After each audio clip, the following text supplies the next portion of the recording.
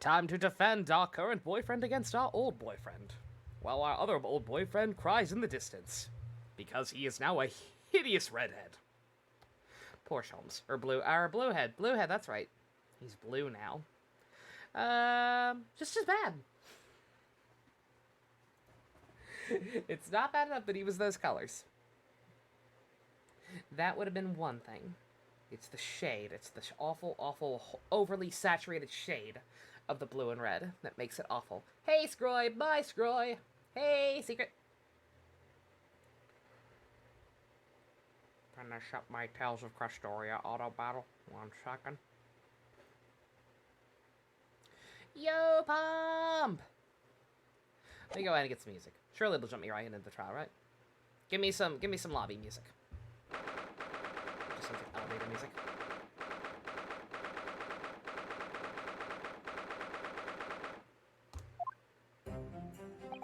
There we go. Beautiful. Absolutely delightful.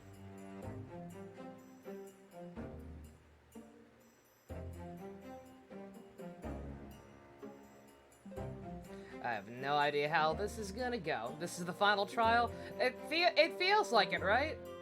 Like I said, when I kept pointing out, Oh, Odie, thank you for the follow. Like, when I kept pointing out Gregson's death plays, I kind of thought that's for sure we were going with this, right? That he would be the final victim. But no, this is only, I believe, unless that last case is just some kind of weird, funky bonus, no, this is this is only the 4th one. It's crazy. It is absolutely insane how insane this game has gotten very, very quickly. Right? It feels like we're done. It really does. We're literally defending our rival prosecutor. We're defending our rival prosecutor and facing down somebody else in the form of Kazuma. That's only ever happened in last cases. Little Kariba streamed the final case of TNT. Ah, beautiful. I hope he has fun.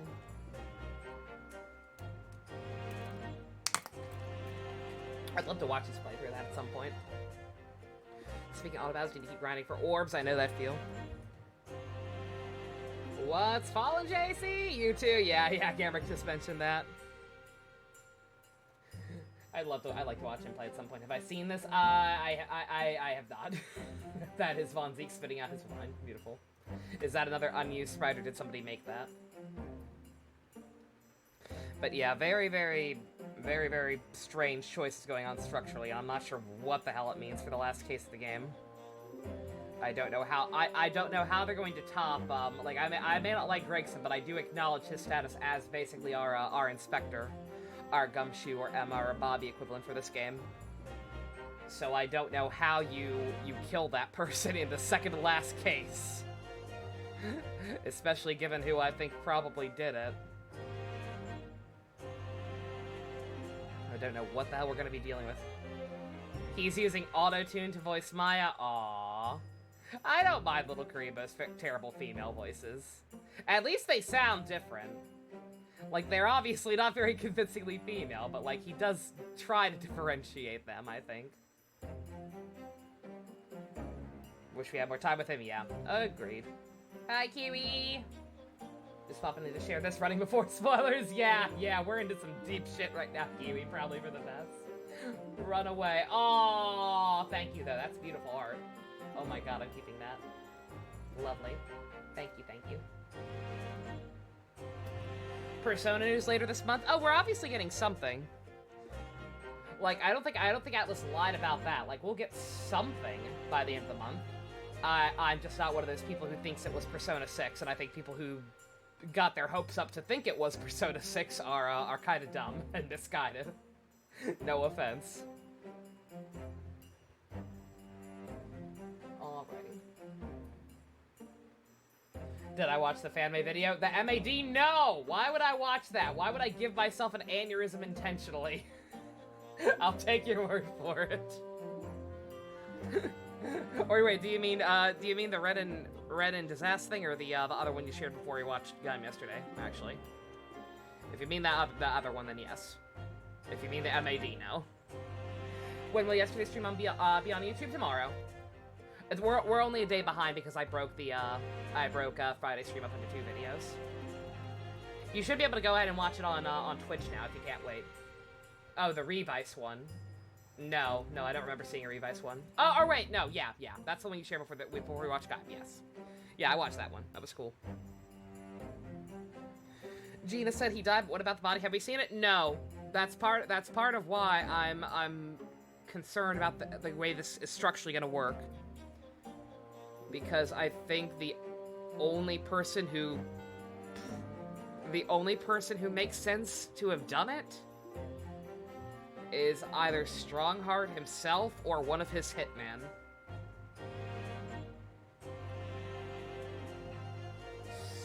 So, and we don't know who any of those people are for sure. Like, yeah, I don't know. It could be Pirate Man, I guess.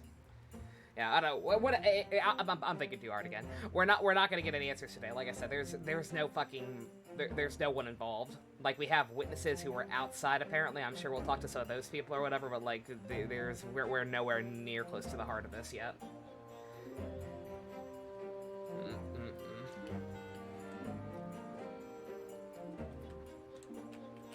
Alrighty. There's that old familiar feeling again.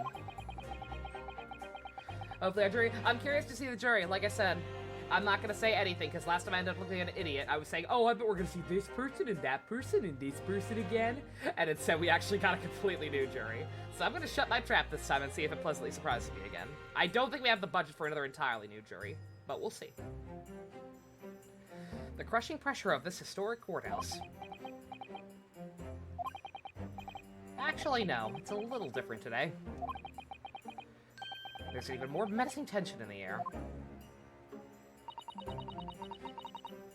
There's a menacing tension in the air here today, isn't there? I suppose.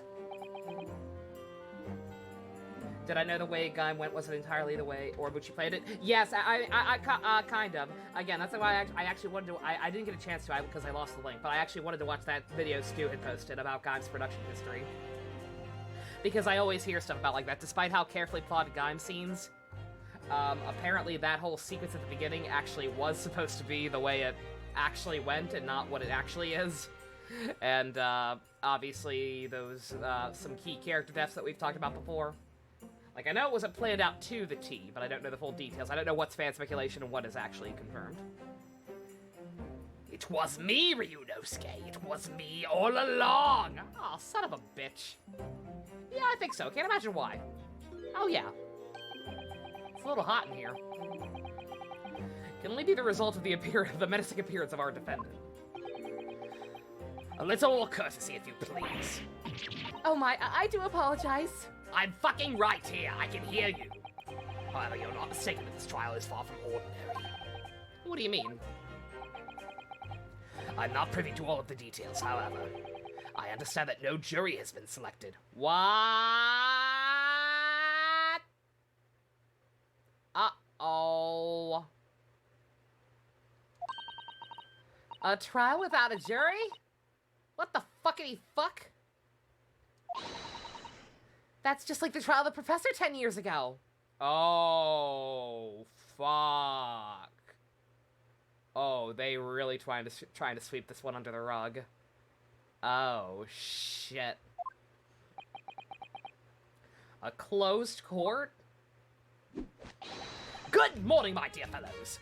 Wonderful day for drugs, is it not? Mr. Sholmes. Have you made note of my hair, Mr. Naruto? An outright victory for science, you must agree. Thank fucking God. In an earlier version, Judas went to kill Con Man, apparently. Would have been interesting.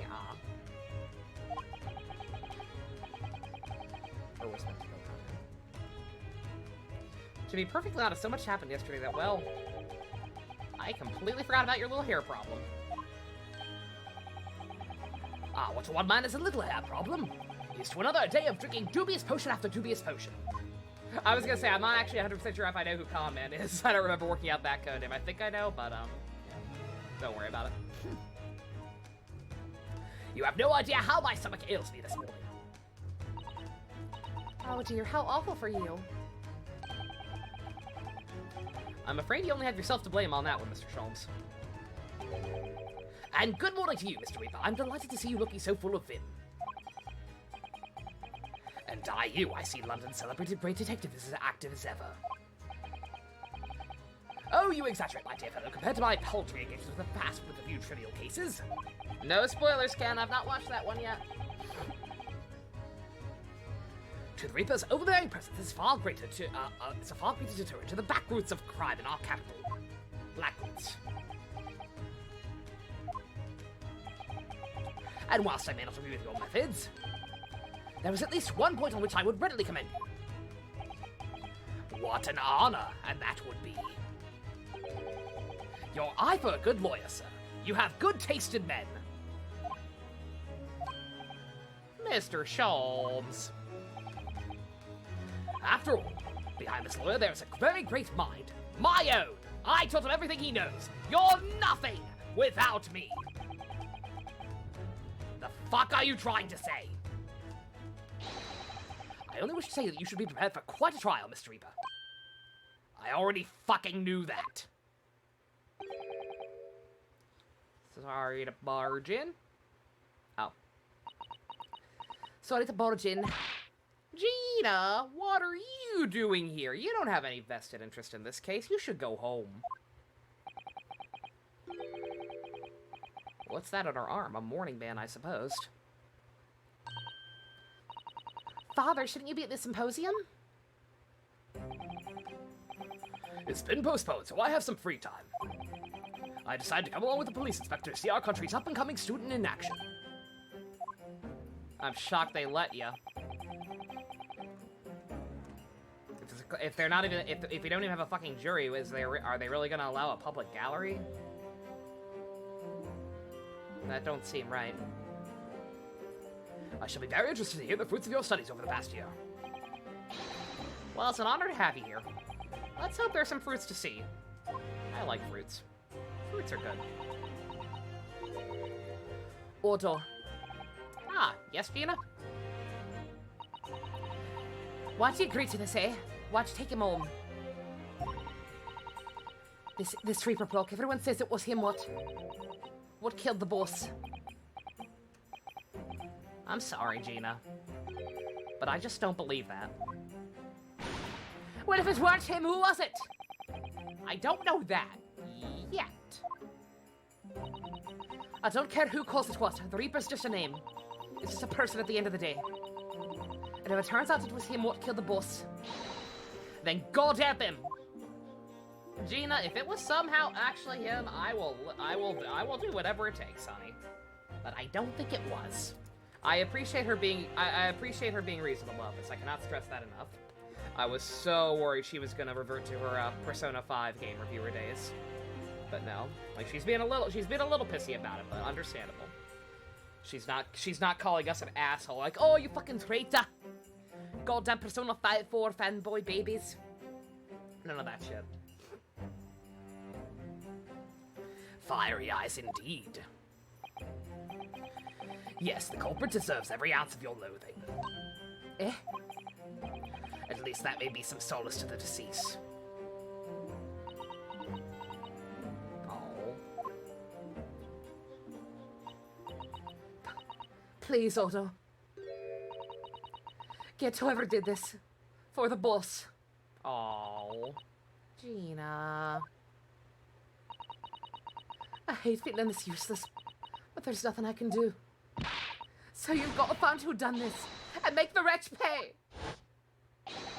Counsel for the defense and the defendant. Court will be in session shortly. Make your way to the courtroom at once. Alright then, here we go. Not sure if you should realize if you're suffering from sleepless nights. Secret, understandable. But yeah, what Beth said, we only watched 6 episodes yesterday. Easy to catch up right now. It's time, Mr. Naruhodo, Lord Von Zeeks.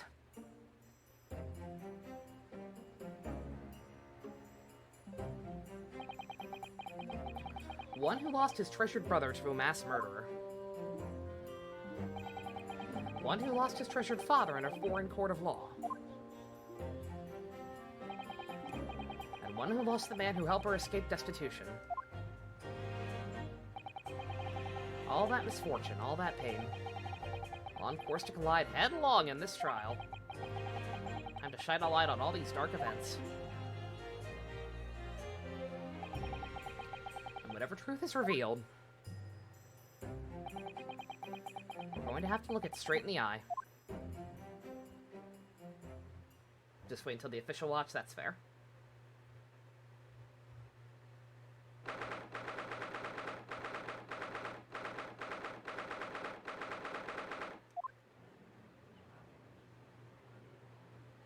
Awkward! In her name of the Majesty the Queen, I hereby declare this court to be in session. We are here to conduct a fair and just trial of the defendant, Barack Von Zeeks. Counsels for the defense and prosecution, are you ready to begin? I kept waiting to say prosecution for some reason. I know that's not right. The defense is ready, my lord. The prosecution is more than ready. Oh, what up me, why don't you? I already hate this. Is that supposed to be the symbolic the Holmes? I don't know. Like he was bragging. He was kind of bragging about us being his pupil, or our mind being his mind, or whatever. But I think that was just flirting. Oh, Kazuma-sama. I've been wishing to see you in court again for so long. It feels... I never pictured it happening like this. I never thought I'd be facing you behind the prosecution's bench. The so-called Reaper of the Bailey has been a scourge like no other, undermining Her Majesty's justice system. Today we must uncover the truth behind this scourge. In other words, this trial is going to be a lot more far-reaching than Inspector Gregson's murder. The truths revealed by these proceedings may have unpredictable repercussions through the judiciary. Accordingly, they are all to be conducted as a closed trial with no members of the public present. Then why do I still see people clearly visible in the background, and why is Professor Mikatova here? By Her Majesty's direct orders.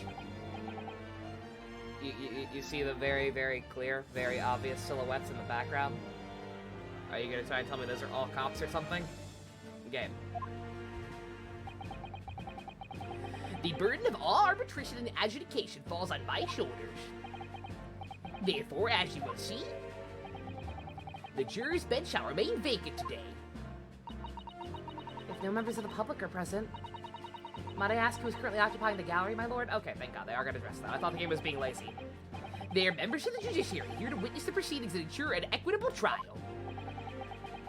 Members of the judiciary?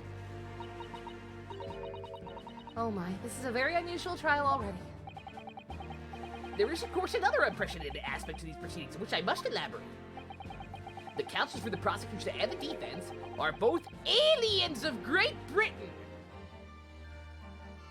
I don't have green blood. You're thinking of Sholmes again.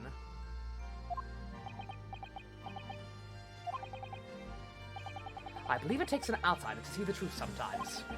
And as I stand here in this courtroom now, I'm quite certain. This is the reason why I had to come to Britain. Kazuma? Very well, let us commence proceedings. Prosecutor Asoki, your opening statement if you please. Gee, Kazuma, how come Strongheart lets you have two swords? Oh, immigrants. Hey, LMAO. Certainly, my lord. The incident took place on the 1st November, just after 5 o'clock in the afternoon. The location was a building of the flats of Fresno Street on the outskirts of the city. The victim's body was discovered there in an old single-room rental property. Yes, Inspector Tobias Gregson, a name known very well indeed to this court. Not least for its miraculous resolution of one of this country's grimmest cases 10 years ago. The Professor case. How sure are you about the time of the incident? Several witnesses on the street outside heard the gunshot and have reported the same time. Yes, that's what Gina told us too. We're a number of witnesses. I have here a plan of the room. I appreciate that they included his hat. It's that kind of detail that keeps these courtroom artists honest.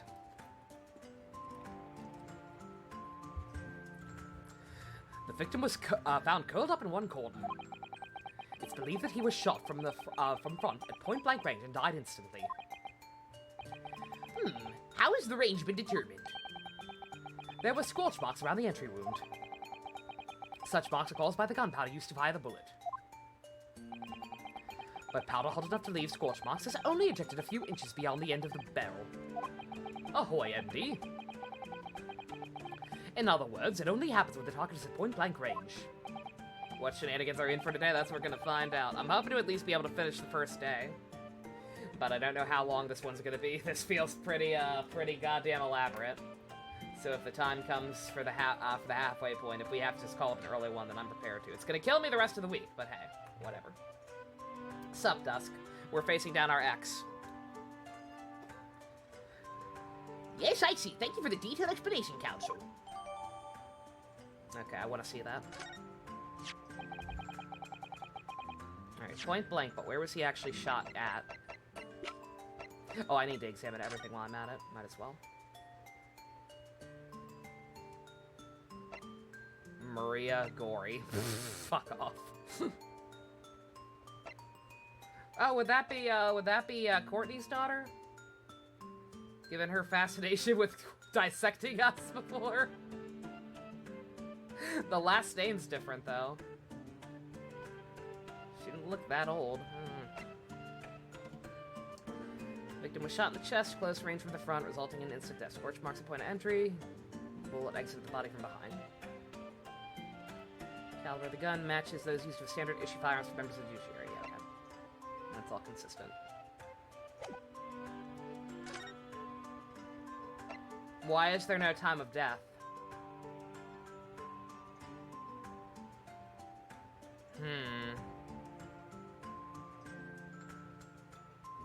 Why do we have all these witnesses saying they heard the gunshot at the same time, and yet they don't have a time of death?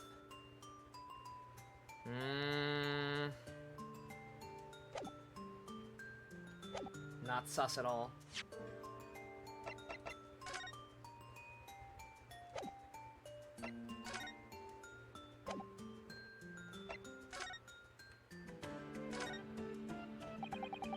So this is the type of role for the standard issue for members of the judiciary. Judiciary, then. Time of death, yes. Yes, when asked about whether or not the records are about who they are issued to, I was told for the past 5 years they've been engraved with unique serial numbers. Oh, but as far as I can tell, there's something like that on this gun. Uh-huh. Age deceased. Which tells us it must have been issued longer ago than that. Okay. So whoever this is has been on the force for a while.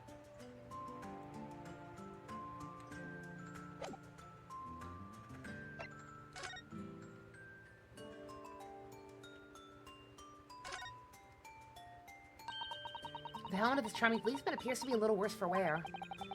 I'm not convinced about the charming part, but yeah, you're right. The head part looks like it's been fairly heavily manhandled. Almost as if somebody has enjoyed twisting it around and around for fun. Who the fuck would do that? Who the fuck would rip figures off their toys' heads for fun? Me. Me if I ever get a Kamen Rider Kenzen figure art. Shall we try twisting it around and around too? For fun! Aha! What's that? It appears to be some sort of key.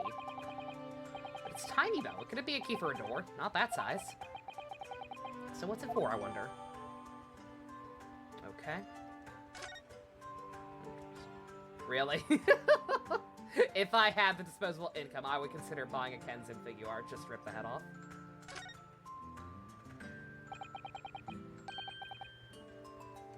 Looks like some sort of key. Why is it open like that, though? Very simple and tiny key. This little key doing is out a figurine of a policeman. What's it for? I don't know.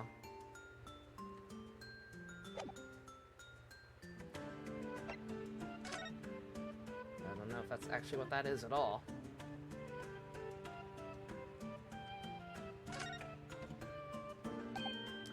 Aha, there are some black marks here, look. Yes, they look like some sort of scorch marks. So perhaps the bullet struck the candle here. It's only this one candle that's been cracked in half, it seems. Yes, I think you might be right. Firearms are rarely used by criminals in Japan, so I'm afraid I'm not particularly knowledgeable about them.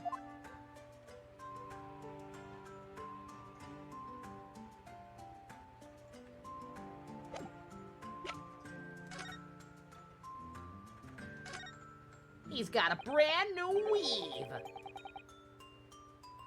You want to say something that it would be considered backseating? Is it just examining something? If there's something I've forgotten, by all means. Well, I just wonder what the other side of the hairpiece looks like. Doesn't surprise me at all, Mr. Naruhodo. You always want to see what lies beneath, don't you? Not sure that's quite how I put it. Why is the hair evidence? Because we found it at the scene of Gregson's death. So I don't know how the hell it's gonna tie into the whole Red-Headed League nonsense, but it has to somehow. Not quite how I put it. You must have to use lots of birdline to keep it in place on your head. So does it get blown off in a gust of wind, I mean? Yo, Fusion. He was going to the Wig Festival! Might be a little inconvenient when you wanted to take it off again, don't you think?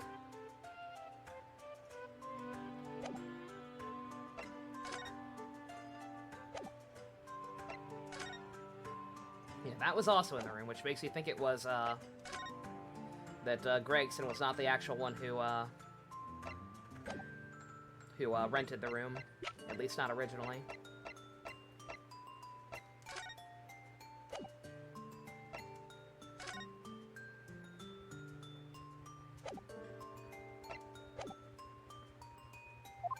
Oh, the murder weapon lying alongside the victim.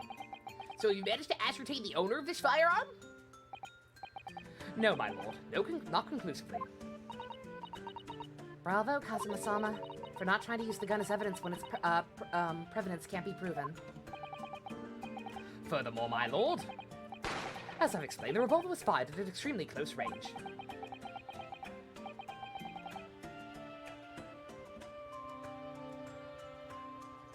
It's the candle, not saying there's more, just a small detail that was mentioned by Kazuma but overlooked, aka perspective.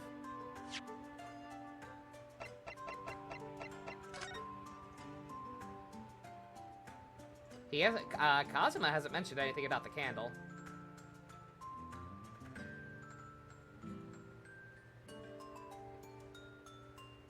The fact that one's taller. I did think that was weird, but if I understand what they're saying about it is correct, then they're saying that the bullet got shot through it. They're saying the bullet shot through it, and so I'm guessing it took the wick off before it could keep burning.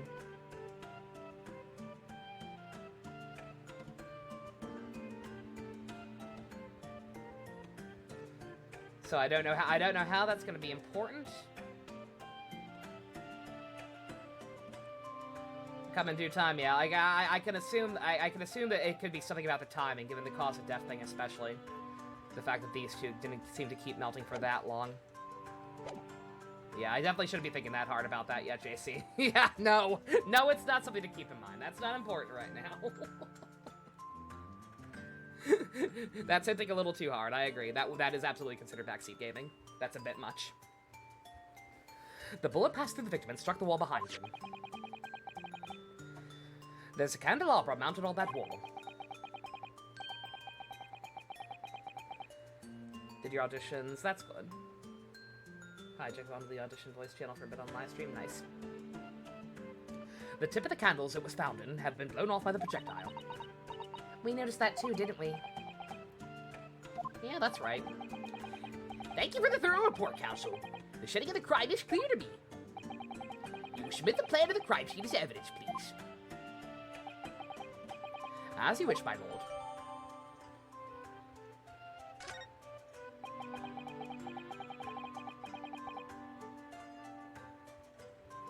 Is this Fresno Street room in Inspector Gregson's private abode?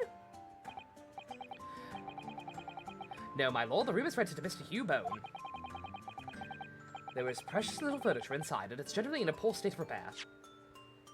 I was gonna say, yeah, give me a chance. Give me a chance to be a dum-dum. Before you go making me think about stuff too hard. I thought there might be something new to examine here, but no, just magnifying glass.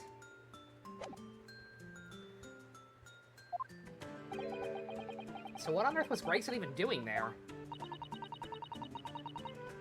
Presumably he was investigating some case or another. When a policeman was informed of the gunshot from the witnesses, when the policeman was informed of the gunshot from the witnesses and rushed to the scene, he found only the deceased inspector and the accused standing alongside, holding the revolver. The attending officer arrested the accused on the spot. I do wish Von Zieks would be a little more forthcoming about exactly what he was doing there. Like, he's saying he doesn't really know what happened either, but then I need to know why he was in that room and why he felt the need to pick up the gun. So the details of the case are clear. You finally got Sarah in Genshin today, S2A, congrats. Who is Sarah? A Raiden simp. Kind of like me. She also once Raiden at C2. The details of the case are clear. In that case, the prosecution would like to call its first witness. A name, please, counsel. Naturally, the accused himself. Lord Von Zieks? As a prosecutor, I believe he is the oath in the office that's, he believes in the oath of office he's taken and will be compelled to tell the truth. Why did Edgeworth pick up a gun? Brain holes. It happens. Very well, let the defendant take the witness stand. I mean, yeah, there's no one else. That's what I'm saying. That's what I'm saying. I don't know how this is going to go structurally, because there's so little other people involved, especially for the first day. Like, there's a lady's husband who somehow has to be connected to this, and the redheaded bullshit, possibly, because of the wig. But, like, I feel like we're far away from that stuff. I don't know what we're going to be proving just this first day.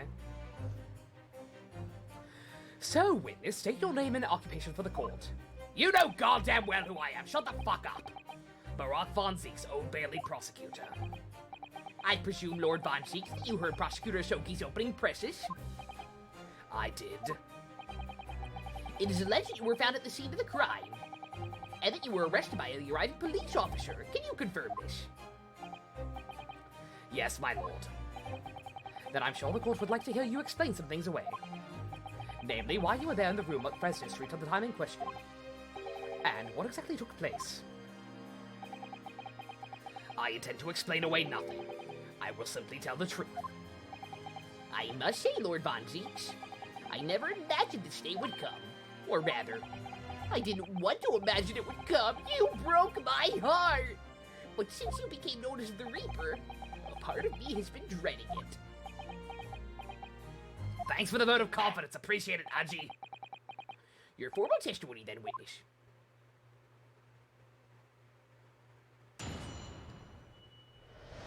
God, Ryunosuke also picked up the gun. God fucking damn it. We're stupid. We're so fucking dumb. Every one of us. Good God. We belong together. I was investigating Gregson, and my inquiries led me to that address. When I first entered the room that day, it was dark inside, and I saw no one. A moment later, I heard the gunshot. I spun around and saw the revolver on the floor. Just as I picked up the firearm to examine it, the door flew open and I heard a man scream. It was only then the body of Inspector Gregson appeared before me. Oh. Does that mean it wasn't in the room when you first got there? Mm-hmm. Okay, so that's why the time of death's being fucky-wucky. Because he was probably on ice or already gone for at least a couple of hours or something, and then they dumped it back in the room. And fired the gun just to alert people so they'd have witnesses. Okay.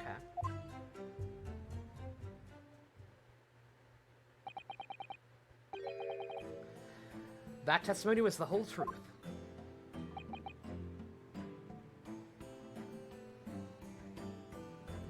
It was. So you heard a shot being fired at the room with no living occupants. And moments later, a corpse somehow appeared before your eyes. Is that it? You're right, you haven't explained away anything. In fact, that would barely qualify as an excuse. I like you significantly less when you're being sassy. I thought you were my mute apprentice, asshole! Yet it turns out you have a way with words, Prosecutor Asogi. It would appear to be singular tale indeed. Singular isn't the word, it's laughable. Kazuma, why are you being such a bitch? You're not acting like yourself.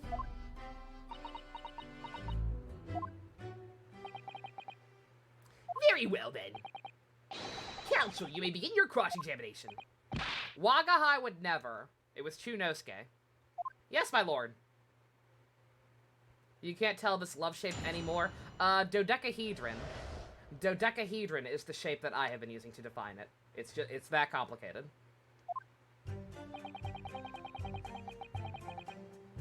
Like I said, I'm not gonna. I knew this was coming. The second it became apparent he was gonna be a prosecutor, I knew this was coming. I'm not gonna lay into him too hard, because I'm sure this is part of some plans within plans, circles within circles bullshit. So does that music just always play around you? It plays for everything. We're a package deal. You mean even with Everything! Take it or leave it. well, it could be worse.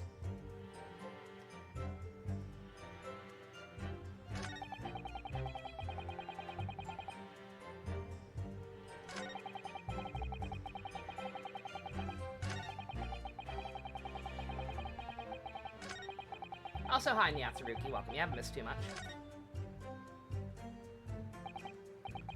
So that's Lord Fonzique's account. Do you have any thoughts, Mr. Naruhodo? Yes, mainly it doesn't really ring true in all sorts of ways. Who fired the gun if there was nobody else there? How did the corpse just appear in front of him? So you think Lord Von Zieks is lying? No, I don't think that. I mean, if he was going to lie, I'd expect him to have come up with a more credible story, wouldn't you? Yes, I completely agree. I think he genuinely doesn't know what really happened himself. So we must do what we have to fill in the gaps. Yeah, first and foremost, need more information. Hold it! Yeah, truth is stranger than fiction, and he knows that. You were investigating the inspector, what for? Because he's fucking sus! Have you seen the man? I'm also not at liberty to say. I'm sorry? Unidentified a distinct possibility that Gregson was involved in a case I was investigating. Regrettably, though, he was killed before I could secure the proof I needed. Is the court to understand that on the day in question you followed the victim to the scene? No. I was privy to his movements in advance. Yeah, what case is what I want to know. How? I stole into his office in the yard and consulted his diary. The address on Fresno Street was noted in the 5 p.m. entry. You illegally entered the man's office? In Japan, that alone would constitute a very serious offense. As it does in Great Britain, I assure you, it's not the case, Lord. Is that not the case, Lord Von Zieks? I was aware of the possible consequences. So, in summary, you were investigating the victim. And yet you refuse to tell the court why.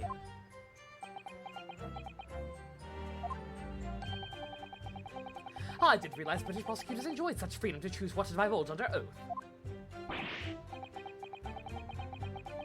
Why did I think I could defend this man? When Kazuma's on his fucking period!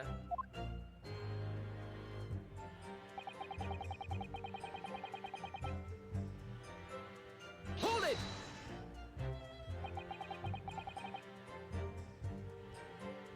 Had you ever been to the address before? No, never. I only learned of the place as a result of my investigations into Gregson's activities. There was no light inside when I entered, so it was all but impossible to make out anything. But at 5 p.m. the sun would have only just gone down. It would still have been reasonably light outside. The room has a window, but it was boarded shut. Very little light found its way into the room from outside, so it was extremely murky inside. I wouldn't have noticed if it was already lying on the floor. There was no artificial light in the room, you say? You're quite sure? I'm quite sure that part of the room where the body was found was very dark. I have a feeling there was a small oil lamp burning on the desk, though I couldn't say for certain. Look, Mr. Naruhodo. there's a small desk in the room just here. Yes, I remember. There was an oil lamp on it, as well as the framed photograph. When I entered the room, I closed the door behind me and started towards the desk to investigate. And what'd you find? Nothing. I never actually reached the desk.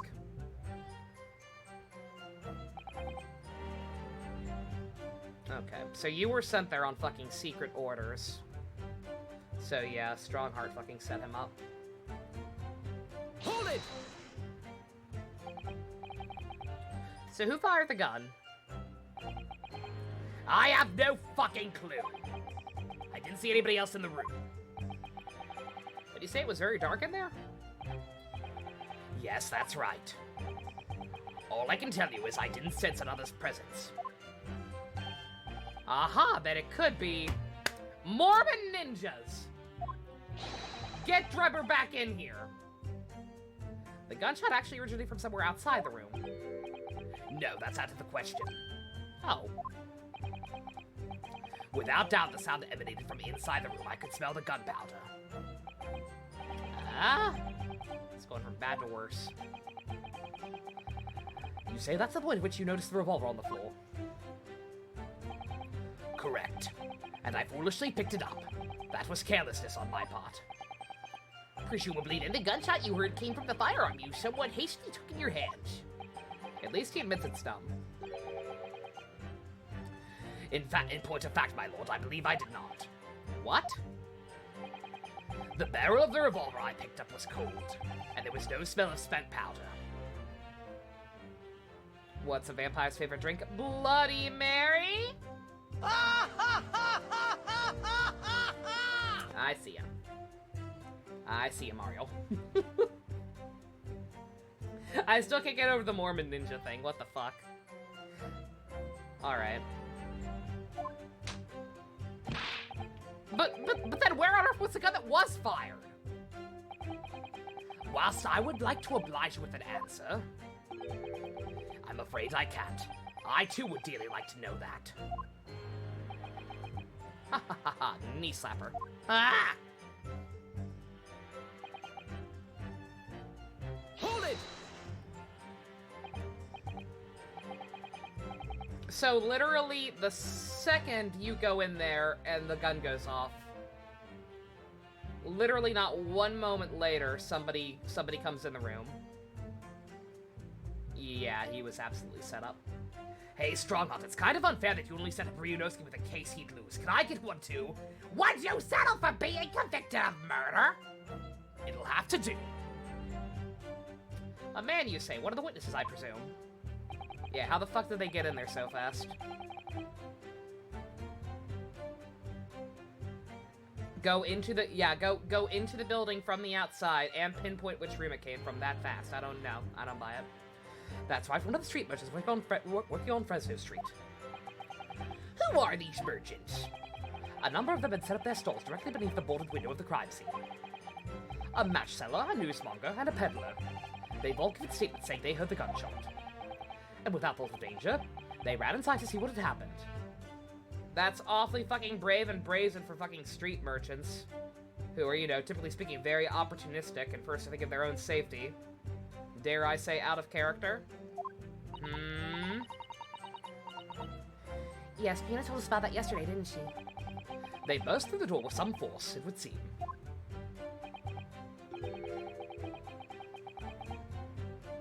Out of care. OOC Street Merchants. We have a title. Yeah, that's very. Yeah, they are random people who know. No, they broke down the door on top of it. I kind of figured the way he described it. I figured Von Zeeks like never even closed the door behind him because it all happened so fast. I figured he went in, all the shit happened, the door was still open, and so all the people just came to the doorway. But no, all these people ran inside. All three of these random street merchants ran inside immediately after hearing a gunshot, kicked down a closed door, and proceeded to contact the authorities or whatever. I don't buy it. They did. It almost gave me a heart attack in the process. Yo, Blanco. You're supposed to be the Reaper. You're not supposed to be afraid of people. I just don't buy it. Because they're merchants. Chat's on fire tonight. The first man to come in immediately noticed the revolver in my hand and fled. Okay. Oh, now... Well, now that I actually see the gun, I'm afraid! It broke new ground! Oh my god! A policeman patrolling on Preston Street heard the commotion and was able to arrest the accused shortly after the incident occurred.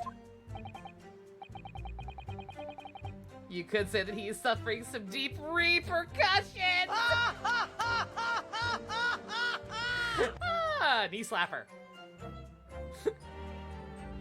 That's awfully prejudiced. Why am I racist towards merchants? I'm not racist towards merchants. I'm just saying. Like, typically speaking, a street peddler is gonna be some Aladdin-ass motherfucker who's very savvy and very self-serving and opportunistic. I don't see them acting that selflessly. At least not all three of them at the same time. For all three of these kind of skeevy people to run towards a gunshot and kick down a door to get to the source of the gunshot. Anyway, the man's scream drew my attention in that direction. He's a really grim character. I can't keep playing the Titus laugh. I can't keep doing it. It's gonna get old. I'm writing down the Reapercussions one though. That might also be a title.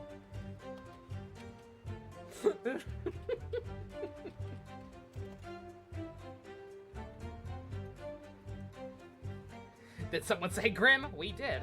Von Zeke's Kamen Rider name would be Kamen Rider Grim. He'd save us. He'd fix Saber's obvious mistake. Hold it! Watch them be the most wholesome people ever. It's like a little old lady. Like, oh, I was just out there selling the cookies I made with the young orphans. We make them every week and then give them out on the road. Don't even charge no one, just keeping the peace. What do you mean by that? In what way did the body appear? I honestly can't explain it, but that's the truth. You could say he reaps what he sows. Oh. As far as I was concerned, the body hadn't been there until that point, then just suddenly there it was. Did you perhaps hear the sound of the victim falling to the ground just beforehand? I'm racist against short people, redheads, and street peddlers. Oh, I'm a monster. At that moment, what I heard was the sound of the door flying open and the scream of a man who came inside first, nothing more. The culprit's gonna be a short, redheaded merchant. I'm gonna lose my shit. And Saber fans. I am also racist against Kamen Rider Saber fans, that's true.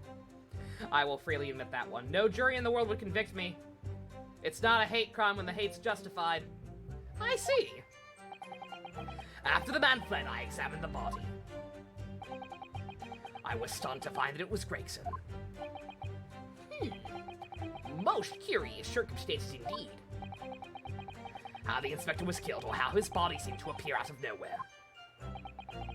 I have no idea. Objection! Surely the court has heard enough. My lord, the cross-examination has clearly revealed that the accused, Barak von Zeeks, is lying on multiple fronts. Kazuma, honey. If he were gonna lie, he'd actually make up something believable. Take your meds, honey. Oops. Interesting. What a scenario if Kiryu killed Chibisawa, Nakazero, and fell instead of Nishiki. Dude, that'd be fucked. Dark Kazuma OST, no! I hate it! Not racist, I hate everyone equally. That's a good policy, does. The fuck is that supposed to mean? Good gracious, counsel. The defendant is lying, you say? In his testimony just now, he claims that he failed to notice the victim's body because the room was dark. That's correct. No, that's impossible. As proven by this candelabra. How does that prove anything? If you examine the tip of the long candle, you can see it has been blown off by a powerful impact. A Genshin impact. Oh, that was just fucking bad! One would assume the projectile from the firearm passed through the victim and struck the candle. The problem comes when you consider the other two candles, which are clearly of a different length. Yes, I can see that only the candle appears to have been struck by a bullet is long. We could reasonably expect someone to have lit all three candles together, which begs the question of why only one has ended up longer than the others. That must be because the particular candle was extinguished when the others were still burning. Uh-oh. That's right, when the candle was hit by a bullet, it obviously went out. But the other two candles would still have been burning, so the fact is... Oops. The victim's body would have been illuminated by the light still thrown by the candelabrum. You forgot his dad is Genshin? Yeah, Kazuma, yeah. 1, you're being a bitch. 2, your dad owes me a free 5-star of my choosing. Your dad owes me a goddamn gene. Cough it up, bitch. The accused claim that he couldn't see the body clearly contradicts those facts. And now the next lie. There's more? The accused also claims never to have visited the scene of the crime before. That's the truth. In that almost empty room, the police discovered something very unusual. A board covered from top to bottom in police documents and newspaper clippings. Yes, that's right. We saw it too. It goes without saying the contents of the police documents cannot be divulged. However, they included a number of reports from various historical cases, the oldest of which was from 10 years ago. Pretends to be shocked. This is starting to sound familiar. Oh, it's been. There is a common thread linking all of the documents on that board. Indeed? What is this common thread, Council? The real child of Genshin Rasogi. He refused to give everyone a free 5-star for his anniversary. Fucking monster.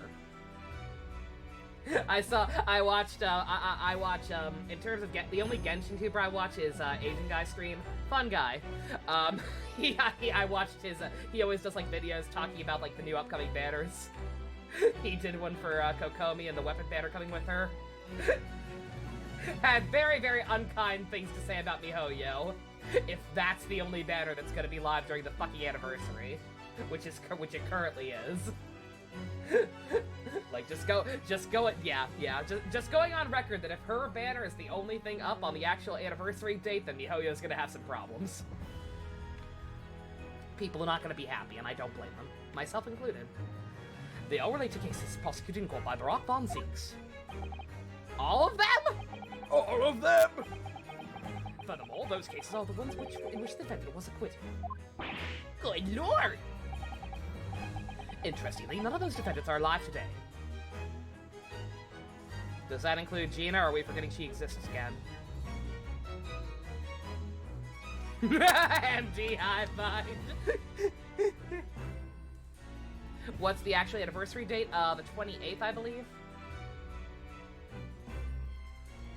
I was gonna say, here's the problem. Kazuma, you're using that, that's the only information you're using to assume that, that Von Zieks was using the room. I don't believe that for 2 seconds. I think that while, Barack was investigating, I think that while Barack was investigating Gregson was probably investigating, Barack. If not outright in the know about, what was actually doing the Reaper bullshit.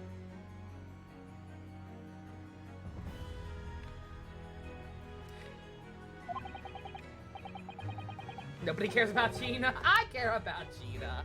Like I said, she's developed quite nicely, and most importantly, she's actually being reasonable about this case, despite the fact that someone close to her is dead. That's something to be commended. I'm fine with Kokomi's banner. I'm already on copium. Here's the thing. I'm already on heavy copium after not getting C2 Raiden, so I'm prepared to just take my fish and be happy. I have a guarantee after getting fucked by Mona, I'm content to just take the fish. I still think we still need a free 5-star. We do still need a free 5-star, but I'm just saying, the next patch is gonna be nothing but reruns. The next patch is nothing but reruns. I will take a fish. I will take a fish in the meantime. All of them have been sent to their graves by the Reaper. I'm not drinking her. Yeah, no, I'm good. I don't need C3 Albedo.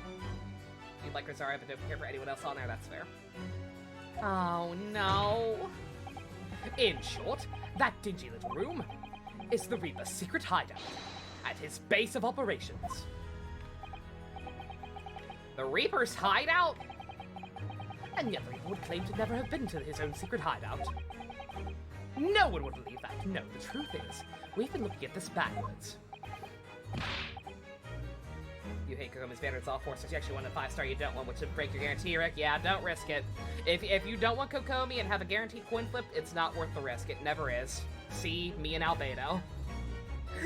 But if you don't mind Kokomi, or at least winning to win or lose a coin flip or whatever, and there's someone you want on there, but then it might be worth it. Backwards explain, Counsel.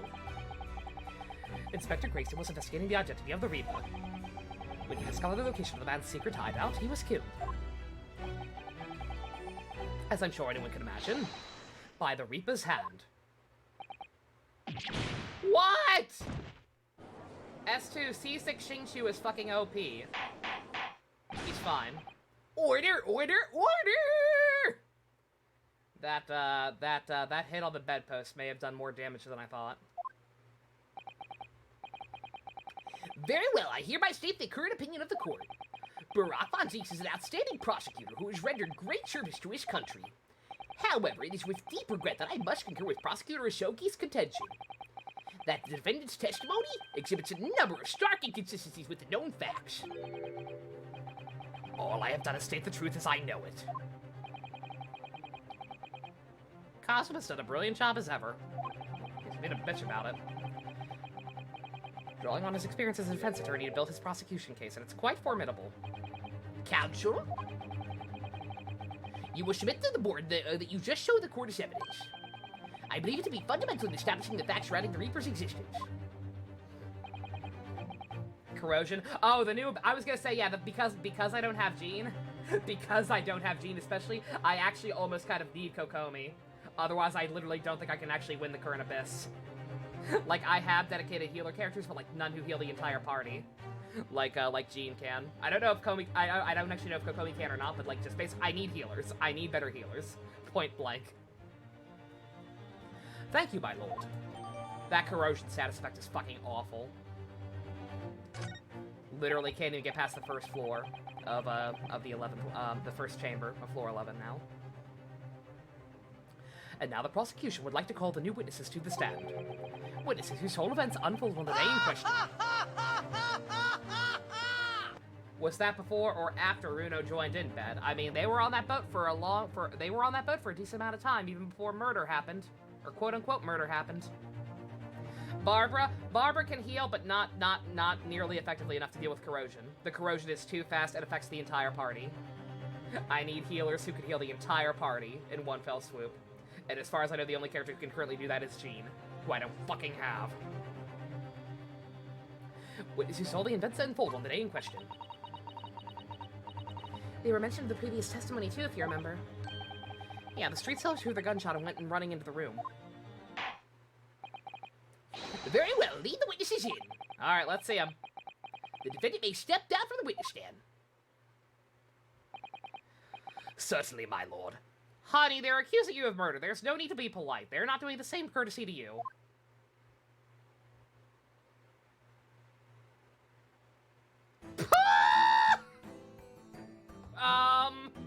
Oh no, Beppo! No! Beppo's fallen on hard times! Fucking McGilded ruined everything! So, witnesses, state your names and occupations for the court. Okay, so we have,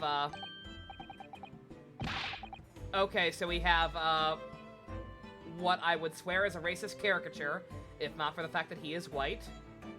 Little Red Riding Hood, and Beppo. I hate this. Also, wait a minute.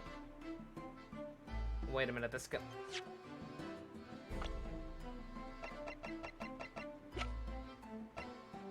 You can't fool me! I know bad hair when I see it! Names? We don't use no names! Oh dear. It's his brother? Yeah, I'm sure. I'm fucking sure. I'm watching you.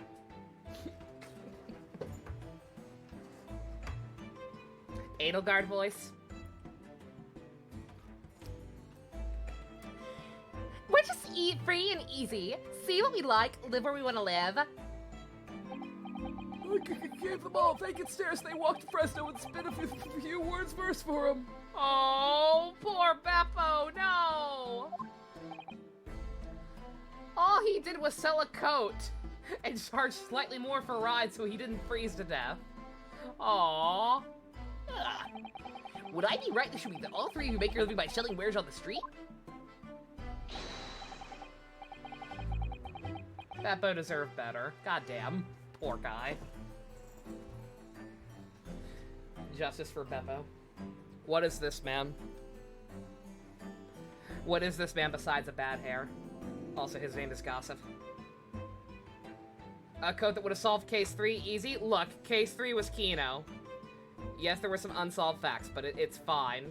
I don't begrudge Beppo for doing that. Same way I don't begrudge Gina for playing along with him. I was gonna say, is this why you haven't been home? Did you get the shit beat out of you and have a swollen lip? What happened to you, bro? Everyone calls me Gossip. I sell jaunty tidbits by passersby, you know? Jaunty little tidbits? Got an absolute smasher for you, right up your diddle of this. 6 pence is the price, not a penny less.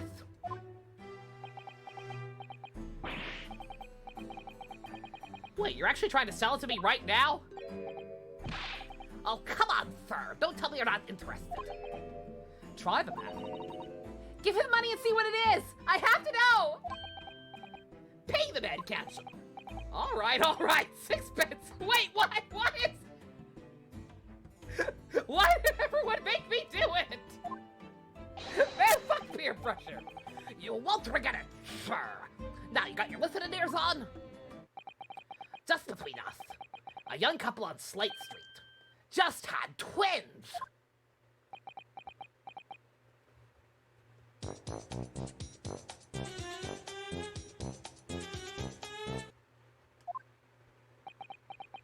I could have gotten C2 Raiden.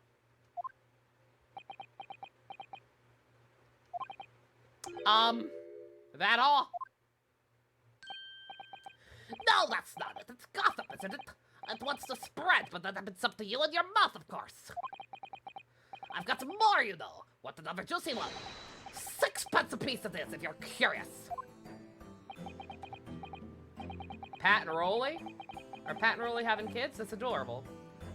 I'm curious about what's going under that fat bottom lip of yours. You got an unusual bruise or whatever it is poking out from under your collar. Also, I was gonna say, yeah, wait a minute. He also appears to have been a recent strangulation victim. Oh god. Oh god! Happy Trail Sylvain. No, that's too much. Too rich for my blood. What about the next witness then? What do you go by? What do you sell? Me? I'm Venus. That's what everybody calls me. Funny, isn't it? I'm the worst Ninja Turtle. I sell these lovely little fireworks to the local school kids. I also throw them at them sometimes. Have you met my soon-to-be husband, Mr. Rebel? First name Dax?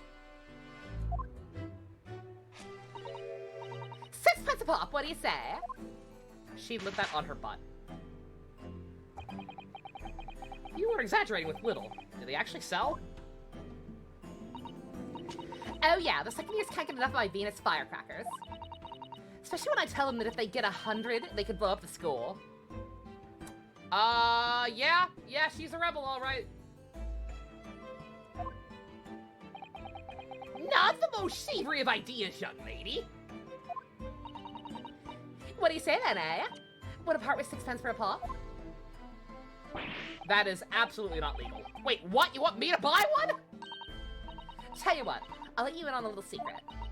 If you get 100 of them, you could blow up the whole courtroom. It'd be pretty swag. Try the woman. Give her the money and see if she's right!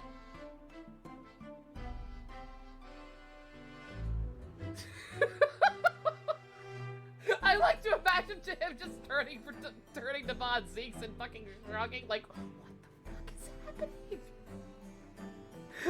Our friends are awful! Pay the woman council! Alright, I'll buy one. Lovely stuff. Right then, this is something a little bit extra just for you, sweetie. I pulled it right out of my ass. The Venus special, only 600 pence. 600? It's 100 of my regular fireworks. Nothing little about that, is there? And there's nothing little about the punishment if I blew up the Old Bailey, either. Ha ha ha ha ha ha ha ha. I just like to watch things burn, Mr. Naruhodo. That's concerning. Okay. Well, that solves one mystery right there.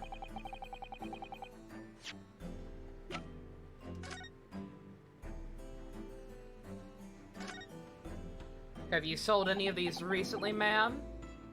Perhaps to somebody with the voice of a parrot?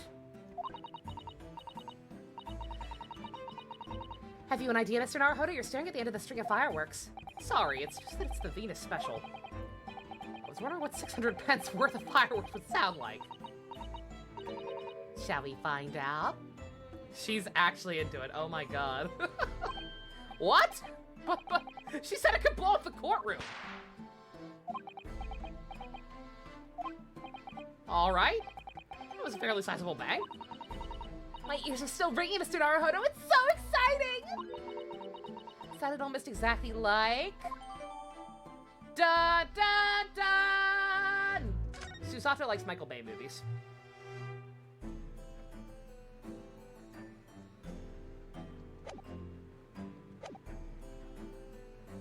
I'm the last witness. What name do you go by and what do you sell? Thinker me, all sorts of thoughts. Think, therefore I am. I think, therefore I am. The Kamen Rider Ghost opening? That's a pretty good one. Because I stand there on the street watching the world go by, they call me the Observator. Get out of it, old man. Everyone calls you Sandwich and you know it. Is this supposed to be Beppo? Is this actually supposed to be Beppo, or are they just being cheap on character models again? So you don't actually sell anything? Problem shared is a problem half, as they say. I give advice I do, and I think what it means. So he's the 18th century equivalent of Rorschach. I don't sell anything, no, come to think of it. Pity. No more purchases today, please! I've already used up all the good top-off bonuses. I can't keep spending. Well, we have quite a cast here, it seems. They conduct their business on President Street from morning until night, my lord. A parrot? Oh no, but there was this rugged old man with the voice of Angel. Ah, la la la, la-dee-dee, la-dee-da. It was so sexy. Huh. I guess I was wrong. Always in the same place, directly adjacent to the crime scene. I see, and thus they heard the gunshot, I suppose. Not only that, but they very bravely ran inside to see what was going on. Witness the crime. I'll be beggared, I thought, just between us. Venus de Milo, what am I to do? What a terrible thing I saw. Stop referencing the worst Ninja Turtle. What I think is, if we see the light and shadow playing with our eyes, is any of it real? Are we just characters in a game? We are but players on a stage of life. Very well, I'd like to hear the formal course testimony of these three witnesses. No more fourth wall bullshit. You'll describe in detail what you witnessed and heard at the time of the incident.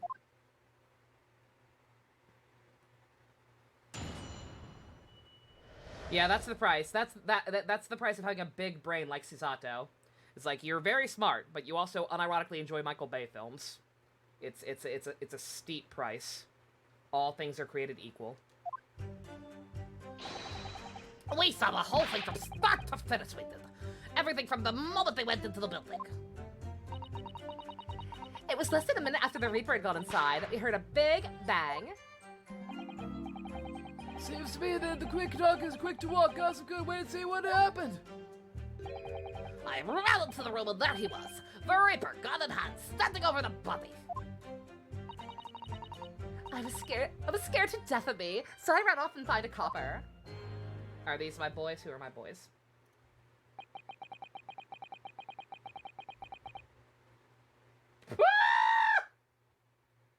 I don't know them. Is this weird? Is this weird anime, but still grotesque Beavis and Butthead? What the fuck is this? No, they are not my children. No children of mine. If there were witnesses there the whole day and saw everything, who did they see going inside the building? Only the victim, Inspector Grayson, and the accused, Barack Von Zeeks. I've seen pictures of that Reaper in the paper. I know what he looks like. And just between us, folks, love stories like this. I've made myself a tiny some already. Wait, the room was just one of several flats in the building. Someone from another flat could have done it. All those flats on Preston Street are unoccupied. I am Cornolio. I need TP for my bunghole. Course they are. They're small, damp, dirty, and expensive to boot. The room in which Inspector was found is the only property of the building that's currently leased. And we know the leaseholder's name, don't we? It's Huge Bone. Bone. The testimony the court has just heard would appear to leave little room for doubt. I'm gonna keep saying huge bone. I don't even care. It's funnier this way. Dick jokes. It's becoming increasingly difficult to see how anyone other than the defendant could have committed the crime. No! Terrible puns and dick jokes. That's what y'all come here for, right? Thank you for your candor, my lord. Counsel for the defense. You may proceed to the cross-examination of the witness. Yes, my lord.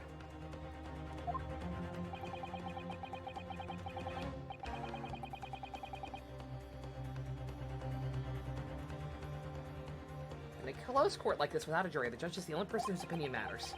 I have to break down this testimony, somehow. Do I have a Michael Bay movie I like?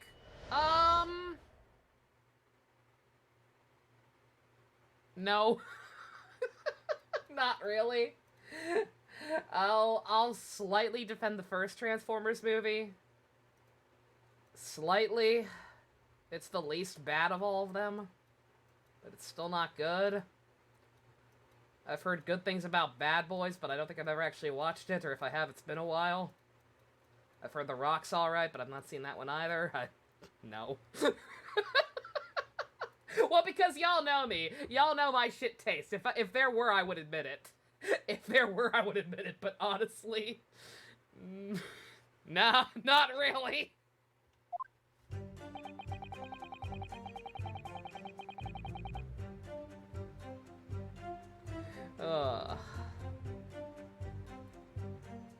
He directed Bad Boys? I think so. One second. Am I thinking, what is it, Bad Boys or just The Boys? Bad Boys. I think he directed Bad Boys, right?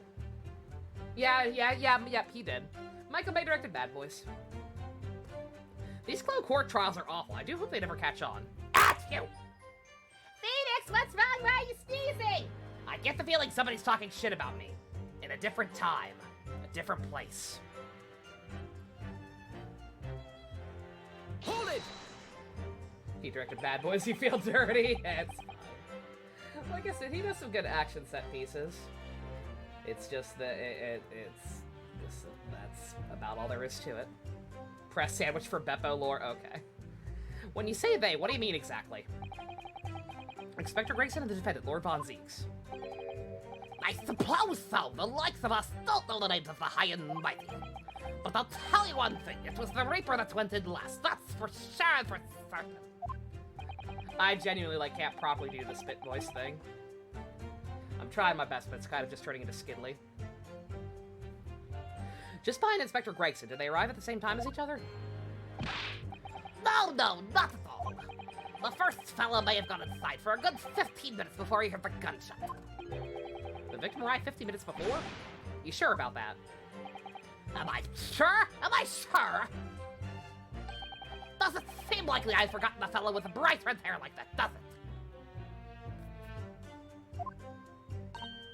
I'm gonna need y'all to explain. Yes, it was really red, weren't it? Redder than my flaming fireworks, even. That fiery mop still burnt on the inside of my eyelids. It was fucking awful. Wait a minute. You're saying the man was a redhead? Weren't you listening, chum? Aye, he was a redhead. And he had the big trunk with him as well. But Inspector Gregson's hair isn't red. Not by any stretch of the imagination. Seems like the person you saw wasn't in fact Inspector Gregson at all, but some other third party. No, I hate to break it to you, but the witnesses are correct. What? Just have a look at this photograph taken in the scene. Oh no. Don't make me look like an even bigger asshole by laughing at Gregson with a fucking clown wig on. Oh no. Oh no.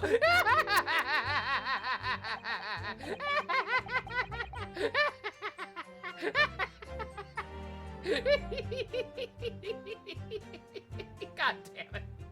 Even I feel bad. But he looks so stupid. I can't help it. Yeah, that's him, alright. Look at this photograph. Every time it makes me laugh, Ryunosuke. And a brand new weave. Of course, we saw one on the floor when we investigated the scene, didn't we? I was gonna say, I would laugh no matter whose dead body that is. He looks ridiculous. I still refuse to believe Inspector Gregson wore a hairpiece, though. So then why on earth would he have been wearing something like that? The color does seem to shoot the man, one might say. And that was the day we learned that the judge was colorblind. And possibly completely blind. The photograph will be submitted as evidence. Please, counsel.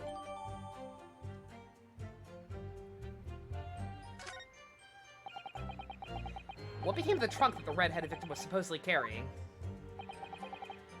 I was informed that no trunk was found at the scene. So it just disappeared? You don't find that at all suspicious? What, you expect me to have been watching the building every second, do you? We definitely saw him in the dock going in, though. No question about that.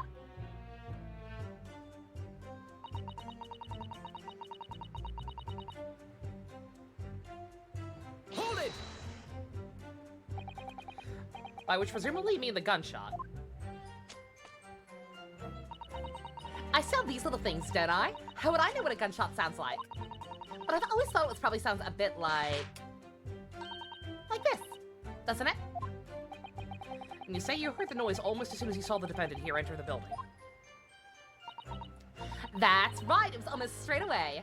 Bang, it went, just like that. It's kind of hot. Well, he's a Reaper, isn't he? It's what the French call a fait accompli. When the Reaper's around, people are gonna go in the ground. I mean, that's what he does, isn't it? I think we get the message. The Reaper couldn't allow the inspector to live after he discovered his secret hideout. There can be no clear motive for the crime. Yes, it's certainly eminently credible motive. Great! And at that point, you ran inside, is that correct?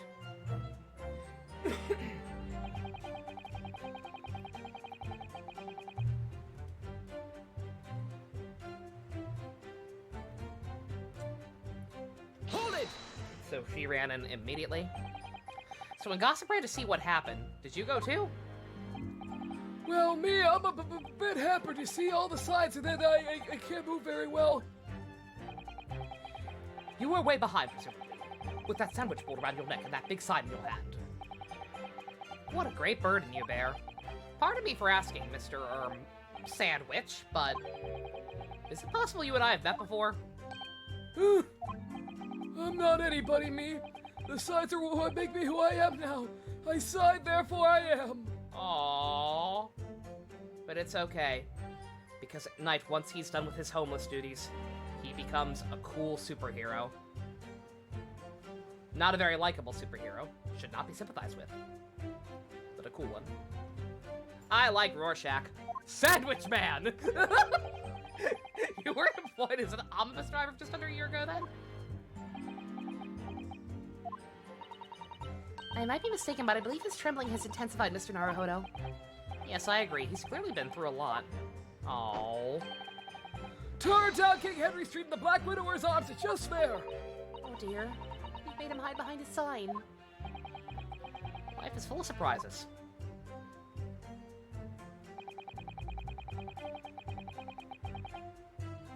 Hold it! So then you were the first person to arrive on the scene, is that right? That I was! Kicked the door open like a professional I did and yelled out, "What's going on here?" And I said, "Hey, hey, hey, hey, hey." Okay, we don't need the demonstration. He-Man did it better. Lord Von Zieg's claims all he heard was a man scream, though. And was it dark inside the room? No, not dark at all. There were candles burning on the wall. Really? And there was a fella collapsed on the floor. Just between us, this was the first thing I noticed when I got inside. Aha, I see. Though Lord Von Zieg's claims not to have seen any such lights on the wall. Next thing I noticed, there was someone standing right beside the body. The accused, Barak Von Zieg's. That's right, the pale-faced Reaper himself. I was a little shocked, I won't deny it, but I'm no lily-livered coward. Question, is the character word based off Rorschach? Oh, I doubt it. I doubt he was actually based on Rorschach, but it's just the only thing I can think of. The homeless guy who doesn't even, like, beg for money or try to sell stuff or anything. Just holds up his, end is nigh signs. Just that part. Excuse me. What'd you actually see, Beppo? You got something to add, Mr. Sandwich? I feel like an idiot saying that. There's really nothing to me. Empty in the head I am, just 2 slices with no middle. I am a sandwich with no salami. So I don't know what you could want with me. I think just maybe you remembered something. Having heard Mr. Gossip's last statement, I mean. God, can we please help him? Good God. Like, I get it. I get why he would lose his job, but, like, Jesus Christ. What I think is, we're all nothings, really. We try to dress ourselves up as something else, but at the end of the day, we're all just street sellers.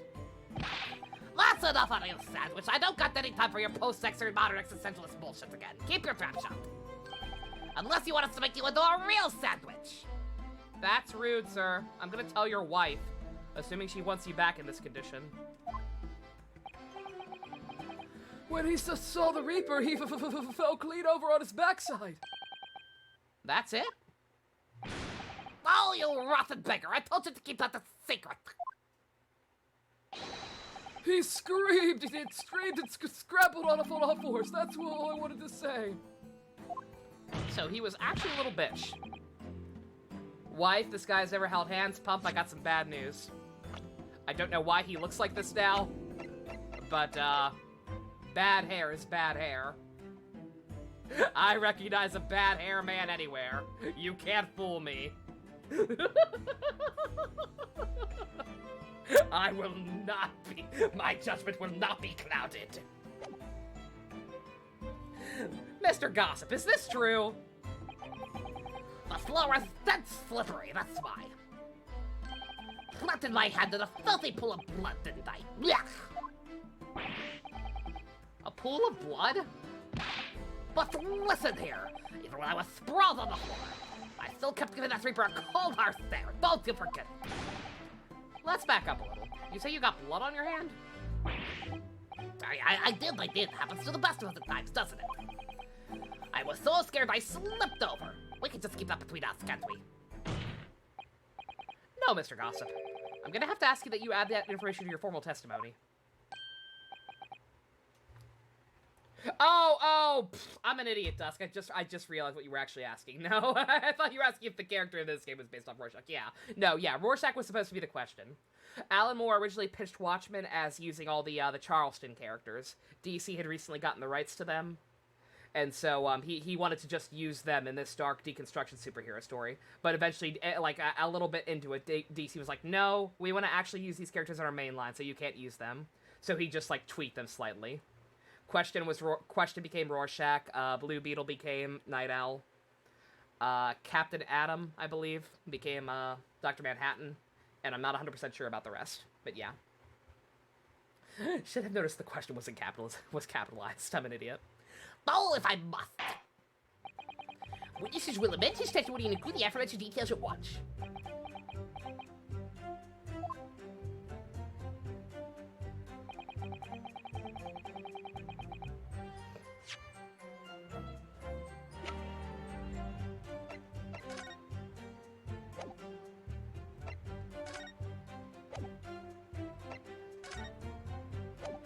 I mean, I certainly don't remember seeing any blood splatter on the floor.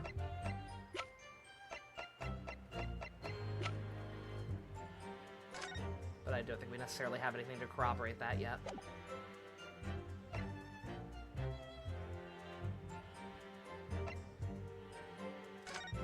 Or besides this, obviously. What's he saying? I thought he was saying, yeah, I thought he was saying he cut his hand, but no, he's saying he slipped over and got blood on him.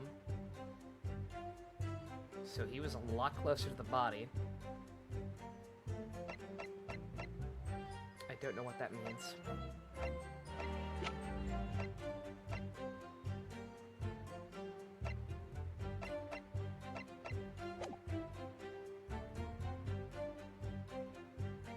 Hold it! You wiped your hand on the floor? No, that's why I'm saying, yeah, okay, that still does, yeah, that still does have my previous thing, yeah. So there should have been a bloody handprint somewhere. I don't remember seeing one, though. Who wants blood on his hand? They horrible stuff. They might have thought I'd done it. No time. You don't think that might be a problem? Doesn't really matter if I get a few grumpy handprints on the floor. They'd get cleaned up at the end, won't they? Don't make such a fuss from the message from all of us. Something wrong, Counselor? No, my lord. I didn't remember anything in the report about a bloody handprint on the floor. That's all. Okay, good. Don't come at me with that. You can't intimidate me. I know what I did. I wiped it off on the floor, the blood. I wonder, could that be what happened, Mr. Naruhodo? I don't have all the answers yet, but I think we may have just uncovered a vital clue.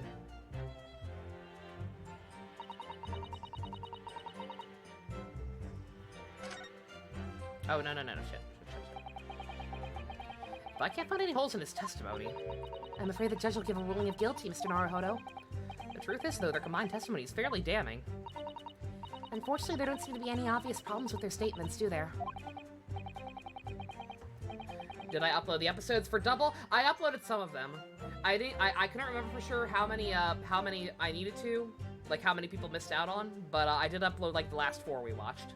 Because I know Scroy pieced out towards the pretty close to the end, so that should at least be enough for them. But Ren, I'm not sure how much Ren needs. If Lord Von Six really is innocent, then I'm almost certain. And we'll find something that doesn't quite add up. Alan Moore was trying to make Rorschach as unlikable as possible. Oh, I know. None of those characters are supposed to be sympathetic. None of those characters are supposed to be sympathetic or likable at all. But that doesn't mean they ain't interesting characters. And that doesn't mean I don't like them for the wrong reasons. Or the right reasons. Again, you could be an unlikable character without being a bad character. You don't think that one of those 3 could be the true culprit, do you?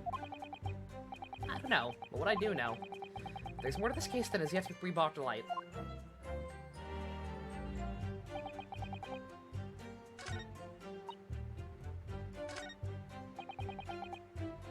You think Red needs pretty much all of them? Okay, I'll upload the rest later.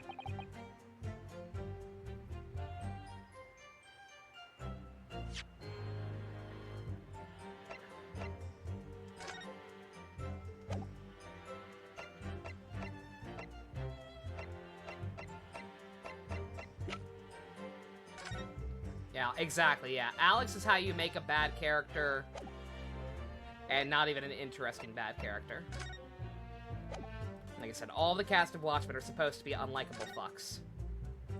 No question. But they're still interesting characters.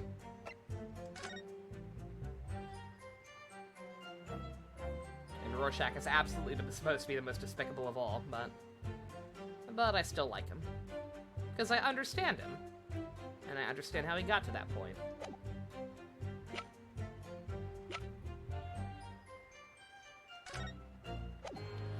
Oh, I don't know if I should just present this.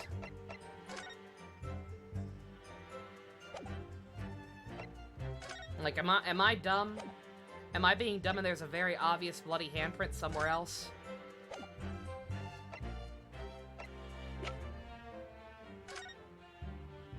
I do not remember seeing one anywhere. I feel like that would have been obvious. No, I'm asking. I'm genuinely asking. Have I examined any new evidence? Yeah. I mean, there's nothing more to glean here. I looked at the firecracker.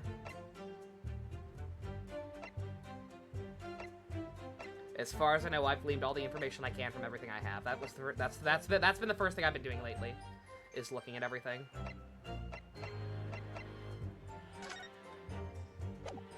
I missed one. What did I miss? The board? Oh, I did not examine the board. That's correct.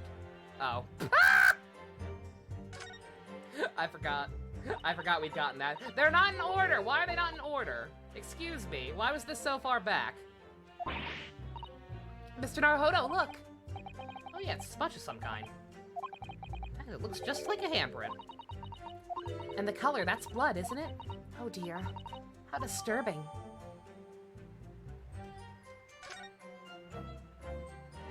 Yeah, what the hecky-decky?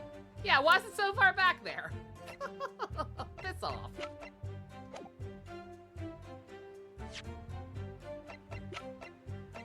Objection! That score I got in those episodes? No, I just uploaded them earlier. So you wiped off the blood from your hand on the floor of the room. Are you quite sure about that? Well, what else were you expecting to have done, eh? Does it really matter? Objection! The police found no such handprint on the floor during their investigations. What exactly is the defense asserting? I'm asserting that you shut your goddamn pie hole and let me finish, Kazuma! I'm sorry, Prosecutor Asogi! How dare you? How dare you make me conform to the weebs and call you by your last name? How fucking dare you? Certainly there was no bloody handprint found on the floor. What are you trying to say? There was a handprint left very clearly at the scene, though. On the back of this notice board. Wow! Ah, yes, indisputably a handprint in the distinctive color of blood. Ah, you're dead right, that's my handprint, I know it anywhere. But your argument, I'm guessing here's the thing, I'm guessing he's telling the truth. I believe him, I believe that it was on the floor. So what the hell happened there? Is it a fucking trick room or something fucked up? That could be flipped on its side? That would also explain how Gregson's body got dumped? I think Von Zeeks would have noticed the room rotating.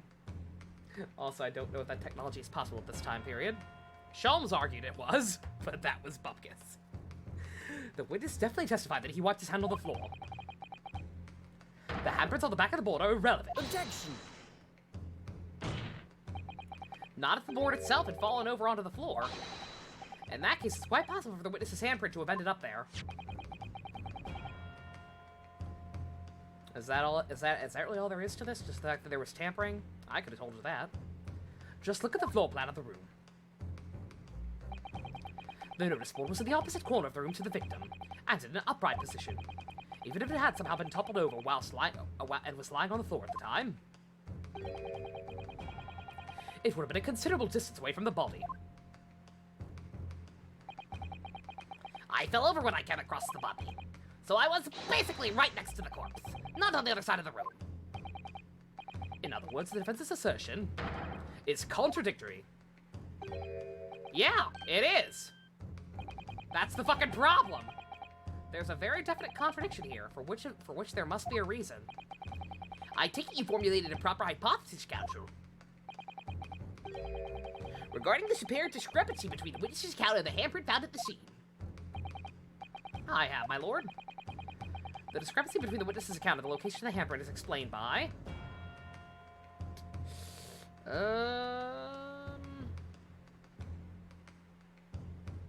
Again, I don't think he's lying. Another handprint possible.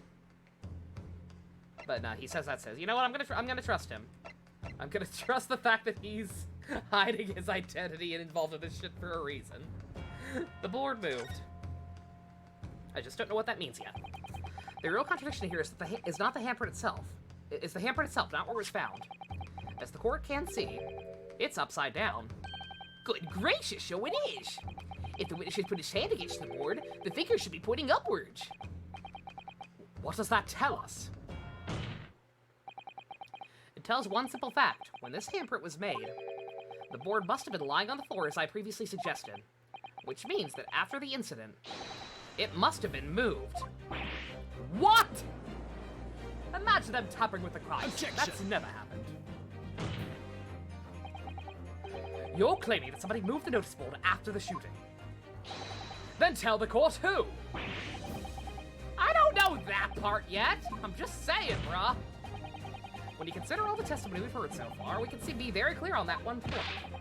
And that would be? The position of the notice board at the time of the incident, my lord. So, Counsel, I must ask you to clarify your assertion for the court. At the time of the incident, where did you maintain the notice board was situated?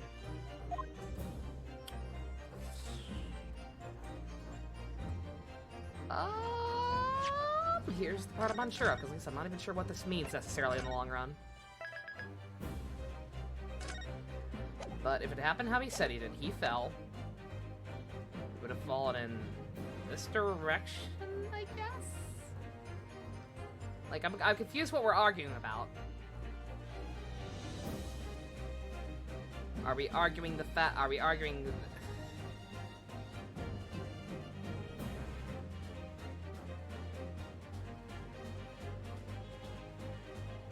Are we arguing the body was moved? It would make more sense for the body over here. That would almost kind of partially explain why Von Zieks wouldn't have noticed it at first. If he just stepped in the room, the door would have been blocking it when it was open a little bit. I guess over here? Take that! This is the only possible location. Immediately adjacent to the doorway? Okay, good. Thank God I'm not done. If the court would think back to the testimony given by the defendant earlier, he said that when he entered the room, it was dark, and that he couldn't see the body. Why, yuck! Think I can drop it to you? Like I said, that's what I'm thinking. I'm almost, like I said, I don't know how it would have been possible, because I don't know the layout of the room well enough, obviously, but like, I'm wondering if there was some kind of fucking Strawberry House trick room bullshit going on. If the notice board had been here, the body would have been completely hidden from view. Yep. The candles would have been blocked, making the room appear darker. Okay, yep. I actually called that. Yay. Yeah, because the door opens that way, so he wouldn't have noticed it right away. Until he actually heard the gunshot and, like, looked around better. Objection! But the accused also claims that the victim's body simply appeared before him. That's true. Or in his precise words. Just as I picked the firearm up to examine it, the door flew open and I heard a man scream. Since this time door makes sense that it fell, yeah, exactly. It was only then the body of Inspector Gregson appeared before me.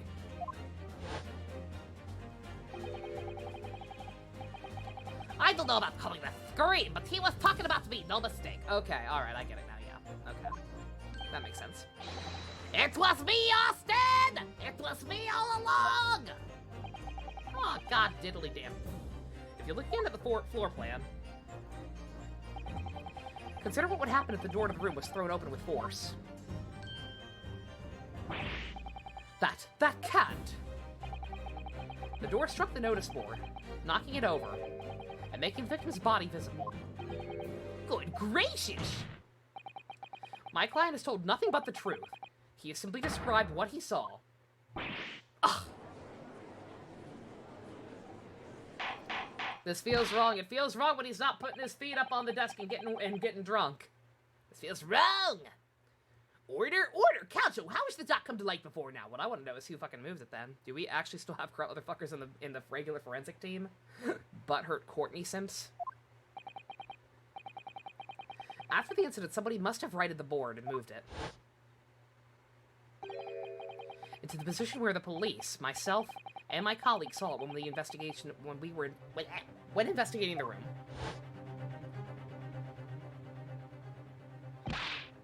Witness, what have you to say for yourself? My lord. How will I cope when the next prosecutor isn't an alcoholic? Oh, I'll be crushed. You and your fellows were all there at the scene before anybody else. It goes without saying that you must know something about the position of the notice board. The witnesses in the stand will testify again. You will each explain exactly what you did upon arriving at the scene of the crime. But stop looking over your glasses at me. I get the message. What reason would they have had to?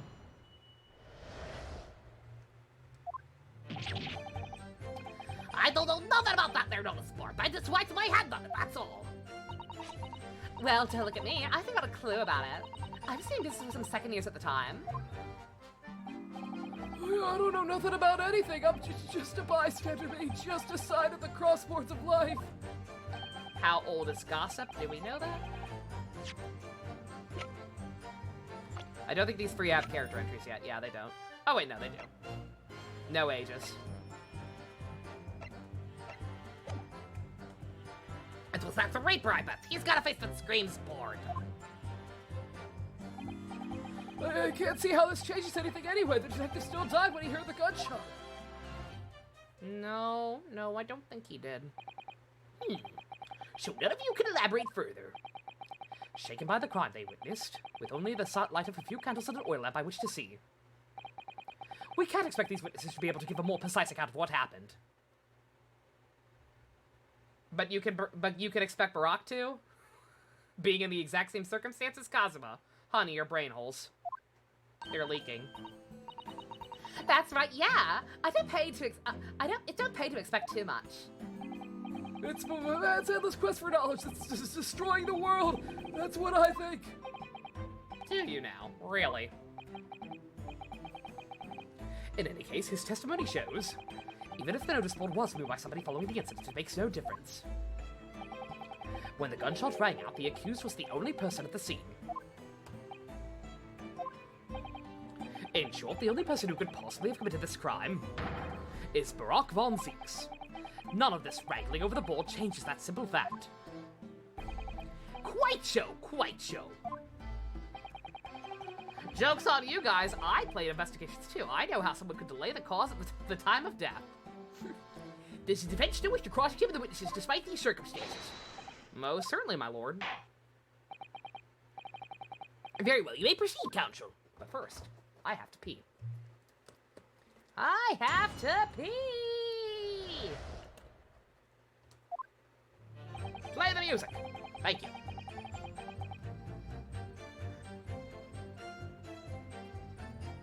Uh-oh. I say I have to pee right as fucking Streamlabs freezes. Still gotta work on that pee, okay, emote. It's important. Come on, Streamlabs, don't be giving me no guff. Streamlabs. Streamlabs, please. Disappointed Yuki. To be fair, disappointed Yuki's probably more important than P, okay? Disappointed Yuki is pretty goddamn strong. Very, very powerful image, if I do say so myself.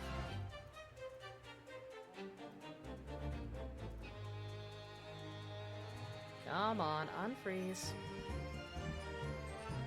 Unfreeze so I can actually put up my intermission screen, please.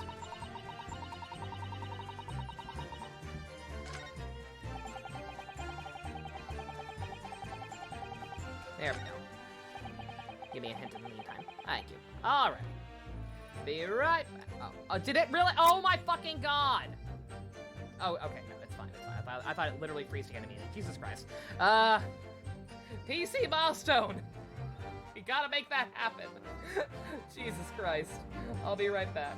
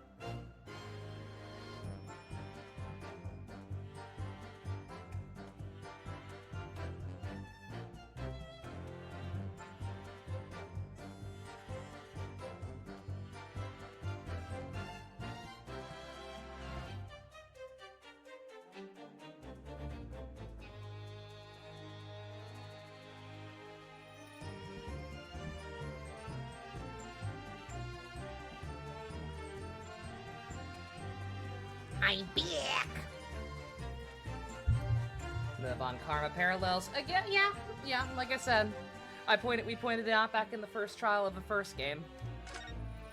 The fact that Kazuma was kind of a melting pot of different prosecutors, despite being a defense attorney.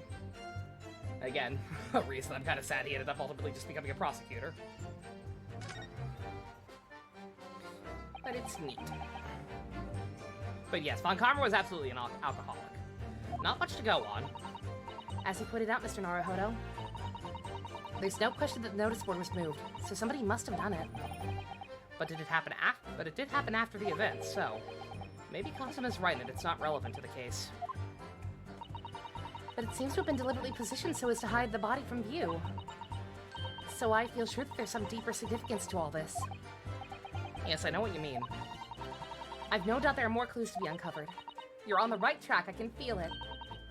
So follow your instincts. Alright then.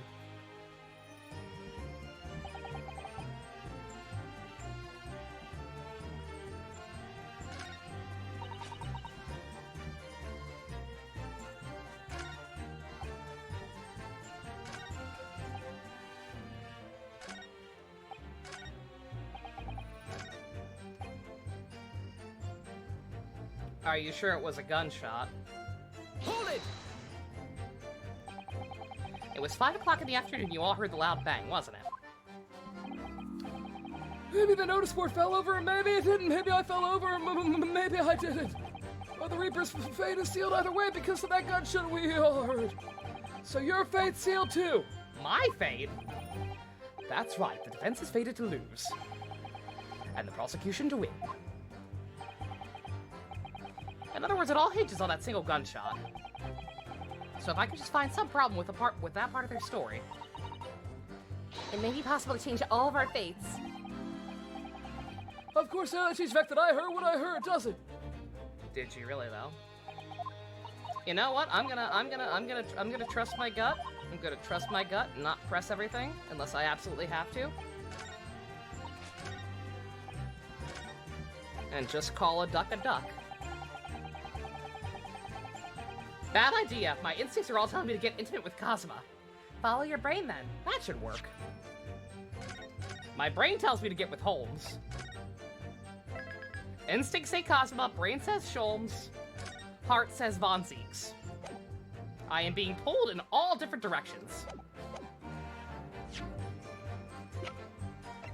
Objection! God damn it! Really?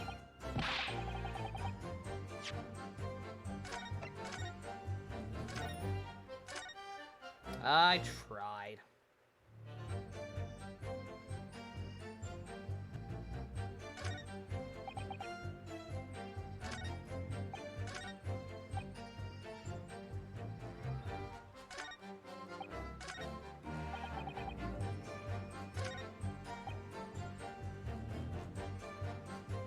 Hold it! I was gonna say, yeah. The brain saying Sholmes is questionable, but then Ryunosuke is a questionable boy. But did you, see what had happened in the... But you did go to see what happened in the room, didn't you? Fresno Street's my whole world. That's all I know. It's all I know of it. I have to take my business if I want to hold my side up high. So you did go to see what happened. What does the lizard part of your brain say? To solve this case. What are your priorities? It's not destination that's important. It's how you get there, isn't it? Did you notice the notice board in the room? If you think about it, we're both the same species, aren't we? Both different members of the same family, side family. So if I'd spun it, I might have tried to tip it up in a sense of rivalry, I admit. Someone really needs to tell you that you're a Homo sapiens, not a Homo science. Don't start calling human beings Homo sapiens. Don't be a fucking Blades. Does that mean you didn't notice the board? I can only repeat what I said before. I don't know nothing about anything. I'm just a bystander, me, just a sign at the crossroads of life.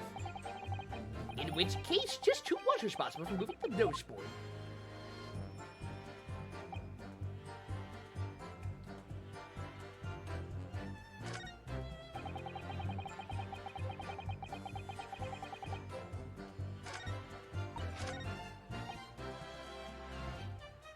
Hold it!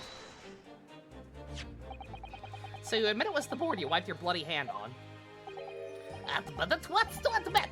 It was there plain as day for all to see, a smashing print of my right hand. Perhaps you wanted to hide that handprint. So you righted the notice board and pushed it onto the corner, did you? No. Imagine the weight of that great lump. Do I look like a powerful, well-nurtured man? Well, did you see anybody else moving the board? I've got nerves of steel, I can tell you, but even I have my limits. There was a body on the floor in front of me, and the Grim Reaper himself standing over it. And there was precious little light inside either. My bottom lip was all a quiver. In other words, this witness is unable to give definitive testimony on that point. Yeah, sure it would seem.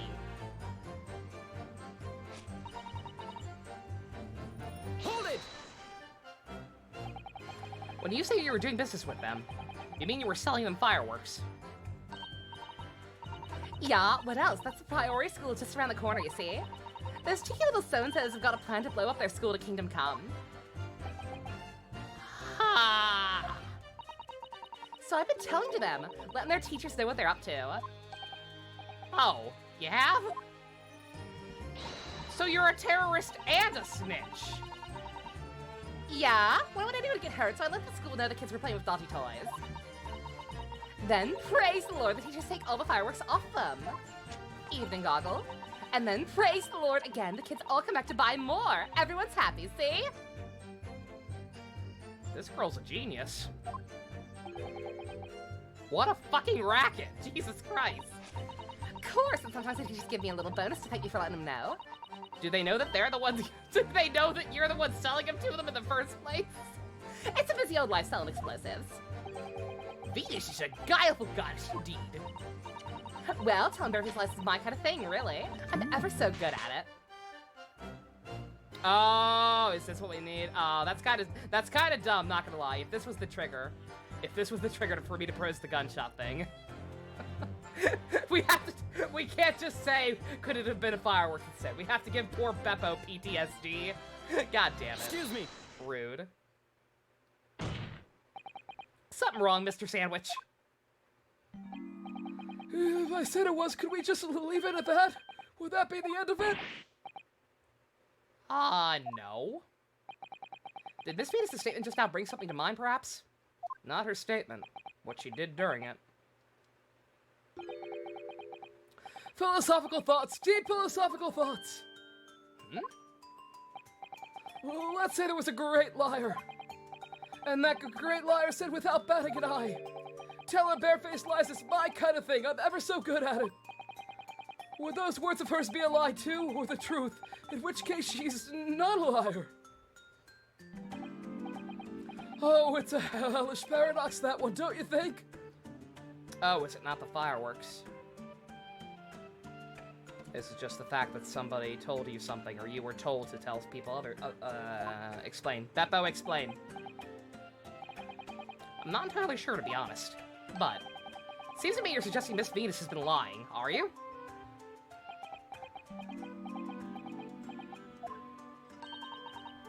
What are you on about, old man? Trying to cause trouble, are you? Aw, that's cute. Ryuji giving Sophia a piggyback ride. Very cute. Keep on like that. And I'll wrap your whole body in firecrackers and set them off. That'll give you something to tremble about. I don't like her anymore. You have a startling disturbing mind behind that sweet and innocent face, young lady.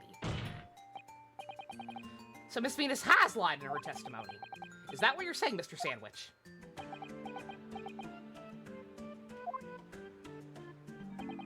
Well, if it means I'll be burning in hellfire for the rest of my days, so be it. Yes, that's what I'm saying. Can you elaborate, please, sir?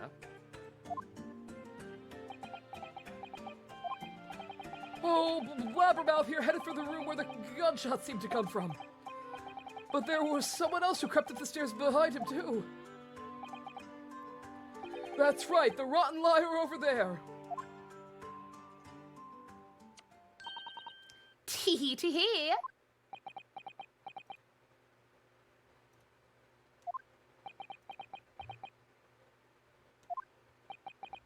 Do you mean to say that you did in fact betake yourself to the scene of the crime after all?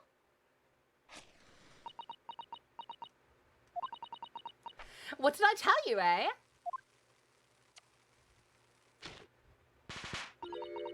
I said I was good at telling barefaced lies, didn't I? Yes, you mentioned it. Can't say she wasn't honest. Wait. Well, that revelation rocked the whole courtroom, didn't it? Who knew firecrackers packed such a punch? So you did indeed visit the scene of the crime, did you, young lady? Good grief. Well, now that you come to mention it, I suppose, perhaps. I do clearly remember climbing the stairs to the room, yeah. Either you clearly remember it or you don't. Well, I shall consider that a fitting punishment for this perjurious act later. For the time being, you will immediately amend your testimony to reflect the truth. Oh, yes, my lord, of course.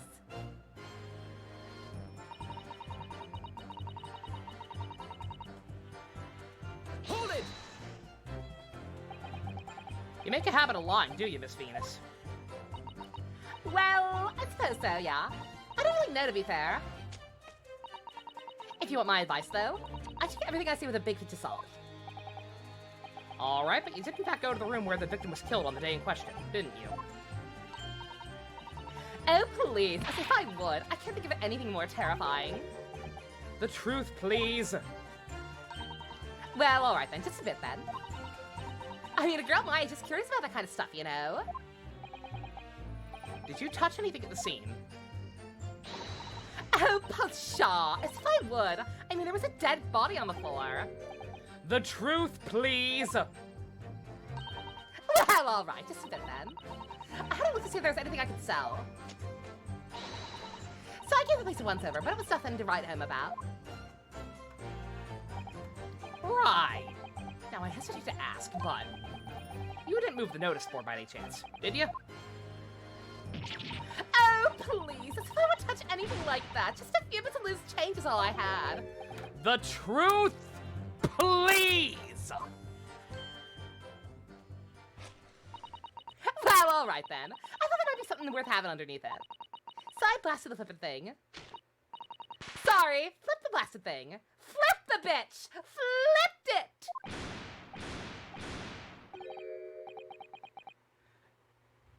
You're telling us that you did move the board?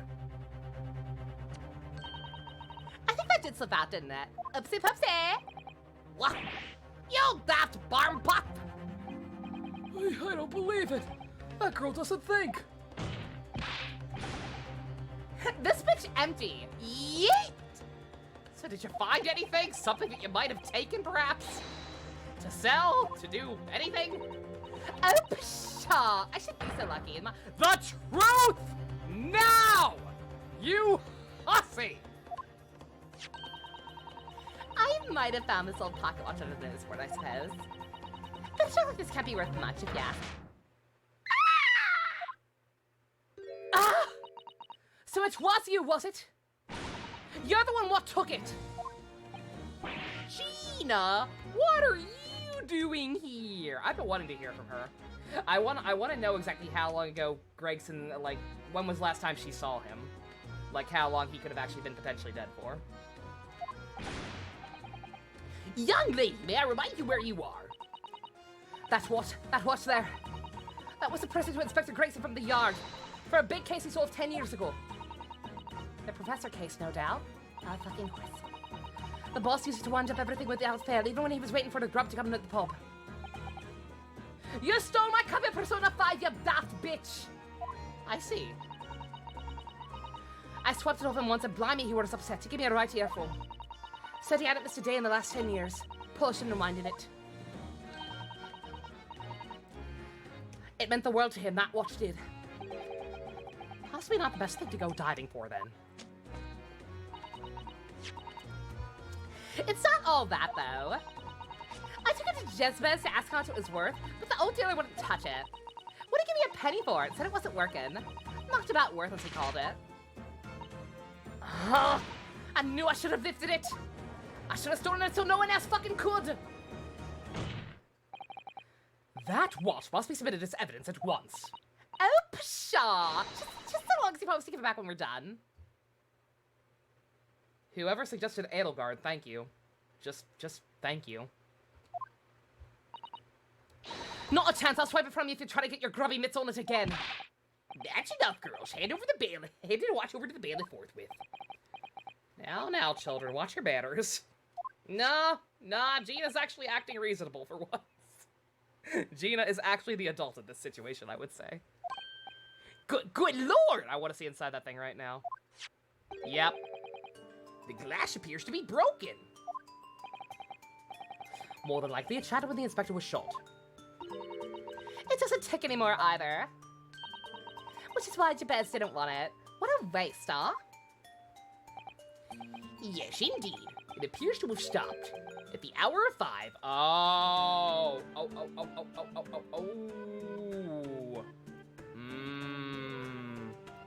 AM or PM. There we fucking go. Exactly when the gunshot was heard then, or so they say. Which supports the prosecution's claim, of course.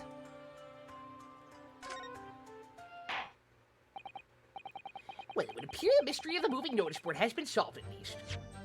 Hello, Minato. We're being smart boys. Not really. Yeah, 5 on the dot. Seems awfully convenient. There's also no Never Forget October 3rd inscribed. Very suspicious. Everybody knows Gregson was the world's biggest Full Metal Alchemist fan. That inscription should be there. Something's going on. The glass over the face is badly cracked, look. What a shame when the inspector clearly looked after it so carefully. I imagine Mr. Shulman could repair it, don't you think? Yeah, I should think so. He's very adept at things like this. Useful man to have around, in fact. Kinda remember he's a great detective, Mr. Naruhodo, not an odd job man. He worked as a waxwork bottle. You have that one, same Dusk. I have a replica of it too. It doesn't work anymore. But me too. There's a tiny little stub sticking out from the small hole here, look. I suppose there must have been a little knob or something for that.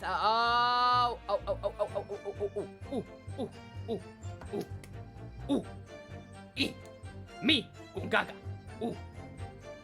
Must have been a little knob or something for setting the time.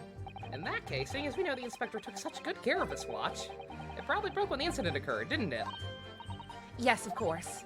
Which could mean that there's a small part of the watch still at the scene. Maybe. That's not what I'm thinking. You all know what I'm thinking. Aha. Broken clock is right twice a day, exactly.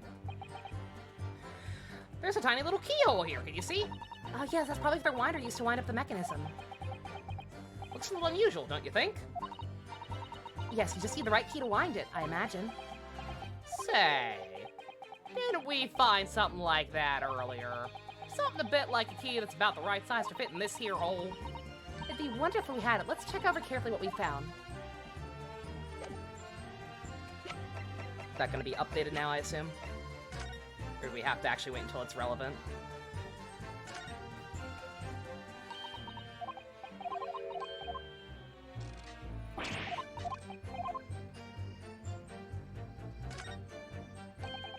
Miss Susato, you don't think? Be the key for Inspector Gregson's watch. Oh, yes, it could be. Let's try it at once, not a moment to lose.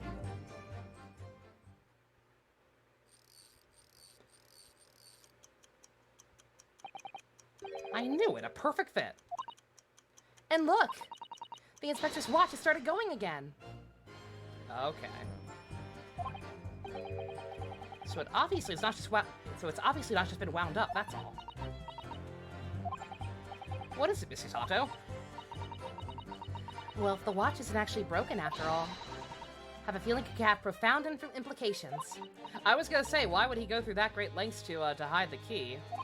I'm not gonna. I was expecting a secret compartment or something to open up, not to just start clicking again. Not gonna lie. She is in deep thought. Perhaps I better start thinking deeply too.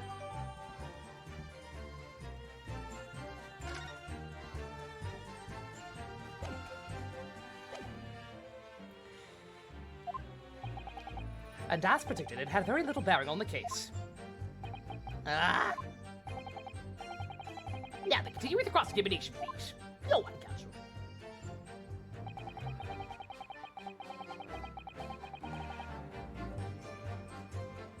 To be fair, he didn't buy it. It was a gift from the other policeman. Oh, I know, but still, I'm saying it's a weird mechanism, and either way.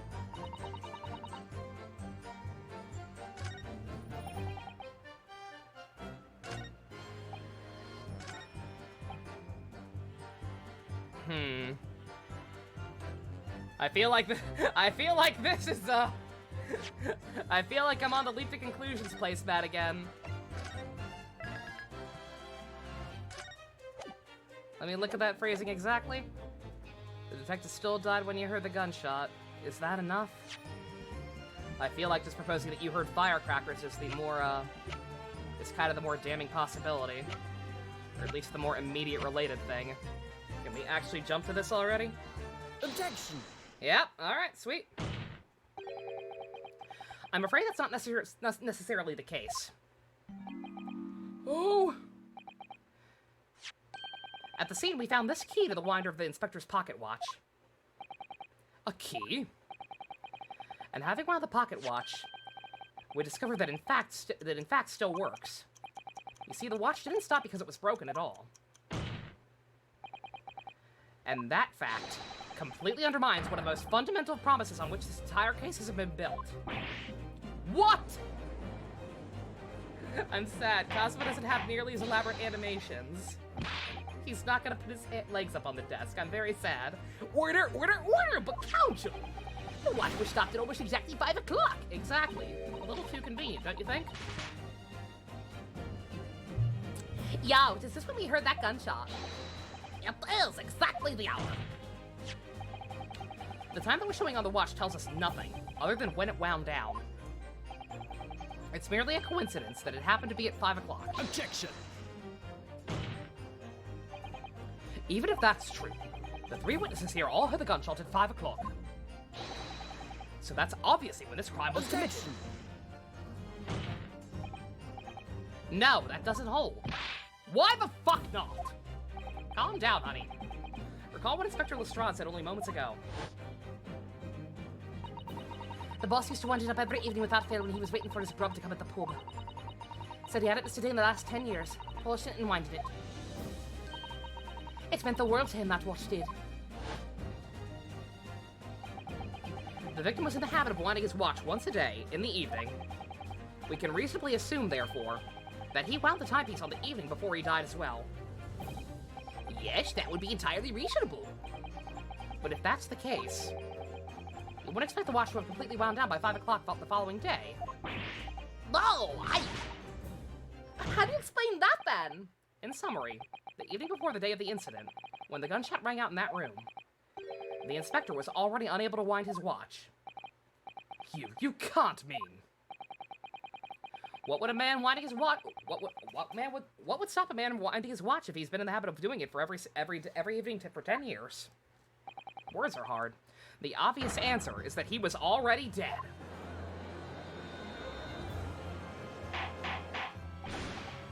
What are you doing, Cosmo? This is the part where you're supposed to throw the wine glass. I don't drink. why did I make you my apprentice? You are a failure! Order! Order! Counsel, that is a most extraordinary Objection! Extraordinary isn't the word, it's absurd! You claim he was already dead the night before? Do you really think Scotland Yard's corner would have overlooked something like that? No! That's the problem, though, they didn't. Did you not notice the huge fucking free space on the fucking autopsy report, buddy? They clearly weren't comfortable saying. Bruh. At least use your leg! No, that's weird. I can't lift my legs that high. Then you're not fit for Ryunosuke's honor! Not flexible enough. Not worth it. He's last in the bowl. What? Well, what? On that subject, there is something rather surprising. There's actually an omission from the coroner's report. The time of death is not noted. That's right. Wait a minute, you're forgetting that my legs went from under me when I kicked the door in. What the fuck's that mean? Like I said, I planted my hand in a dirty puddle of her blood. Yes, the victim's blood hadn't dried. It was fresh. He gets on fast, doesn't he? Objection! But that blood could be explained in a number of ways. It could have been put there afterwards. Some fresh blood could have been poured over the victim's body after he...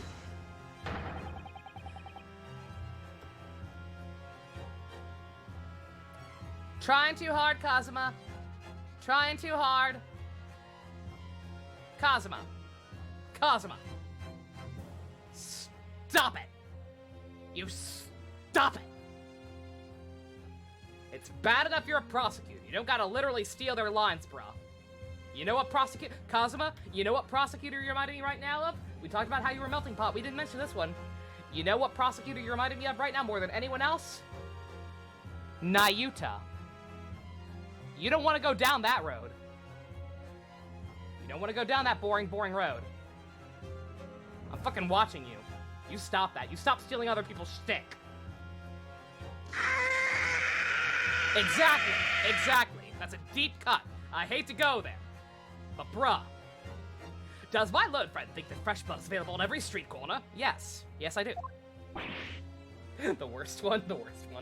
Unfortunately, the worst by default. Not awful. He's so pretty.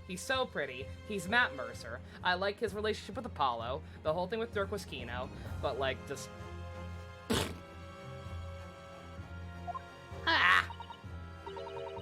Kazuma was his apprentice. You, alright? I learned it from watching you. No excuse. We're his actual friend. My learned friend, Latita. No. That's Barack's thing. Be original. Get your own catchphrase, sir.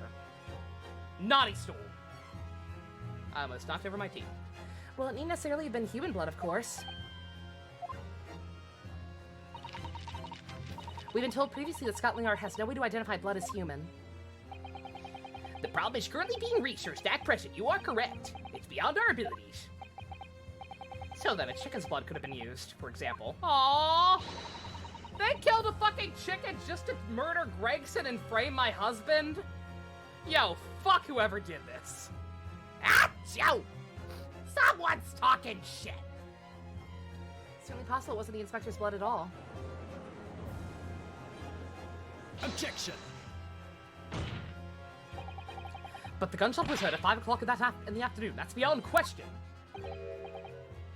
Is it, though? I figured out something before you. What? Given that the time of death of the victim has already been called into question, it isn't beyond the realm of possibility that what these witnesses heard wasn't a gunshot at all. Oh, pshaw, what are you trying to say? Us lots know what we heard. This was a loud bang that came from that there room. You listen to me. A street seller's ears are his livelihood. Oh, look, a new emote. Oh, did you get a new one, JC? Hey, very nice.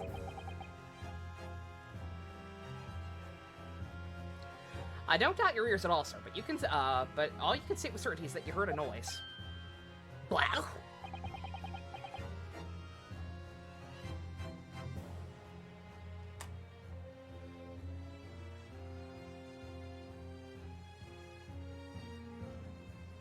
Good God. Sorry, excuse me. Streamlabs is freeze again, and, like, the freaking comments are way, way off from what I'm actually seeing.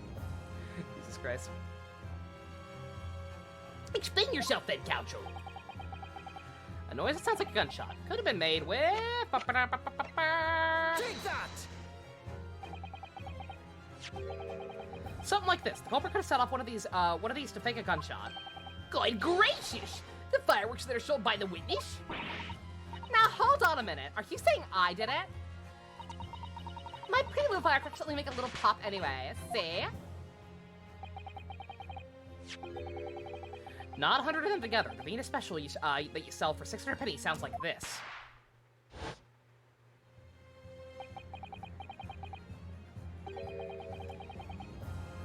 As the court can now attest, it sounds very much like a gunshot, in fact. Are you trying to suggest somebody set off one of those fireworks off at the scene? Oh, there it is. Okay, caught it, finally. Oh, Shoka. Is Shoka the 50k one? Hey, beautiful. Excellent. Use it well. Does my lone friend think there's fresh blood on every street corner? No, but that's a good idea. Note to self. I'm suggesting somebody knew the defendant was in the room at 5 that day, and sought to implicate him by creating a sound like a gunshot.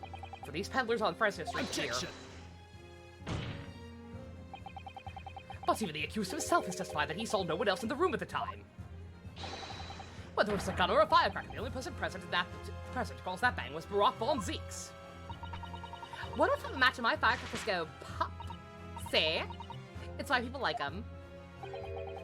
I fear for your fingers, young lady. Objection! Recently during my time here in Britain, I've learned of a very useful invention indeed.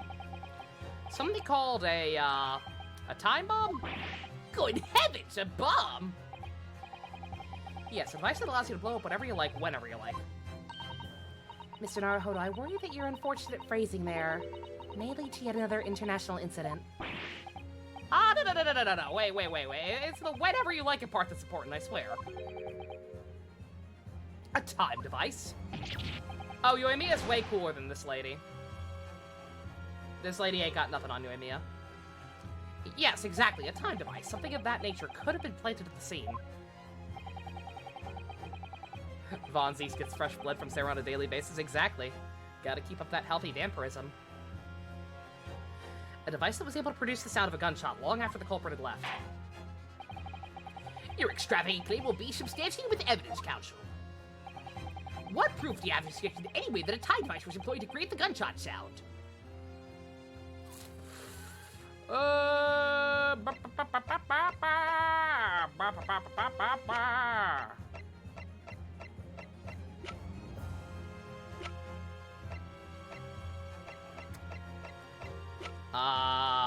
Did they dangle it over the candlestick?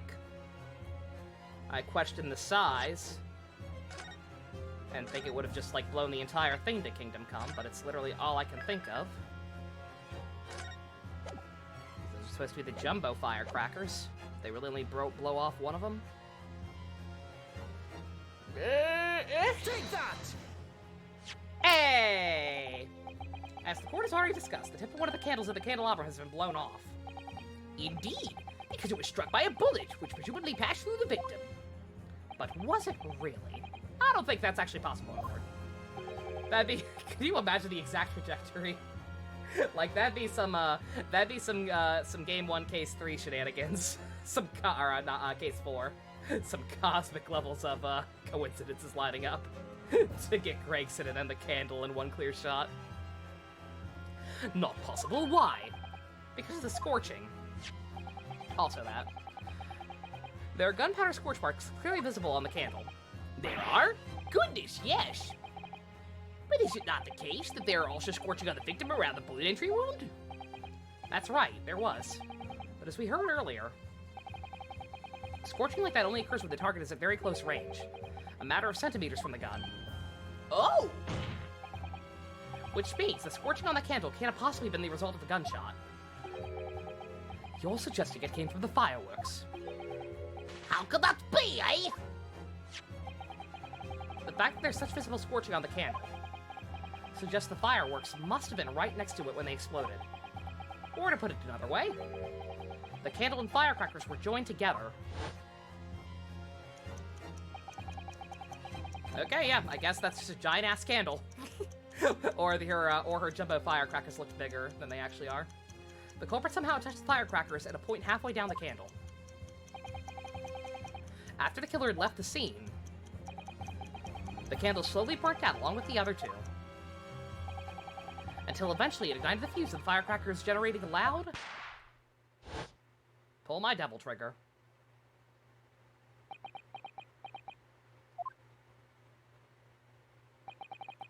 And that is how these three witnesses claim to believe they heard gunshots at 5 o'clock. God damn.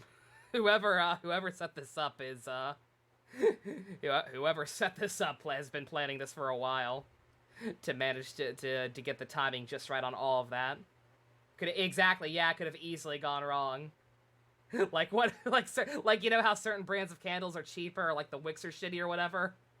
Could have very easily gone wrong. I knew I shouldn't have gotten candles from AC Moore. Fuck those guys. Overpriced garbage. How these witnesses came to believe they'd heard the gunshot at 5 o'clock. Yeah, a light gust could have snuffed it out. Yeah. Could have gone wrong so many ways. What a plot! This implies the victim could have died earlier than we've been led to believe, the previous day even. Moriarty? That's some Moriarty bullshit. I wonder, is fucking Mr. Genshin Impact himself still alive? We had that forged autopsy report, but like I said, I'm still very unclear on what happened there. Like, the implication is that he lived somehow, but then got shot afterwards when he rose from his grave. But we don't. I'm sure that's gonna be some Case 5 bullshit. Figuring out what the hell actually happened with all that nonsense. Now just hold your horses. Ocelot, they all saw the victim going into the building, remember? I couldn't forget that flame-colored hair, even I wanted to. The person you saw entering the building wasn't the victim at all. Consider this. Wow. Obviously, anybody can wear a wig, so the person that these witnesses saw entering the building 15 minutes before the incident occurred could easily have been someone else entirely, wearing that red hairpiece. Check it for hair fibers. Case closed. We can't do that. Stupid 1800s. Someone else, do you mean to say? It was the same person who contrived the firecracker trick. In other words, Inspector Gregson's killer...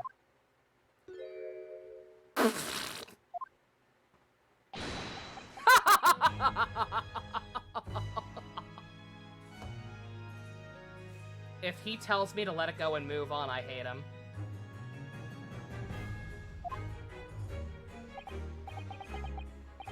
Oh, very impressive for Ryunosuke Naruhodo.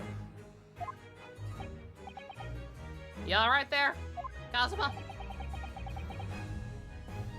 Stop accusing people based on their hair color.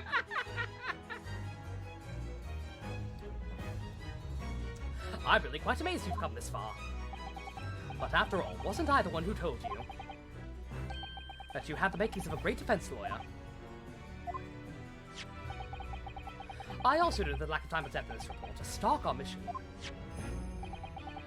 But as far as I'm concerned, this whole country's justice system leaves a lot to be desired.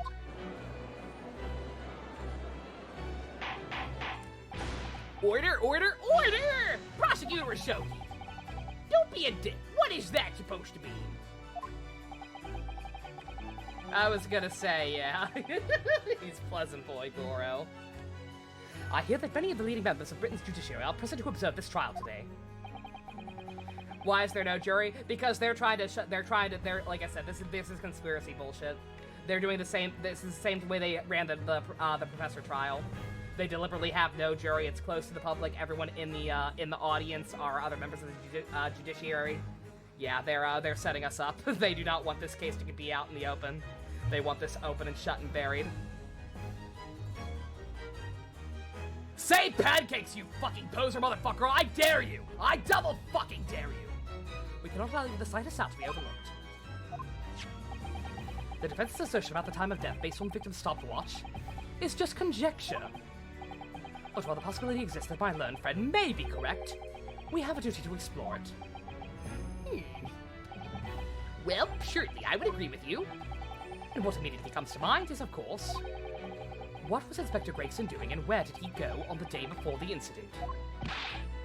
Do you know? The inspector always carried out his investigative work alone. His movements were treated as confidential within Scotland Yard. Even within the yard? However, considering the evidence we've been presented with so far, I'd say it's fairly apparent that the case the man was pursuing... It's fairly apparent what case the man was pursuing. Would you agree, my lone friend? I do have a feeling about what case he might have been investigating. Yes, I agree, surely. My lord, the defense believes it can explain to the court exactly which case was being investigated by Inspector Gregson at the time of his death. Very well, counsel. Present your argument to the court. What evidence is suggested of the case being investigated by the inspector on the day prior to the incident?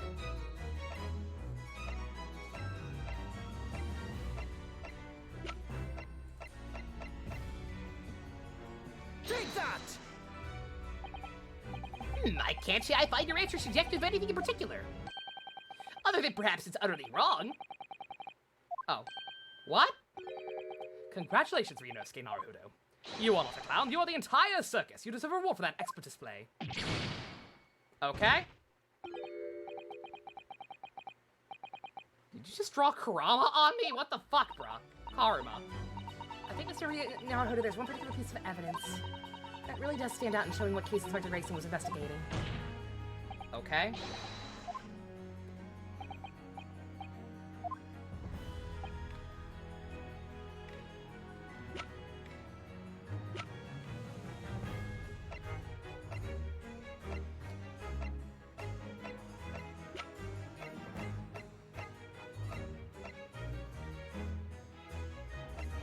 It's his sword. It's his sword. We gave it back to him. It was real gay and shit. The other possibility is the Red-Headed League bullshit. I guess. Or this guy missing, but...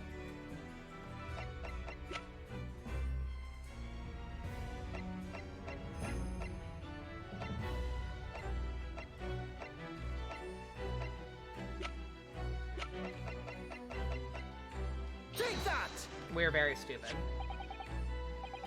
I believe this red hairpiece points to the answer. Did you just judgment cut me? I am the storm that is approaching! We might assume it was part of a disguise used to carry out an undercover investigation. Surely not. Such a brightly colored hairpiece would only serve to make the inspector more noticeable. Yeah, that's quite true. Would definitely have made him stand out in a crowd. Yeah, I forgot. We're still, like, they're still operating under the assumption that this room was actually Von Zeke's or some bullshit, right? Or at least they're trying to go in that direction. We haven't clearly established that it was Gregson's hideaway, like I actually think it was. It would definitely have made it stand out in a crowd. Except that is in a crowd of gentlemen from the Red-Headed League. The fucking what now? So, you'd already worked it out. What on earth is this all about? Is there such an extraordinary league of gentlemen? You can't say that. Alan Moore's gonna get really mad. He'll sue. The Red-Headed League is currently under investigation for grand deception. Deception of what nature, counsel? They've been targeting red-headed men across all of London and tricking them out of small sums of money. 2 men were arrested for the misdemeanor only yesterday, in fact. My lord, the defense calls for these 2 men to be summoned at once. 2 redheads? That's too many!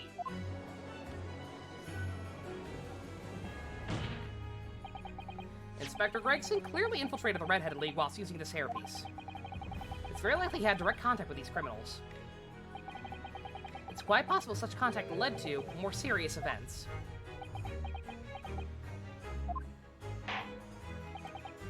It's not the Skulkins, sadly. It's just the discount Skulkins.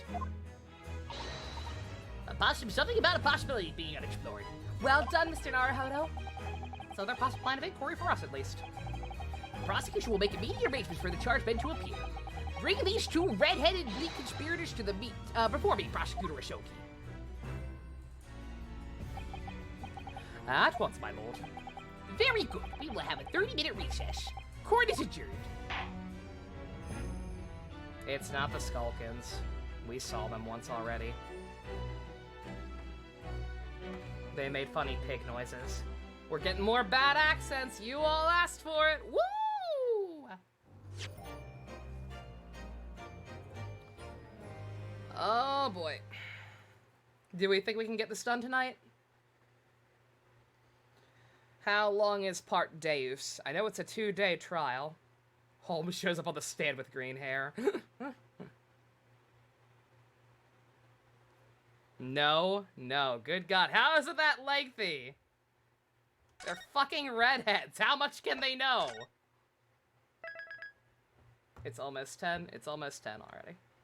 That doesn't seem very late, but I'm scared.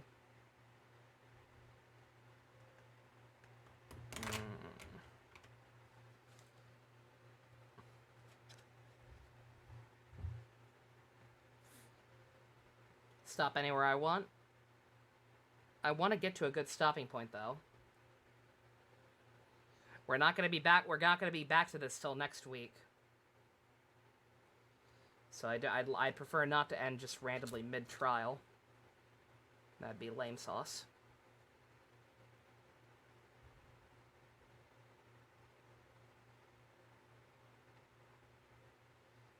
Nah, I can. You think I can what? You think I can finish it, MD?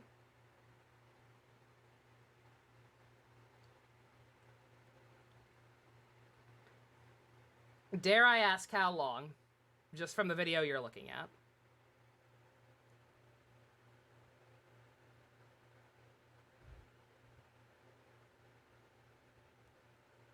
I'd hate to end after only 2.5 hours.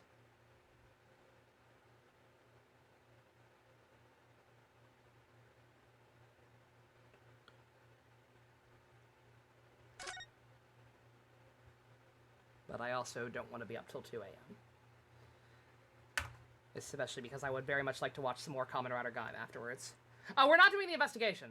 We're absolutely not doing the investigation. No. I'm talking purely about finishing day 1 of the trial. We're absolutely not investigating or anything afterwards. I know this is going to be a 2-day one. Like an hour and a half plus me talking. YOLO swag.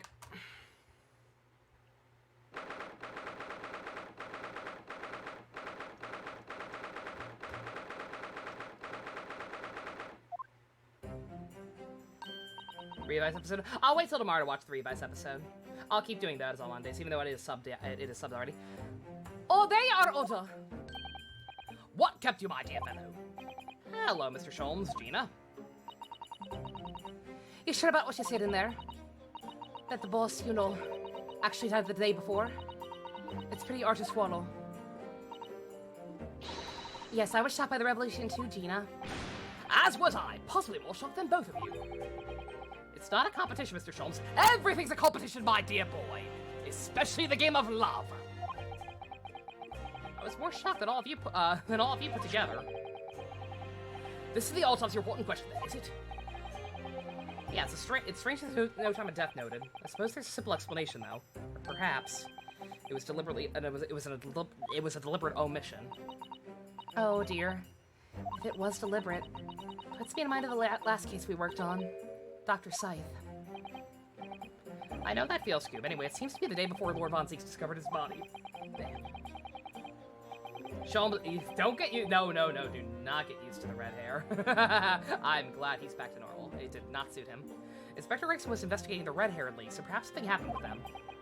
Come to think of it, you had trouble with these league men too, didn't you? Mr. Sholmes, you were taken in by their trick. No. Hold the battery. Naturally, I wasn't taken as you put it. My sleuth-hound interest was merely piqued slightly by the rare sense of a weekly £4 income. And that's that masked underlying sense of deception, I suppose. The two criminals in question are the pair we saw being arrested yesterday, aren't they? And Mr. Sholmes is sweet, I mean. That's right, Suze. And it was me what took him in. I got a cookie, thanks to a good tip-off by a law-abiding citizen. Indeed, yours truly. So it's going to be that pair in the witness stand next, is it? Oh yay, more terrible accents, with my deepest apologies to France and Italy. I am so sorry. Some doesn't quite make sense to me, though. The day before Inspector Grayson was found, you hadn't had trouble with the Red-Headed League yet, had you? Why would the inspector have been investigating them?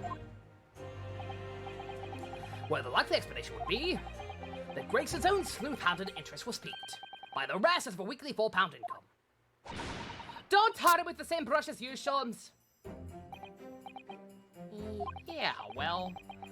Then there's the whole issue of Inspector Gregson being investigated by Lord Von Zieks for some reason. The Reaper, the Red-Headed League, Inspector Gregson, Lord Von Zieks, and Cosima. And the Hulk. I feel as though he knew we'd arrive at this point somehow. Gosh, I think you're right. What's he really trying to achieve here today? Besides be a bitch. All the answers will soon be revealed. Observe the time, my dear fellow. The recess will be over very shortly. Yes, you're right. Cosimo was determined that he should be the one to prosecute this trial. And he was determined that I should take the defense.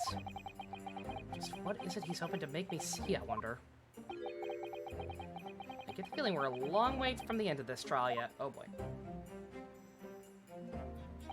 Stranger Things group watch. I can't see that happening anytime soon. I have little to no interest in the show. I won't say it's impossible, but not something that's currently on anyone's radar, I don't think. You ready then, Mrs. Otto? Yes.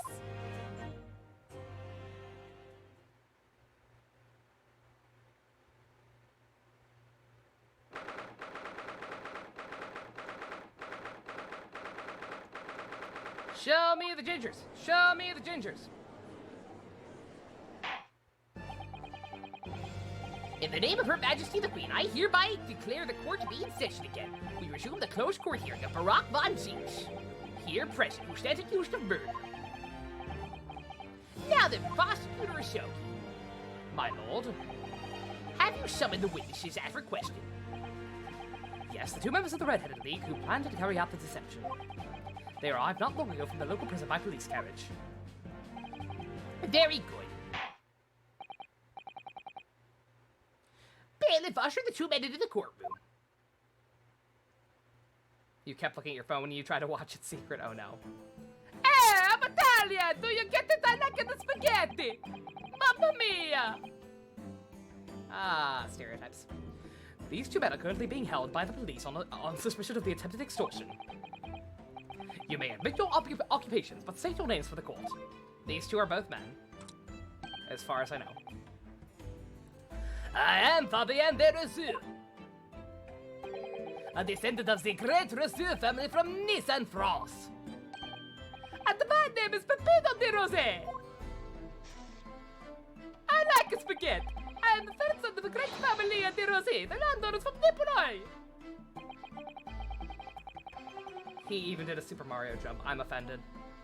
As someone with no Italian heritage whatsoever, this offends me. What about Clone Wars? I've said Clone Wars is possible. I've said before that Clone Wars is on the table. I've heard enough good things about it. The two men first became acquainted at a boarding school for European nobility. Those who graduate from Temis are the future leaders of Europe. But, do you have any idea how boring it is to be born with noble blood? I lost! I make it my mission to get the better of the world by employing the little grey cells of my brain. Did he just admit to having brain poles? I appreciate your honesty, sir. You know what? You're all right.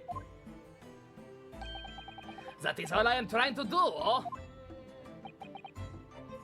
So that's the only reason for this whole grand deception you've been carrying out? You were bored? Oui. You could say that. Not bad, eh? He has the grand ideas, but the petty plans. This strange combination is the job of the Hilarious Brothers. Hilarious Brothers. You're not the Skulkins, and you never will be. Singapore! Are you two gay together? Listen to me, Peppino. I have 2 things to say about you. Hey, Jay! Are you about to tell me one of your grandy anecdotes? Evviva! Firstly, I want you to stop calling me this capo.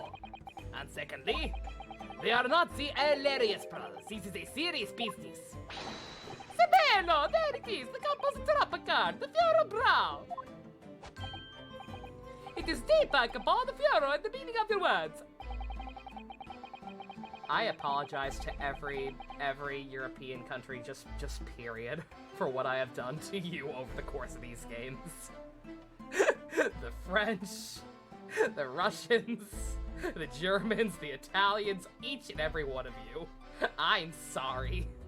I am sorry I'm a filthy burger American. The Courtsman lets believe that under the banner of the Red-Headed League, you have conspired to swindle money from unsuspecting members of the public. Is that true? Oui, c'est pas. What exactly was the nature of this deception by which you plan to defraud? Alors, I will explain it. No, Capo! Leave it to me! He's way too excited. You see, we both have a bit of red hair, no? Hello, professional help. I'm defending an entire nation. How are you doing today? At school, we were teased for this without pity. The Capo here was many times behind the schoolhouse, crying like Trevi Fountain. These dogs! One day around to respect us redheads. Every night he would bury his head in the spinner and weep for the injustice. C'est bien, Peppino. Enough. I will explain the rest. You cried like a little bitch. Why are they here? The first step was the newspaper advertisement. About 1 week before the plan was put into operation, they listed the same notice in every paper in London. Yeah, we saw that notice. It was this one, I believe. Entitled, To the Red-Headed League. Oui, c'est pas. I am honored to have seen it. It states that the only condition for joining the league is having flame-colored hair. And that if you satisfy the interview panel and are admitted into the league, you could receive a weekly income of £4.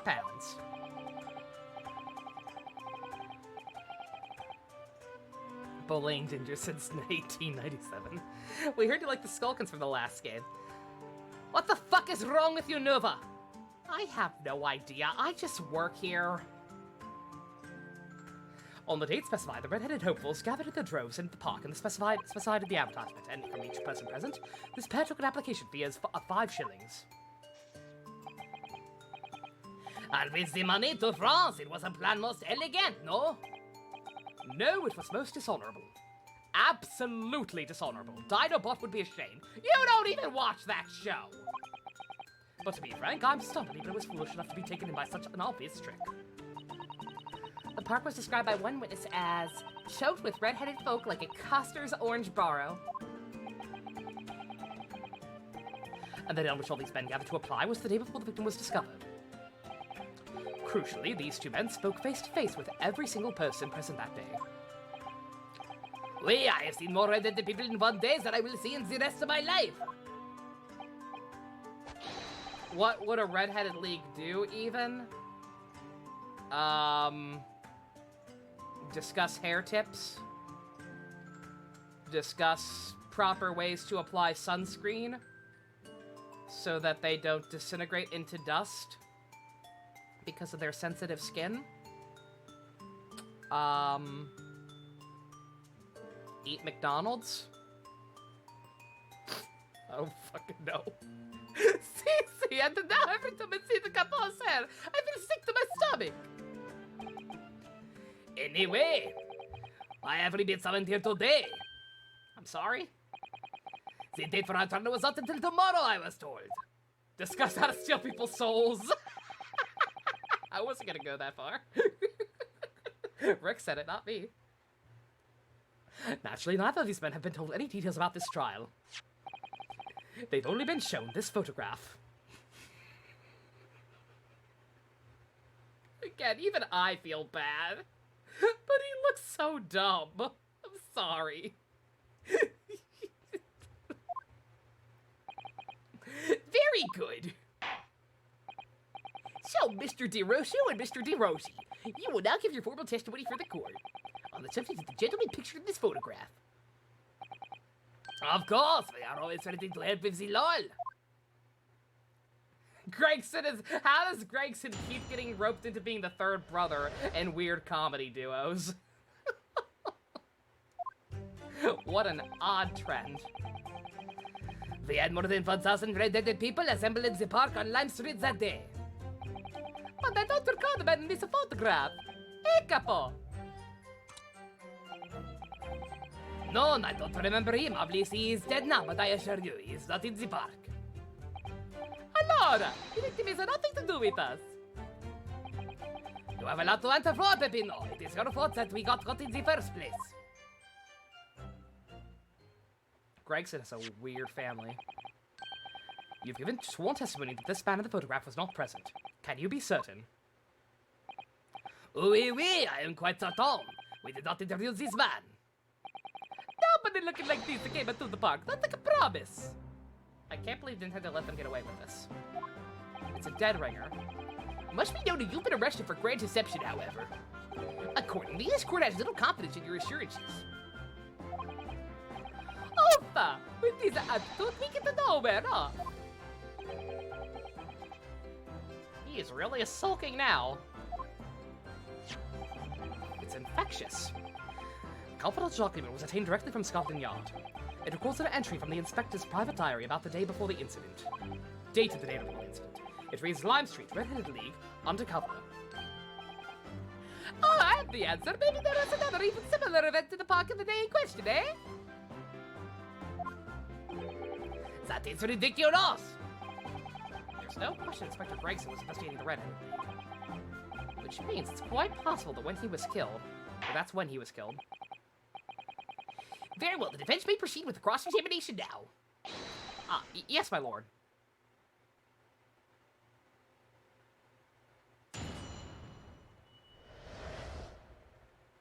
Does not feel right seeing Kazuma in that little thingy, not gonna lie, with the stained glass background.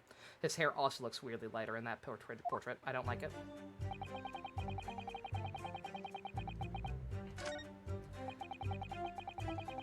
I didn't see nothing, no how. This case going hard on your stomach, you too, Rick? Fucking right. I had a very early dinner today. I had a very early dinner, so this is very much no bueno. They haven't told us much we didn't already know. We finally got the new grill hooked up today. We got one last week and then have been putting off actually hooking it up. So me and my granny had marinated chicken. It was very good. What do you think, Mr. Naruhodo? Well, if it wasn't in the inspector's diary, it seems unlikely he would have gone to Lime Street that day. And yet these two both claim they didn't see him. I have to say, they don't appear to be telling lies. Well, they are experts in deception, don't forget. Sounding plausible is their specialty. They may simply be lying to avoid being implicated in this case as well. Surely if they were truly experts in deception, they wouldn't have been caught. Well, yeah, you have a point there. Says we need more information. Of course we do. Definitely. All you have is 2 slices of pizza and 5 mozzarella sticks. Oh no, secret! Get a snack if you need it. That is not much.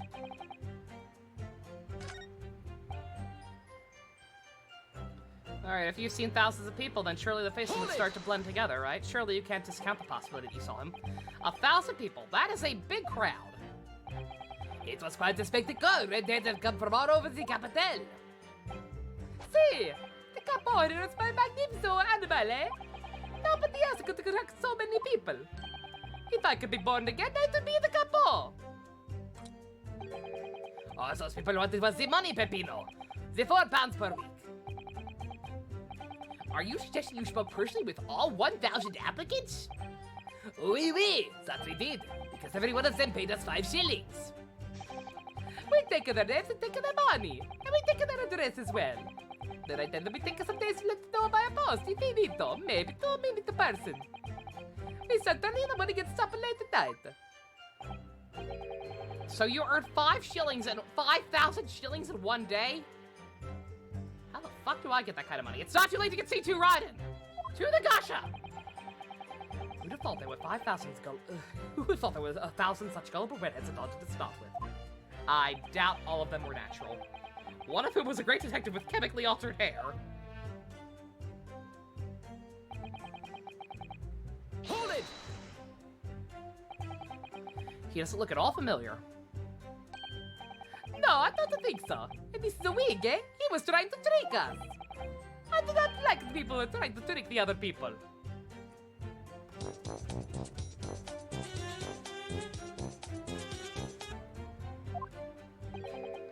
Says the con artist.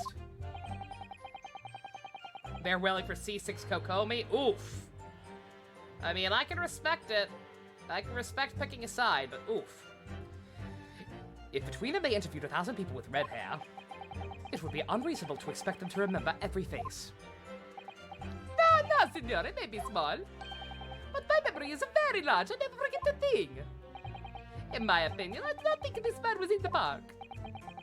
But he's not going to give us the court a definite, it seems. Hey, Capo, you didn't see a man like this, eh? Hold it! But according to what you've said, you spoke with 1,000 or more people that day.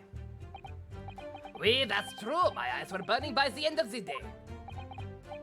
You got chips A, very nice. Surely then you can't remember every single face. How are you so certain that this particular man wasn't present? You're surprisingly on item in Genshin yet that can sub for a constellation dupe, aka a dupe token. That would be, you know what? That would be a good anniversary gift. That would also be an acceptable anniversary gift if they don't want to just outright give us a free 5-star. So obviously that won't happen. That's too good. That's too actually helpful without crippling MiHoYo's income. So they can't do that. Normally the red hair is very distinctive, yeah? But doesn't you have 1,000 redheads crowding around? Maybe it's just an eyesore. But if there was some other information you could give us, maybe we would recall. 2 minutes for 1,000 people, 33 hours and 20 minutes. You're more interested in what kind of space-time bullshit you guys are pulling. They're redheads. They're eldritch beings. They don't adhere to human conception of time and space. They cheated. That is not the line, Peppino. Remember, we do not remember him. We are sure of that fact, oh? They have no souls! Swallow your soul, swallow your soul, swallow your soul! Is there a man with a red hairpiece, but his mustache does not match his color? Then I do not think I could have forgotten him. Cosmo said these two had only been shown the photograph and they'd been told nothing else at all. What if I fed them just one other detail about the victim? For example... Oh!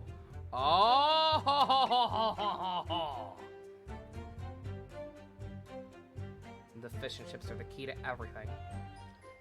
Jar Jar is the key to all this. If we can get him working. I can certainly appreciate just knowing the man had red hair wouldn't help you remember in this situation. But what if I told you the man was also always munching on a packet of fish and chips? Remember a man who was eating incessantly? Not really. I was looking only at the heads of the applicants. I wouldn't have noticed the fish and chips any more than the caviar and smoked salmon. Oh, the spaghetti, me. I love the spaghetti. Really? I had no idea. Tell them what you sent me for, Peppino. See, Capo, see. I said again and again. Oh, okay.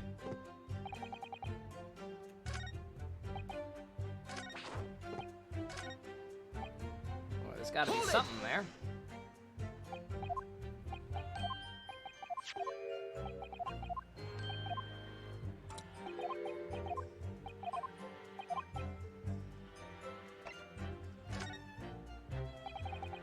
can certainly appreciate that just knowing the man had red hair wouldn't help you remember in this situation.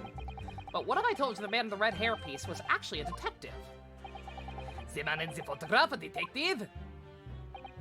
Yeah. It would appear he found your notice in the paper suspicious and decided to investigate incognito. What have you missed this stream? We met Edelgard with fireworks. She lied a lot.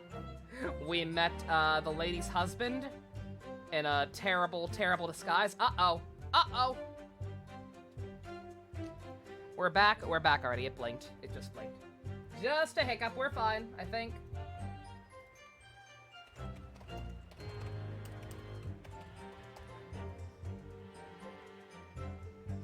Yeah, we're safe. I think. Uh-oh. Are we buffering? What's happening? God damn it!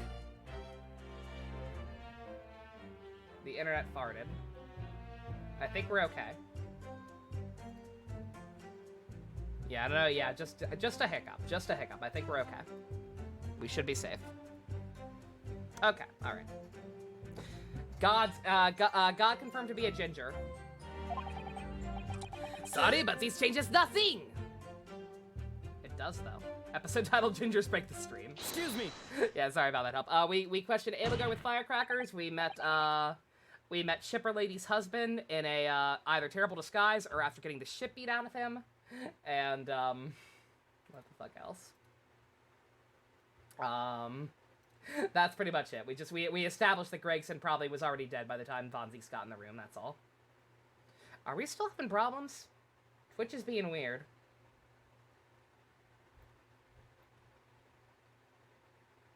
You know, other stuff seems to be working. Okay, I think... We are good now. I am being heard. You're still good? Okay, alright. It's being... My stream manager is being weird for me, but as long as y'all are good. Okay. Something to add, Mr. DeRosie?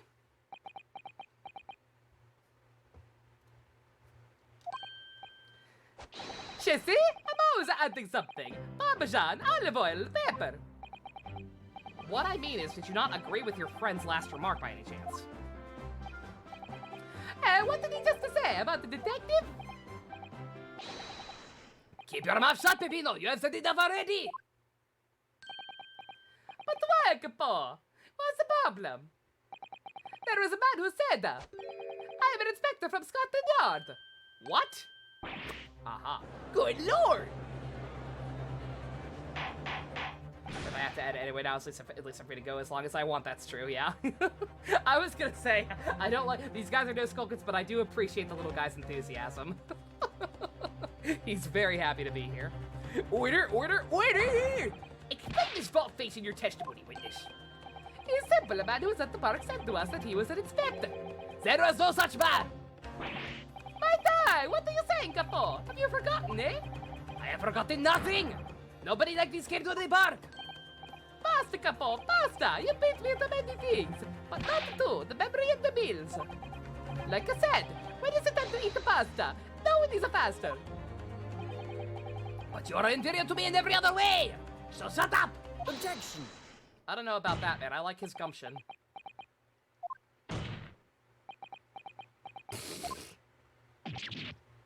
Oh! Traptaz, the damage is done! You got a stomachache? Too much spaghetti. Indeed it is, sir. There was a man who came to the park and said he was an inspector from Scotland Yard. However, he looked nothing like the man in the photograph. He was someone else. Interesting. How can you be so sure? Because to start with, his face was completely different. See, it's true. The man who came was a younger. His face was a clean shaven, his eyes were sadder, and his chin was a thinner. Huh. No resemblance whatsoever, then.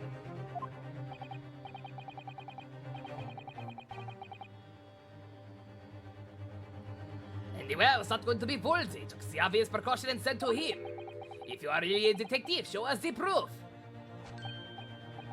See, the Capo here, it doesn't take no nonsense, eh?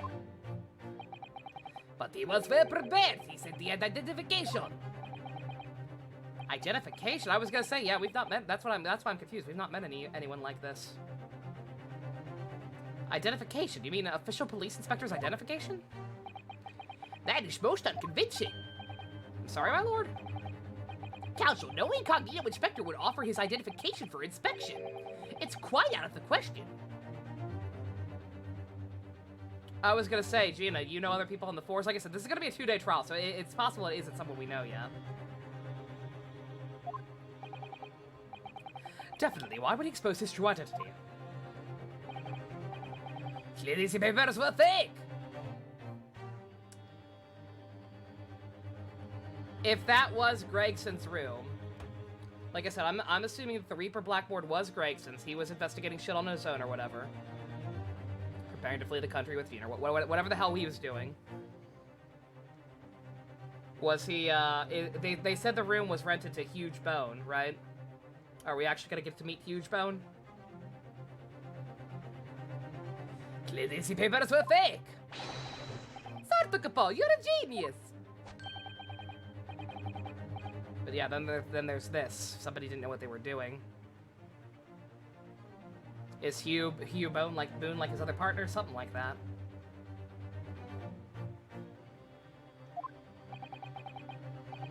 What happened after he announced he was a detective? He became very annoying. He said you're under investigation. So I took his papers from him and chased him out to the park. It was fantastico. Look, here's the identification. Oh! Let me see that right the fuck now. You stole from the man? He had it coming. He made us very scared. Gimme. He thought to say who he was. Indeed, Persia described does not appear to have behaved as a true inspector would. However, I believe it would be prudent for these identification papers to be entered into evidence. Ah, but I like them. How did you even still have these on you? You were in jail.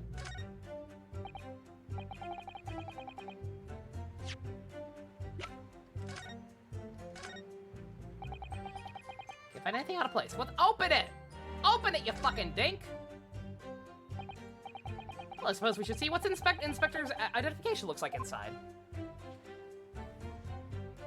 Oh, no photo. Damn it! Can't make it easy. Yeah, it definitely looks fake, doesn't it? Out of interest, what name is given? Probably just something plucked out of the air. It's Tobias Gregson.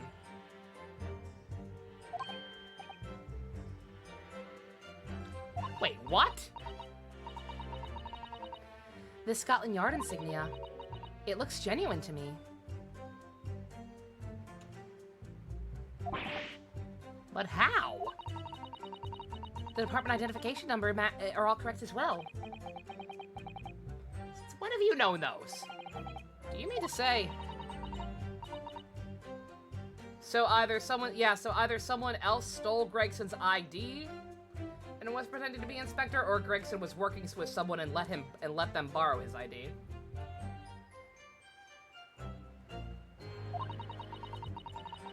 I think this is a genuine identification book issued by Scotland Yard. But that's unbelievable! It's the real thing after all?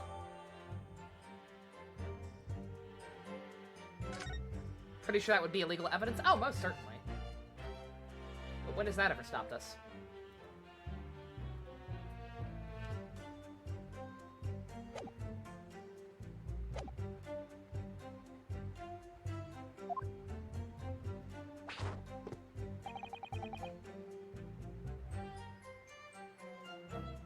Victim has nothing to do with us. It's his ID, bruh. I do believe you that it wasn't actually him there. But like it or not, you're clearly involved now, bruh. Objection! I wonder if I could ask you to examine this identification book very closely. Miss Lestrade. Why Miss Lestrade? What is your intention here, Counsel? Is this really a fake or is it genuine? That's the question. Which we can't answer ourselves. Objection! Don't be ridiculous. No Scotland Yard detective would allow his or her identification to be stolen.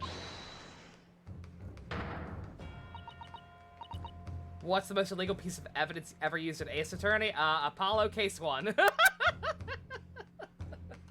That's all. That is the boss's. No question about it. It can't be. As I suspected, the undercover detective who attended the Red-Headed League's enrollment on the day in question was the real Inspector Gregson, carrying out an incognito investigation. No, I think you're thinking about this wrong, Ryunosuke, but sure, for now we'll go with that. The laws! Unless Gregson's secretly a master of disguise and turtly enough for the Turtle Club, then I don't think so. I believe these two in that regard. Order, order! But if the boss had his identification stolen, he would have reported it straight away. I mean, he was always on me about it. If you lose something, report it at once, he'd say. Hal Sasogi is a prosecutor. Not good. He's just copying a lot of Von Zeke's mannerisms and he's being kind of a dick. And I'm sure he has reasons for being a dick, but yeah, like, he's just bleh. I liked him better when he was being a bro.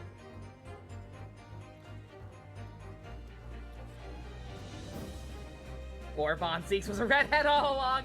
I think he would have mentioned it. Granted, like, again, I thought for sure there was a lot he was glossing over. And there is something, like, obviously we don't know why he was really going after Gregson. But I don't think Von Zeeks was withholding for that crucial from us. Could it be, then, that the inspector was physically unable to report it? Oh, why did I not even think about that? I'm thinking he intentionally gave it to someone, to Huge Bone or whatever. I completely forgot. This could have been, for all we know, this could have been after he died. He could have already been dead by then. I'm an idiot. Physically, eh? What are you saying? Unable to. You're not suggesting. Yes, it's quite possible that he was killed before he had a chance to report his identification stolen. No!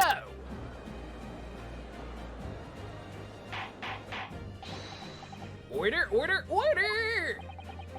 The defense posits that if the victim was killed on the day before his body was discovered at a different location. Do you two have anything to say about that?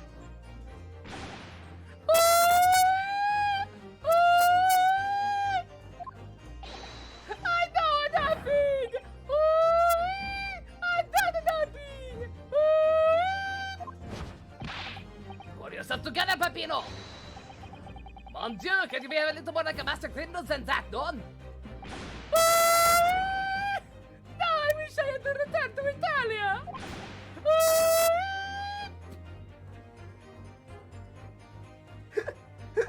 I'm just making him sound like fucking Rom from that one episode of Deep Space Nine where he starts screaming when the assassin comes to try and kill Quark.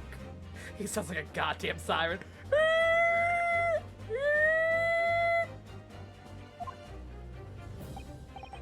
Stop crying, Peppino, please! You're embarrassing me!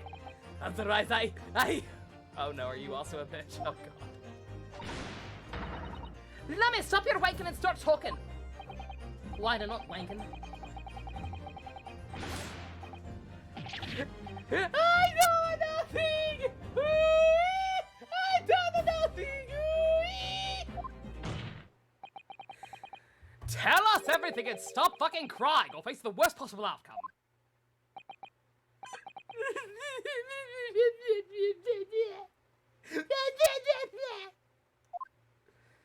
And now they're the kids from Ghost Stories. You will dry your eyes and testify again. They were not prepared to be roped into this. They are very much the Skulkins Mark II. They're just fucking petty crooks who were not prepared to be roped into a murder trial.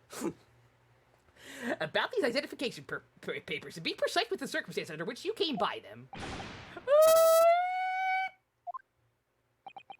For crying out loud!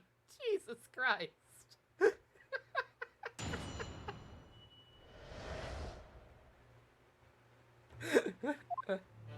Can these two hook up with the Skulkins in prison and Egbert and start a band?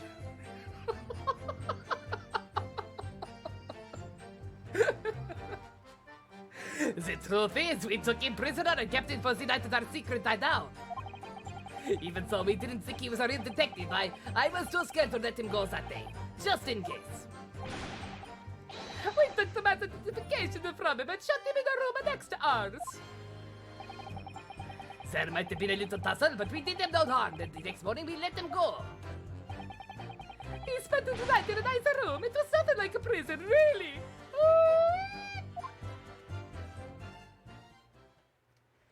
They're nothing like us. For one, they're gingers. They also don't know who Jesus is. This is outrageous. You imprisoned the man? But yes, it was nothing like a prison. We gave him spaghetti. He was very comfortable and calm and happy. Hey, Capo. Can we have Ooey as a biddler? If people actually, I was gonna say, I think people's eardrums will have a problem with that. It was never part of my plan, I swear it. Opa, so you think it was my fault, eh? Just because I got the name of the fairy wrong. It was a wonderful day. I do not think it was your fault, Pepino. I know it. No. Por favor, Capo. It's not fair. Oh, Gamer, I forgot you were here as well. Extra apologies to Gamer for butchering his dialect. You have plenty of time for squabbling back to prison, gentlemen. Oof, I don't believe this. How could they have been a real detective? Counsel for the defense, proceed with the cross-examination. So on the day before the incident, Gregson spent the night confined in this pair's hideout. Pair Ooey with the flying die shockers. Oh, God. Make it cost more than Brain Go Boom. I'll add Ooey, but it'll be exactly 1 bit more than Brain Go Boom. Donation alert instead, or that, yeah.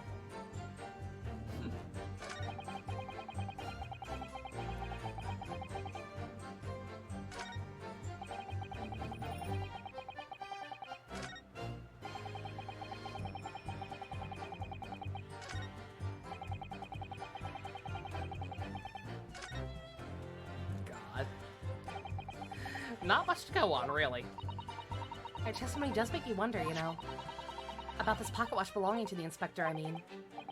Ah, yes, the one he treasured so much, apparently. If he was confined but not restrained, as the witnesses are implying, he would still have been able to wind his watch. That's very true, yeah. So did Inspector Gregson actually die while he was being held captive by these redheads? In which case, is it possible these 2 young men are responsible for Inspector Gregson's... To be honest, I find that hard to believe. Couldn't tell you why. Guess we should try and find out exactly what happened. 2,400 bits for 2. Oh, it's for case 2, game 2, case 4. Yeah, that could work.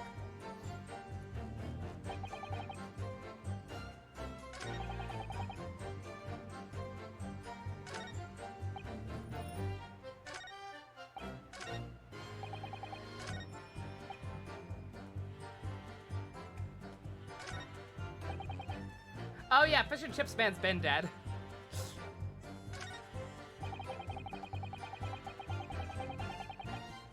He died in a clown wig. It was pretty raw.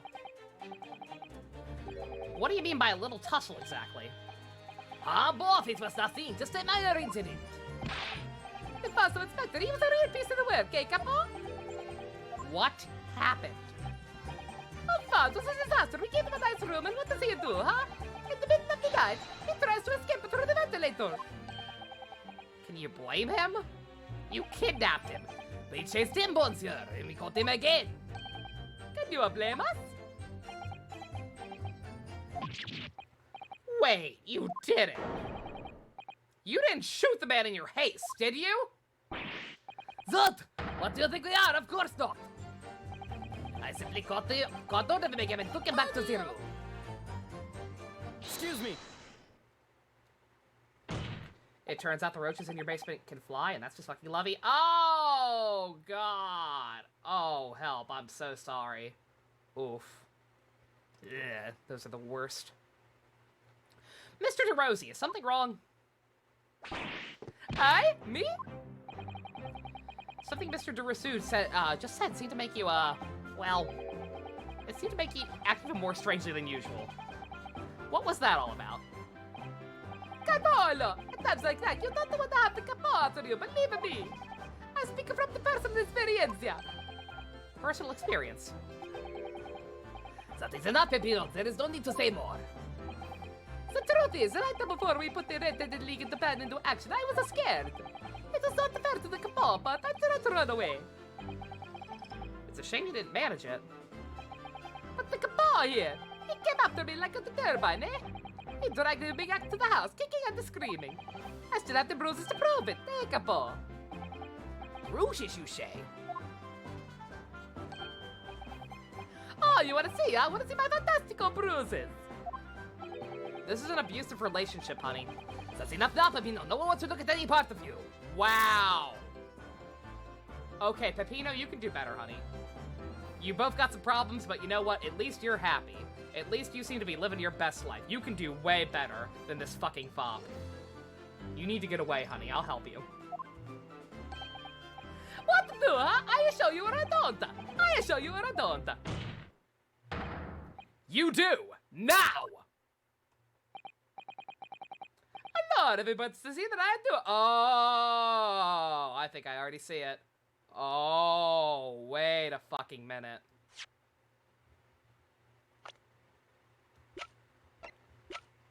Are you Dana Carvey? I think the shipper lady might be married to Dana Carvey. Let me see that. Yep. Motherfucker. God, you see, it's very visible. Good God. That's what it's from? How did you drag them back, you asshole? Did you drag them back by a fucking noose? Jesus Christ. I was thinking a fucking hanging attempt or something fucked up. Jesus. That red ring around your neck. That's what you got when you were dragged back to the house? Good God! That's a stunt that should be able to be done with bare hands. You're a fucking monster. I said that's enough. Pepino Snake is nothing to what these what we are talking about there. You have my word.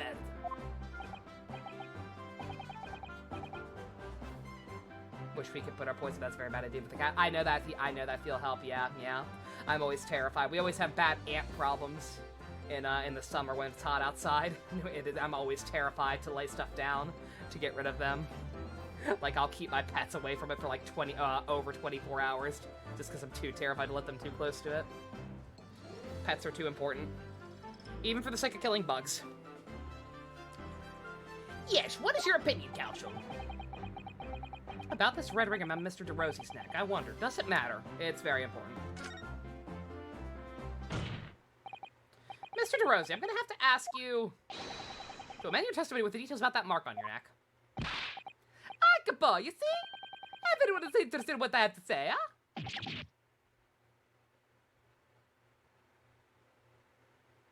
Ugh. I was gonna say, yeah, that's what I was saying. Like I said, I was saying that I think their thinking is flawed. they were operating with the assumption that it was Gregson there. It was Gregson they were holding captive. Like, nah. I believed them. I actually do believe them when they said he didn't look familiar. I just didn't know who the fuck it was in his place. I was thinking Hugh Bone, and then we meet him tomorrow. But apparently, bad hair guy is just a master of disguise. Yeah, Gregson did not have a strangulation mark as far as I know. I do not remember that being on the noted on the testimony at all.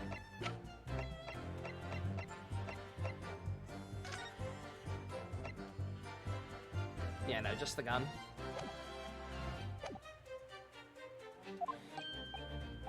See, if you really want to know.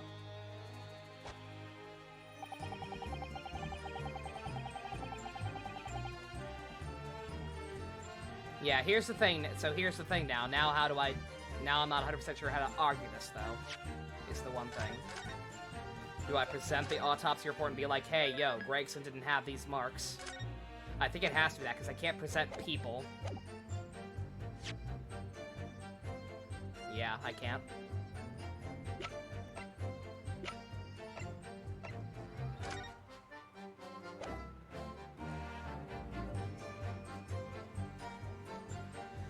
Or the picture of him, I don't know. Because, like I said, if it wasn't, like, it looks bad. It looks bad, hence me joking about abusive relationships. It looks bad, but, like, if it wasn't bad enough to make note of in the, is it? I would think they would make note of any injury, no matter how minor, right? Yeah. Like, even if it is worse than I'm making it out, if it's not as bad as I'm making it out to be, I would think that any injury would be noted. So I'm gonna hope. Objection! Nope!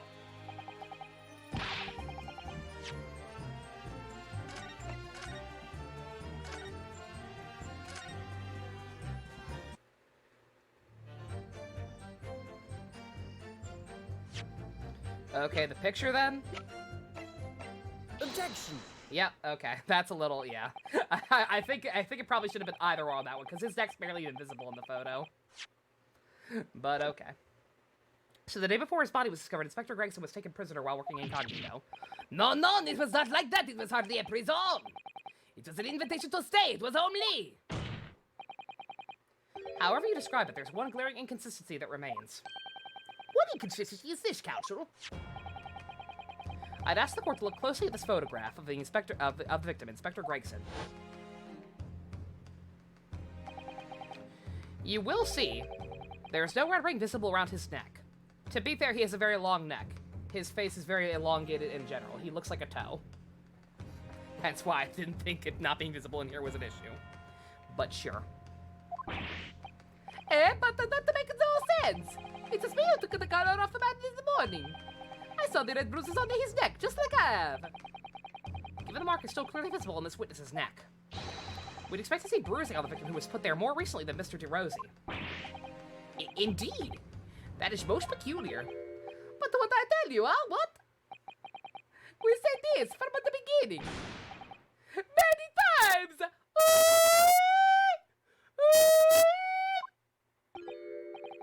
Oui, Peppino is right. The man in the photograph. He is someone different than the man we had kept at that night.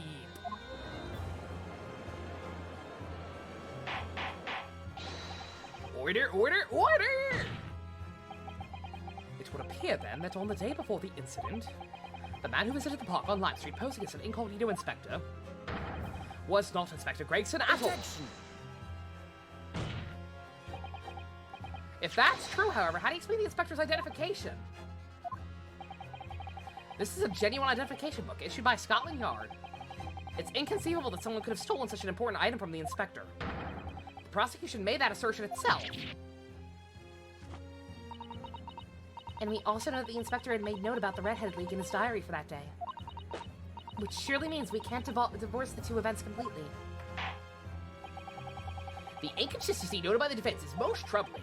If it were the real Inspector Gregson who these two red-headed gentlemen encountered, the fact that no bruising can be seen around the neck defies explanation. But equally, if they actually encountered an inspector, how did that person come to be in possession of the real inspector's identification? Does the defense have a plausible explanation, Counsel? Whole thing defies explanation. It is for precisely those occasions that we keep meticulous notes in the court record, Mr. Naruhodo. Because those are the facts, and the facts cannot lie. No, the facts can't lie. Even when they seem to point to something so incredible, it's almost unbelievable. Well, my lord, the true identity of the person who turned up in the park for the Redheaded League's enrollment is revealed by information in the court record, I believe. Good gracious! Is it? Uh-oh. Unless I can present people, I actually don't know.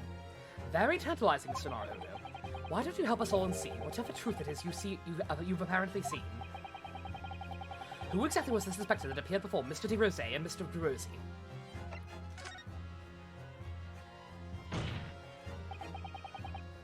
Although it seems incredible, I admit, the undeniable facts point only to one thing. Since no bruising can be seen on the victim's neck, the person who these two red-headed men took prisoner that day cannot have been Inspector Gregson. In other words, your whole argument up until now has been a waste of time. Objection! You're a waste of time. On the contrary, I'm not finished. What? There's no bruising on the victim's neck. So the question immediately posed next is, who exactly was this man in the park on Lime Street found to be carrying Inspector Gregson's identification? See, that's right. We tell the same story every time. Whoever this man was, the capo dragged him from a pillar to a post with a dog collar. Mon Dieu, Pepino, it was not that supposed to say, huh? So what was that supposed to inspector, you say? Who was he? Clearly, defense has an idea about that. I was gonna say, dog collar?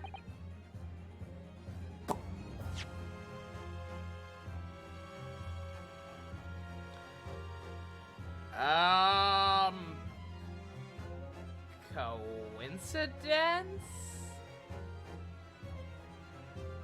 Why would they have that? No, that had to have been taken. That had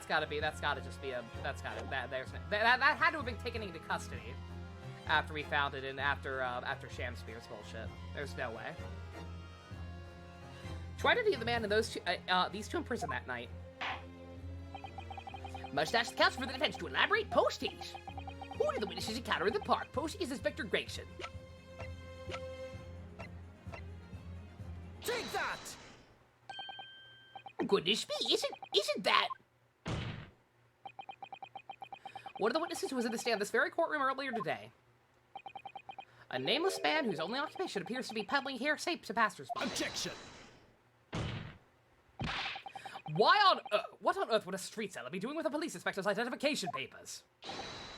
Witnesses, is this the man or not? What has happened to his lip? Aha. See, this man is not the red-headed league, yeah? He's looking for the twisted lip league, no? Perhaps rather than making such rash claim next time, you should bite your lip instead. It seems improbable, yes, but one undeniable fact remains. During his testimony earlier, I noted something around the man's neck. A red ring of bruising. Huh? What? The defense demands Mr. Gossip be brought back to the stand. Order! Bailiff, bring the aforementioned witness back to the courtroom. Immediately!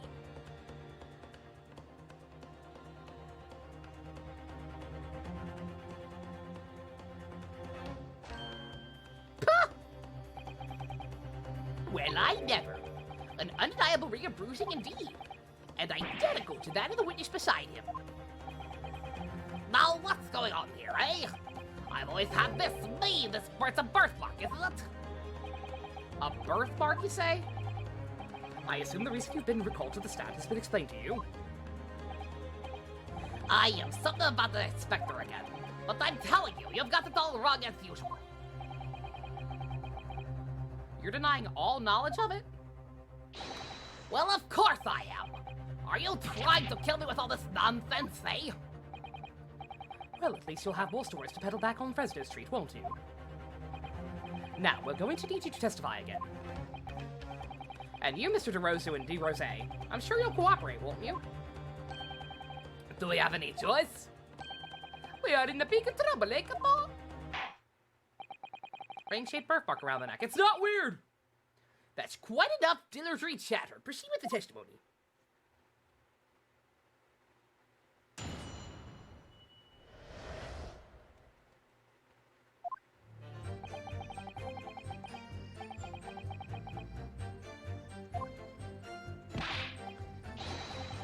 The man who claimed to be an inspector was not this man. That's right. See, you think we'll look at those grand lips, eh? I never leave Fresno Street, all right? I've no interest in any red-headed league. I'm all alone in the world, me. I've got no kinfolk or nothing. Why would I be involved in something like that?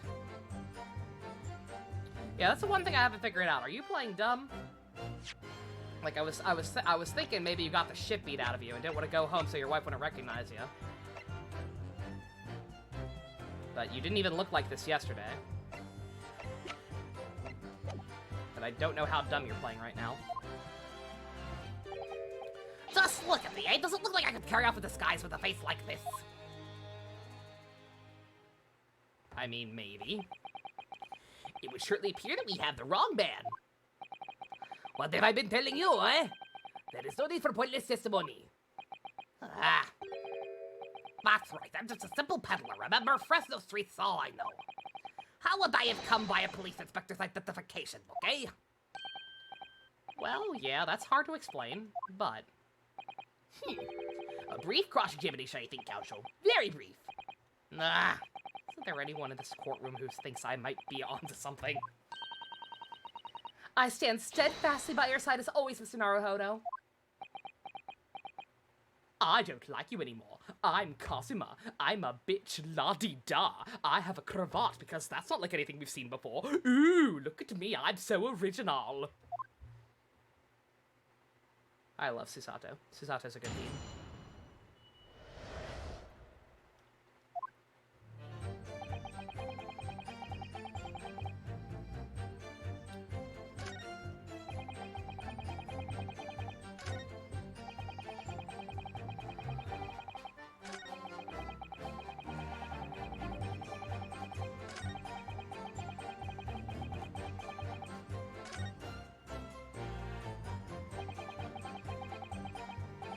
That's the extent of our testimony, is it? I was gonna say, I hate it. All our boyfriends are... Von Zeeks is alright right now. Von Zeeks hasn't been bad. He's on trial for murder, but he hasn't been bad. But yeah, otherwise, I don't know. Heterosexuality may be the only option. Phoenix has gotta eventually be descended from us somehow. What's your feeling, Mr. Naruhodo? Well, Mr. Gossip said is undeniable. It would be all but impossible to hide those lips with any form of disguise. Perhaps yes, but nevertheless, the mark around his neck is equally undeniable. It's identical to the one Mr. DeRosie suffered. Yeah, that's true. What is the little disguise idea? Keep playing on my mind. You thought Mpreg was possible? I mean, life finds a way.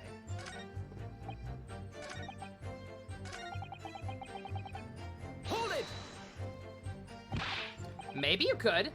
Say, with a mustache or a beard to cover that lip. Aye, perhaps. But if I was going to stick some fake facial hair to cover up this fine specimen, I'd end up looking like his lordship over there, wouldn't I? Pardon? I assure you, my lips are entirely unremarkable. I would ask you not catch such scrutinizing looks in my direction, Counsel. Ah, sorry. Actually, she got the better of me. Well, Inspector Ixon did wear a mustache, of course. You're right, he did. So, perhaps he was hiding something himself. He could barely have hidden a crumb in a mustache that size. And anyways, it didn't be spoken, had no facial hair at all. See, the Kappa is alright. It was a clean shaven. Surely she's beyond the realm of possibility that the British couldn't disguise himself as a victim. Aye, it doesn't exist.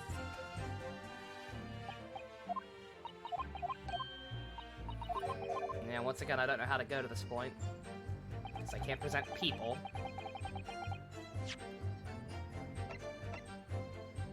Oh, wait, I forgot we had this. Oh, is it that direct? Do I have to press, or can I be direct?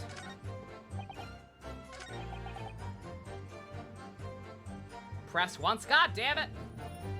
You've no family? Hold it! Prove it. You mean you have no family? Nope, none at all. So I spend my days on Fresno Street peddling tidbits to passersby. Hoping, just between us that is, that eventually someone else with lips like mine will come along. I don't think that's gonna happen. You may be right. Anyway, that mark on your neck is just too much of a coincidence for us to ignore. Well, what's a fella to do then? If you don't believe me, we're at an impasse. And there's nothing I can do but flick me lip. Yeah, could you stop doing that? It's really unnerving. Not gonna get anywhere unless I can produce some proof. You're basically saying I got dressed up and posed as some fancy inspector, aren't you? Well, it's beyond me how you could think that. Shit. Why is he obsessed with his lip? Because they're fake.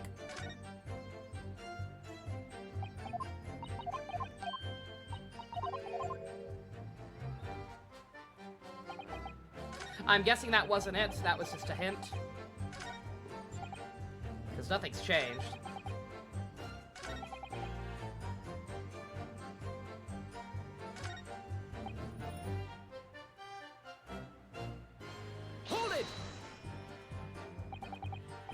Well, yes, I don't imagine I'll forget those lips in a hurry either. That is what I was saying. For some reason, it makes me want to eat. How did Fabienne call it? An eclair. You know, I've never seen the hair as black as yours either before. Likewise, I'd never seen red hair like yours until I came to Britain. See, maybe it's a national trait, eh? Maybe all the people from this man's country have a grand lips. No, lad, I was born right here in Fresno Street. I've never left. Oppa, that's the problem, see? So you definitely didn't go to the park on Lime Street that day, Mr. Gossip. How many times do you want to make me say it?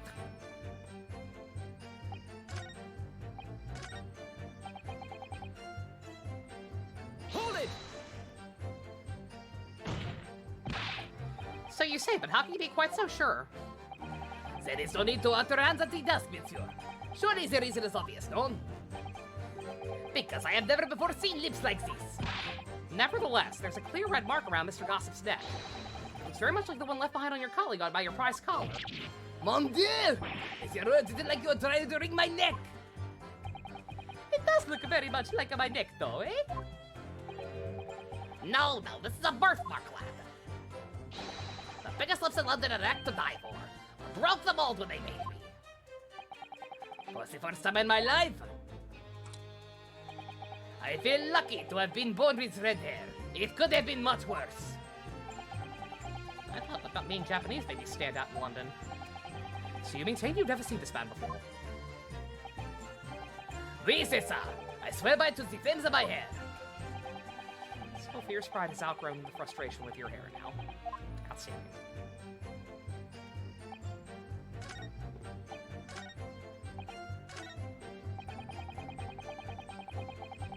Hold it! So, you'd heard of the Red-Headed League, hadn't ya? You don't get a name like Gotham for nothing, eh? It's my business to know what's going on in town. I sold a tasty tippet to a fair few redheads that came past me. Just between us, I even got sandwich talking to Gotham for it. Well, he does have a very red nose, if that counts. Who knows? But as you can see, my own hair's not gonna hint of it. In any case, Fresno Street's my patch. You won't catch me sliding off to some other part of town. No, sir. so? Not likely. Good job. Excuse me. Of course it was the last one. Mr. de Roseau. No! Oui, c'est can I help you? Did Mr. Gossip's words just now lead you to remember something relevant, perhaps? It was the other day when I was looking for a place in the park, a small house or something. To the headquarters of your Red-Headed League, yes. I visited an housing agent on Lime Street, and there I saw him. This man was paying money to the agent. What? Mr. Gossip with a housing agent? Oui, he had some kind of contract in his hand, and they were clearly discussing terms. But no, you're mistaken, chum.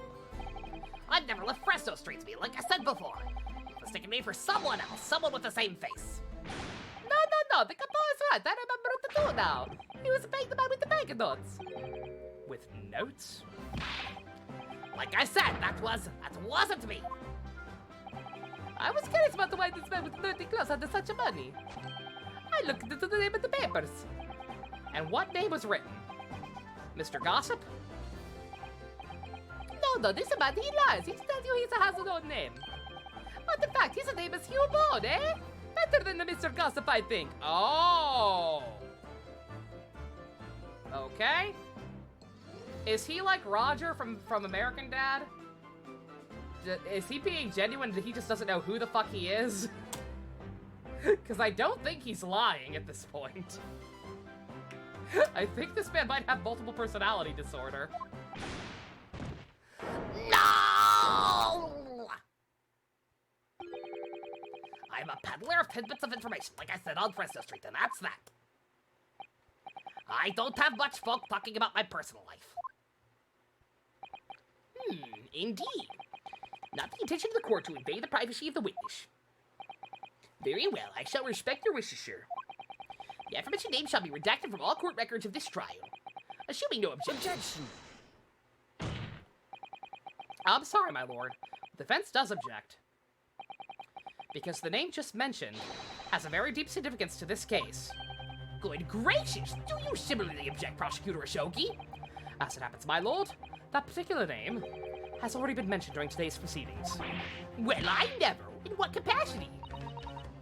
Hugh Bone. The name of the leaseholder of the room. Let me put this very simply. The victim's body was discovered in your rented room. I suggest, sir, that you stop talking. Well, all right. I suppose that might be the case. I can't believe DeRosie just doxed a guy. Never mind, I don't like him anymore. So your real name is Hugh Bone. Boone. Huge Bone. Well, just between us, I don't like to blow me own trumpet, but there's no fighter peddler of tidbits in town. So what? I happen to be afforded a grubby little room in a falling down backstreet townhouse. You do? And once every 6 months, I go and pay the rent to the agent on Lime Street. I remember it now. There were 2 vulgar redheads there last time. Hey, if anyone is a vulgar, it's not to me. Sick again, Pepino. Why didn't you bring this up before? It's like I told you already. I don't like talking about my personal life. I'm a Tinder peddler as far as anyone else is concerned. Hugh Bone, Howie Booney, Hong Buong, Huge Bone, Huey Lewis and the News. All good. They're all good. You will update your testimony into this most upsetting revelation, Mr. Boone. If I must. So the leaseholder in Scotland Yard has been looking for since the body was discovered. Has been here under our nose all along.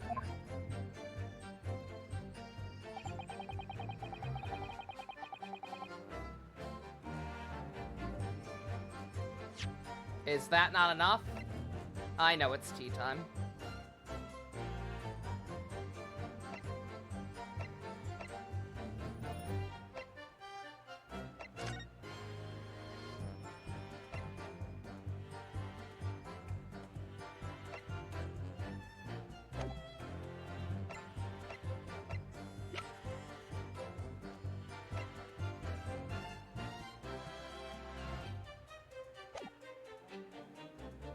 Need directions, possibly.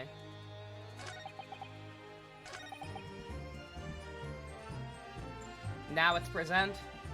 Is this another tricky one? Because you would think it would be this.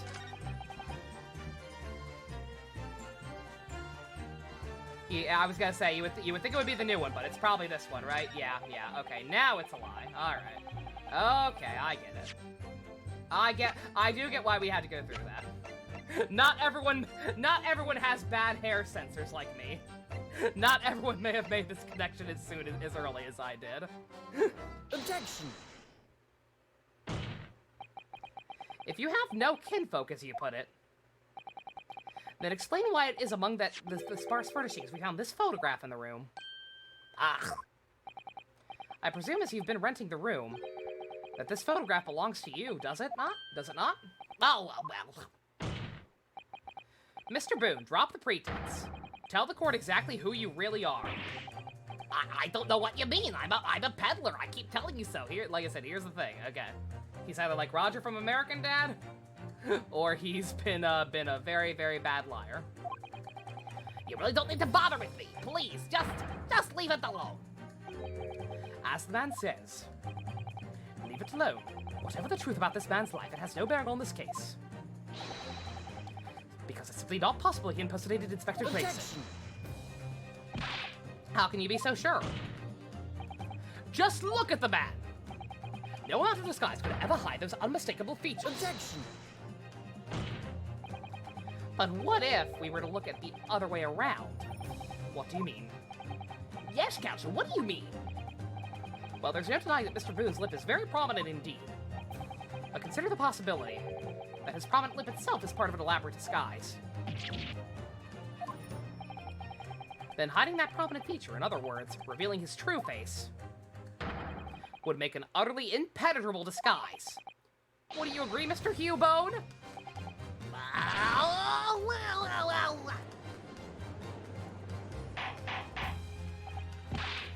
Good witness, are you still hiding the truth from this goddamn court? If that's a disguise, then underneath it, his true identity must be... Yes, that's right. There's really only one person it could be. Old Man Smithers! My lord, the defense believes that he revealed Mr. Boone's true identity to the court. No, please, no! Very well then, Counsel. What is the true identity of this peddler who goes by the name Gossip on the street? Take that! Your real name is actually Mr. Vigil, isn't it? Mr. Daily Vigil. Ah! I don't recall that name, Counsel. Who is this Mr. Vigil? It's a name I encountered yesterday, my lord. It has to do with a certain client of Mr. Urlot Scholes. A young gentlewoman came to the detective asking him to locate her missing husband. The one in this photograph, in fact, this is Mrs. Vigil. What? From what I understand, you haven't returned home since the night before the inspector was found dead. Because you were being held captive by evil redheads. There. But of course, on that night, you were being held captive by 2 redheaded league men. And last night, you were put by the prosecution service in preparation for testifying in this trial. Because we've been led to believe that you, Miss Venus, and Mr. Sandwich were all homeless. Being important witnesses in this case, we needed to know where we could find you, of course. And that explains why you've not been unable to return home, but also unable to contact your wife. Who's been beside herself with worry, by the way. Now, just you hold on a minute. I don't have the first idea. What I'm talking about, really. It's all simple enough matter to confirm my suspicions. All we have to do is pull off that disguise. Now let's find out who you really are. Now, please. Bailiff, bring soap, a sponge, and a washbowl at once. Mr. DeRosa and Mr. DeRosi, you will restrain the witness. What the fuck, bruh? Just because they kept him captive before, it's not their job. Bruh. See, my lord, see, my lord. See? Wow! Let me go! No! No! Stop! No! Get off my... No! I'm pretty sure that's legal.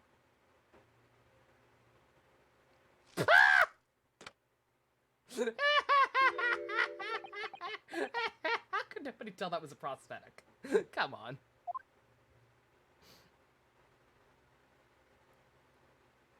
It's Rex. Whoa! Well! We're now seeing your true features, I presume. Now a gentle voice. Oh dear. I was gonna say, if he just fixed that hair, he wouldn't be bad looking. Lift your head, sir, so the court can see your face.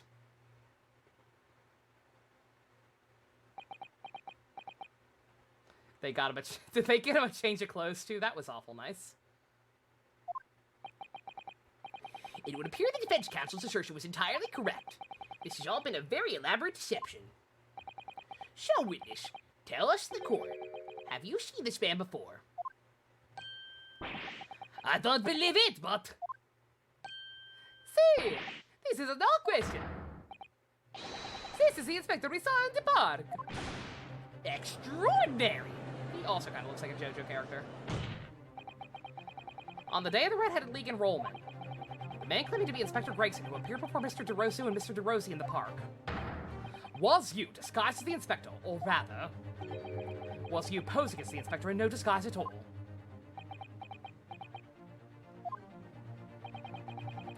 Mr. Vigil was formerly employed as the chief warder at Barclay Prison. The chief warder? Then your career had promise. Why would you quite possibly become the future...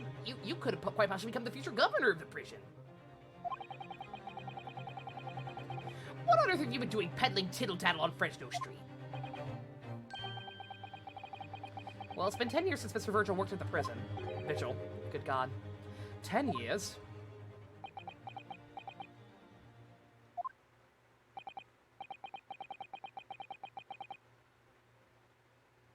Gentle voice. Oh god, I don't know how to do that. I also need to pee again, but there's no music now. God damn it.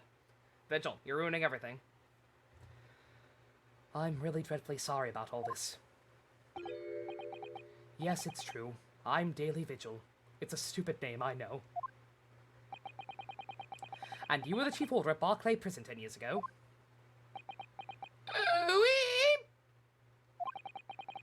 Where did Mr. Hugh Bone come from?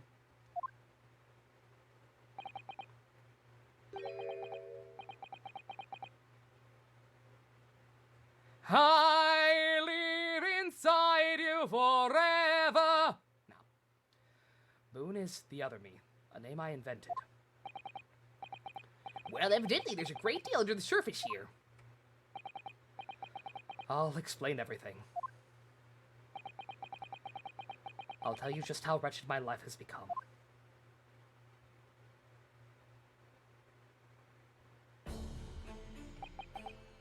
Okay, alright, thank you. Thank you, Vigil, Daily, whatever. Alright, one second. Very sorry again, but I've been drinking a shit ton of tea. I have to pee again. I'll be right back.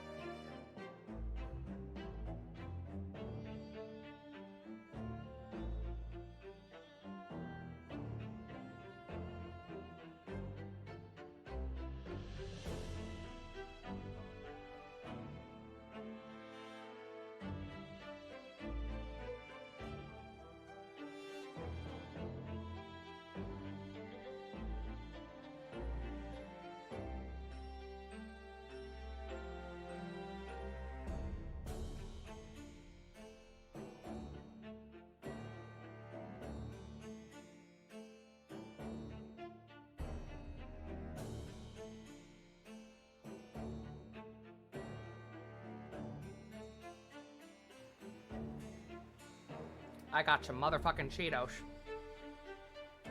Also, Streamlabs immediately froze when I sat back down again, so I don't actually know if y'all can hear me or not. God, it's awful. It's constant now. Ugh. Oh, we can? Yay! Excited for Guy After Me too, bestie. Yeah, we might be up till 4 in the morning if we plan to get to episode 13 tonight, like I kind of wanted to. But whatever. I ain't got nothing better to do. Get someone making an image of Vigil in a storm, oh god. Cheetos. Yum. As you say, it was 10 years ago now that my employment as Barclay's chief warder came to an end.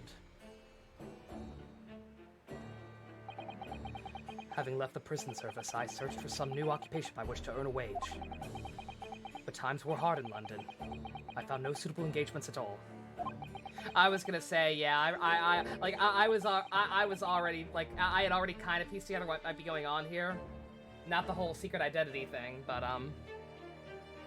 like, just, the fact that I kind of figured this was gonna be Ron Delight 2.0, where I'm sure that whatever he's been doing in the meantime, he never even mentioned the fact that he lost his job to his wife for 10 years.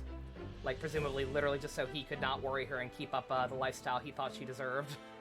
I'm preemptively sad for this guy. In desperation, one day I tried my hand at selling wares on Fresno Street. But your wife appears to know nothing of this. She still maintains you're the chief warder at Barclay Prison.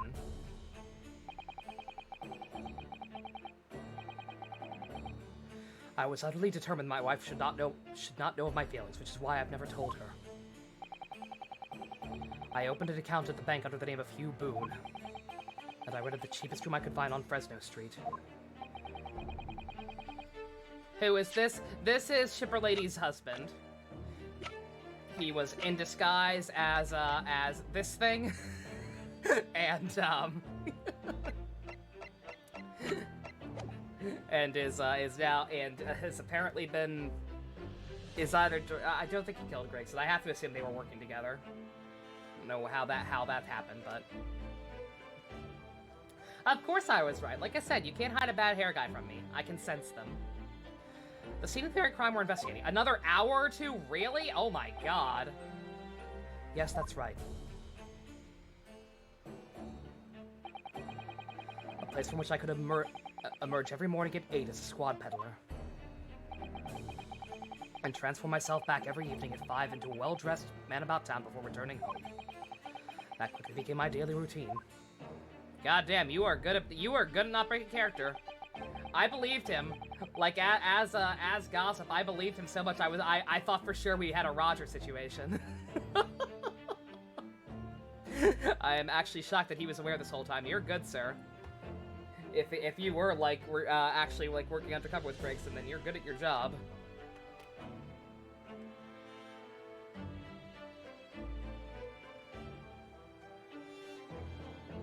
I too was puzzled by the lack of furniture in the room. After the trial? We're not going after the trial. This is a 2-day trial, right? That explains it. Why on earth didn't you just tell us in the first place? Yeah, we're not going any further past the actual trial. Yeah, no worries there. I have a wife, sir, and 2 sons. Aww! Oh, she didn't mention she had kids. God damn. Fuck. Poor guy, Jesus Christ. Without wishing to sound self-conceited, they regard me with some pride. I couldn't bring myself to disappoint them. So instead you decided to conceal your occupation from them. Oh. Yeah, she didn't even mention that they had kids, goddamn. Yes. I was gonna say, wait. Virgil? 2 sons? The cycle repeats! On the bright side, at least Nero has some siblings. I've made such a terrible mess of everything. Still, one thing doesn't add up. No matter how many tidbits of information you could sell to passing gentlemen, even at 6 pence apiece, you couldn't hope to match the salary you have commanded as chief warder at the prison. Very true. To have kept your family in comfort despite 10 years of somewhat misbegotten employment. I was gonna say, you had to have had more equitable income than that. Were you, like, actually working regularly with Gregson or whatever? And he was slipping you more money than you would earn with the peddling? I just realized he even has fucking Virgil's color scheme. Do you see this bullshit? He's got the Capcom colors. He's got the blue and yellow. Oh my fucking god! Oh my god! He is the storm that is approaching. It just dawned on me. Oh my god! I like this guy. I was gonna say, yeah, did Gregson use Iris's money for this guy? It was all thanks to Inspector Gregson. What? Inspector Gregson? What on earth? He's even had sex. Total Virgil. At least twice. Or at least once. We don't know if they're twins or not. That was conjecture. It was some years after I'd invented Boone and begun my other life as a street seller. He, the inspector that is, recognized me one day. You mean to say the victim was an acquaintance of yours? Well, yeah, because they both would have been in the know on the Reaper bullshit then.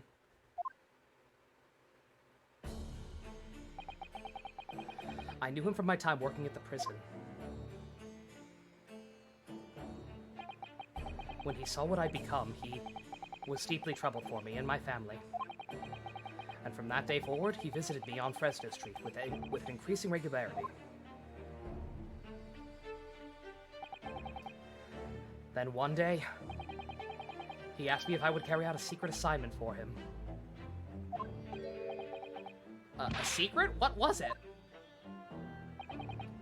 I was to walk like an Egyptian? or to impersonate the inspector. What? Impersonate him? Okay. We always met in that little room so the inspector could brief me. I was gonna say, I'm not sure what he's doing with his hands right now. That's a little weird, but whatever. Visit Orsi's tomorrow and take a statement from the proprietist. He is a JoJo character. I did point out that he kind of looks like a JoJo character. That's all. It's just in his blood. He's an offshoot of the family, like Saseki. It was always something along those lines. Surveillance work, interviewing people. On those occasions, he would lend me his identification so people would believe who I was. My instructions were to make an impression. To let people know that I was Inspector Gregson. Or to let people know that Inspector Gregson had been at work. Has he not actually been doing anything? Is all the shit he's actually famous for in the novels because of you? And you solving cases, bruh? What the fuck has he been doing then? Uh-oh.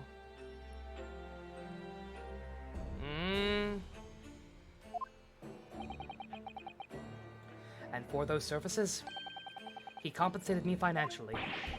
A Scotland Yard inspector willingly relinquished his identification into your care with intent to deceive?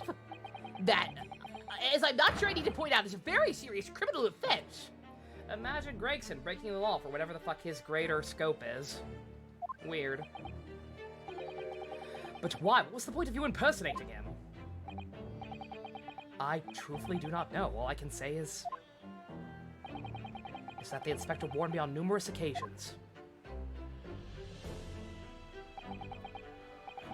Now remember, Vigil, I need your solemn word.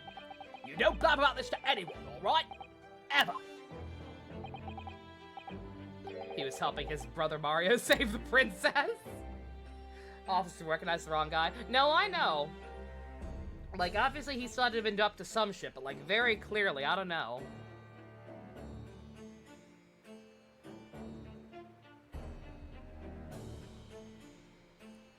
Like, it almost feels like he was using him just to make it seem like he was still working when he would have been up to other stuff.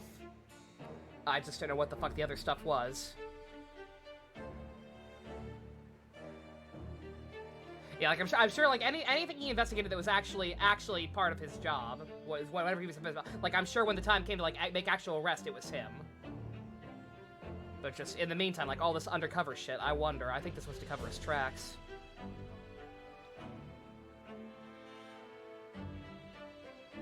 Just trying to figure out what the hell else he would do. I thought for sure he was just trying to figure out the Reaper bullshit.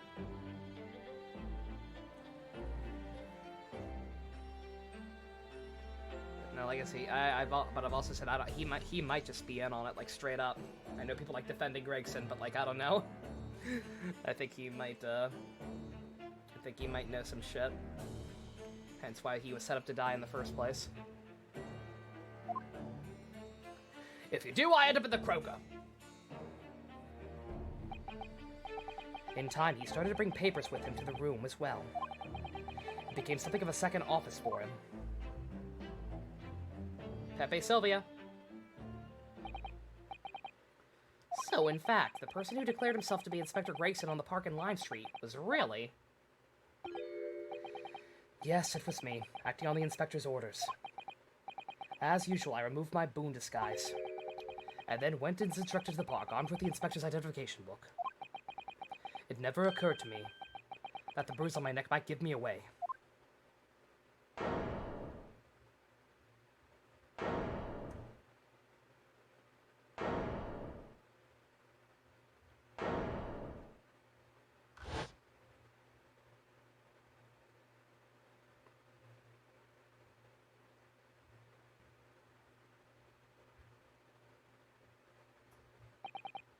The hell was he doing? So he always fake. I mean, like, they didn't give an exact time frame. They said he said he did just the peddling stuff for a while, and then after a while, Gregson approached him with this deal. I don't know how long he's been doing this.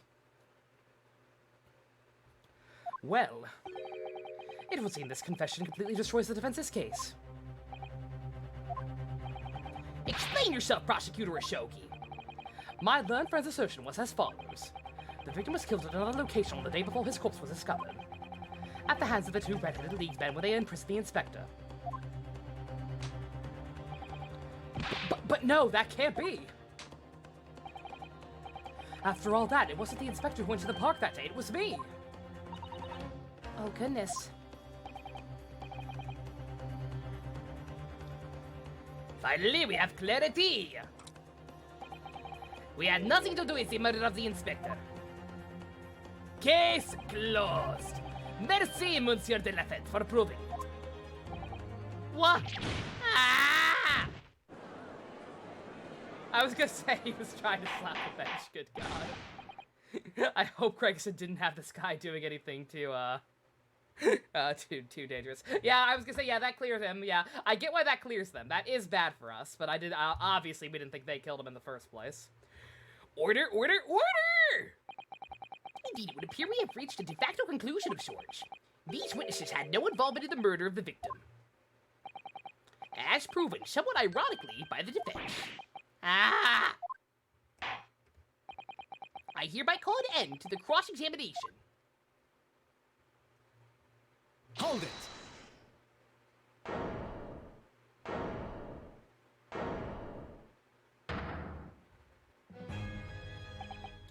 Pardon me, my lord, but with your permission, I would like to pose one further question to the witnesses. Kazuma? What question, Counsel? I was gonna say, are we dismissing all of them or just the brothers? Like, I think we have a few more, a couple of more questions for Virgil. Obviously, the redhead's bullshit's unrelated. Like, I think that just happened to be the case that Gregson had sent him on as part of this ongoing whatever the fuck. What question, Counsel? It concerns the events of 10 years ago. I believe you would have been present at the very significant execution that was carried out at the time. 10 years ago? Execution of the professor. Genshin Asogi, I do want to hear about this. What exactly did you do? Was it literally just you deciding to let him go and then everyone else had to scramble to cover it? That's what I want to know. Yeah, I don't know if he was part of the whatever the hell happened there to put Genshin in the ground so fast or whatever. Or like was it some personal fuck up or sympathy on his part that let him despair him, and then everyone else had to go scrambling afterwards? Like, I don't know. I want to know exactly what your involvement was. Me too. Oh. Answer me, Matt! One moment, Counsel. Is this related to the current case? Maybe. Naturally. It is the prosecution's belief that this case and the events of 10 years ago are inextricably linked. Does the defense concur, Counsel? Kazuma, you're not yourself. You're being an Ayuta. I don't like it. Poor Kazuma-sama. No wonder he's acting this way. Mr. Vicious memories of what happened 10 years ago. Would tell the tale of Genshin Asogi's last moments, his own father. I know, I do understand that. But even so... Proskazu Secutor Asogi. Do you genuinely believe that this question requires an answer in order to learn the truth behind Inspector Gregson's death? I need you to trust me, please. I trust you on the condition that you never utter the words, let it go and move on. If you do, we're fucking done. I am dropping that shit like a bad habit. I got 2 other boyfriends lined up. Sure, one's a vampire and I can't go on romantic walks with him in the daylight. And sure, one's a himbo who I'm not convinced won't murder me in a drug-induced hallucination one day. But damn it, they're all I've got! The defense has no objection. I see. In that case, we'll answer the question, witness. The truth is, I remember very little of that time. You've forgotten? I'm sorry to say, yes. As I said, I resigned from my role at the prison 10 years ago. But for some peculiar reason, my memory of the events leading up to that moment is extremely hazy. Uh-oh. Did they fucking drug you or something? Would shit like that even exist back then?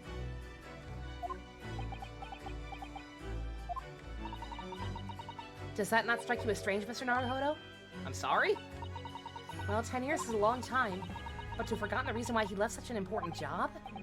Yes, you're right. Not only that, Mr. Vigil's claim contradicts what we already know. The human spirit is a fragile thing. It's broken all too easily.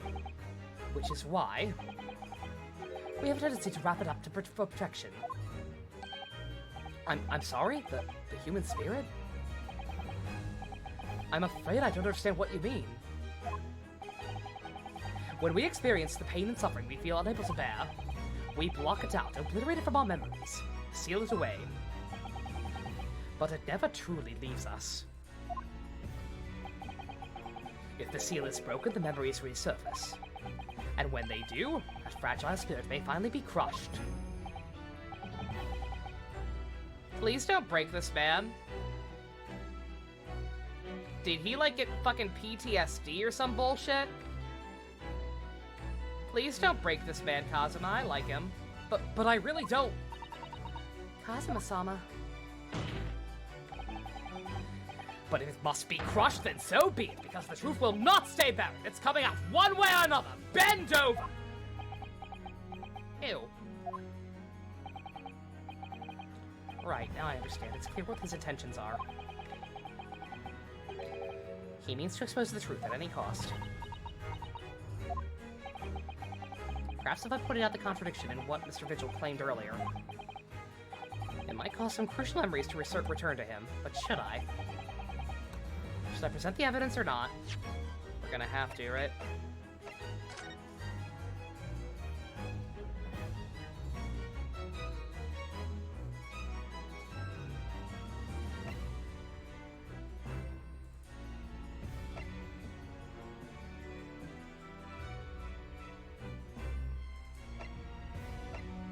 So he's saying he left his job, and he was relieved, apparently, right?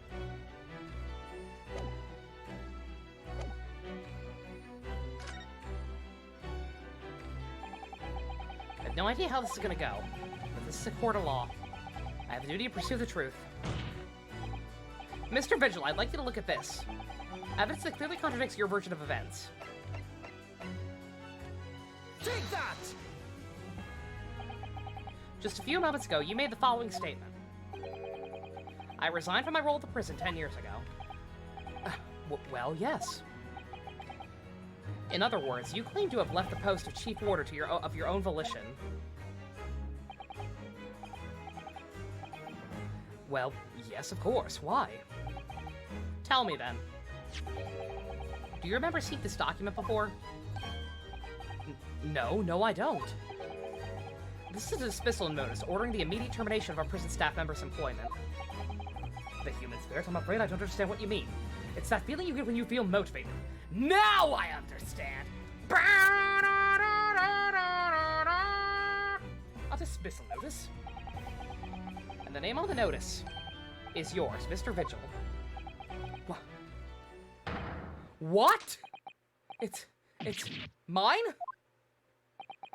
So you didn't resign from the prison service at all. For some reason, you were dismissed as chief warder from Barclay. No, there's been some mistake. I'm sure. I'm sure I tendered my resignation. The dismissal, it's nonsense. Is it? If you were forcibly dismissed, there must have been a good reason. Clearly you did something. Mr. Vigil, it's time to break the seal and have you remember.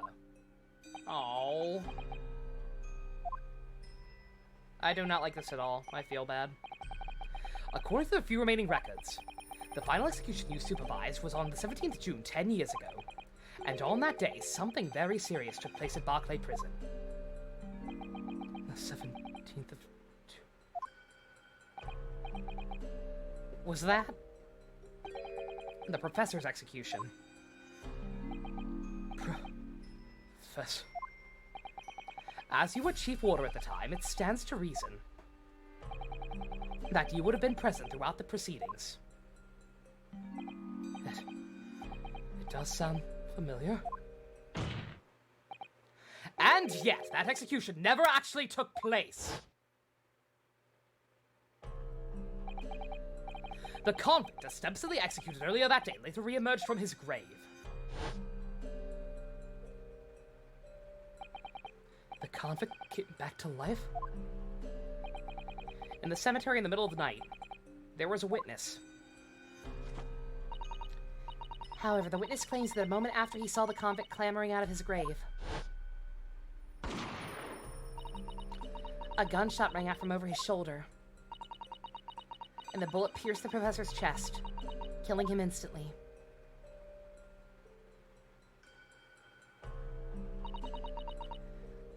Those may have been the professor's actual last moments. Yes. Yes. Wait, no, I'm not back. No. I'm Virgil, not Megatron. That's ridiculous. Seeing as you were in charge of overseeing executions at the time, you must know the truth about what really happened. It's in your head, somewhere deep down. Oh, yes, indeed. Oh, yes. It's been a while. It's been a while. I forget about him sometimes. Thank you, JC.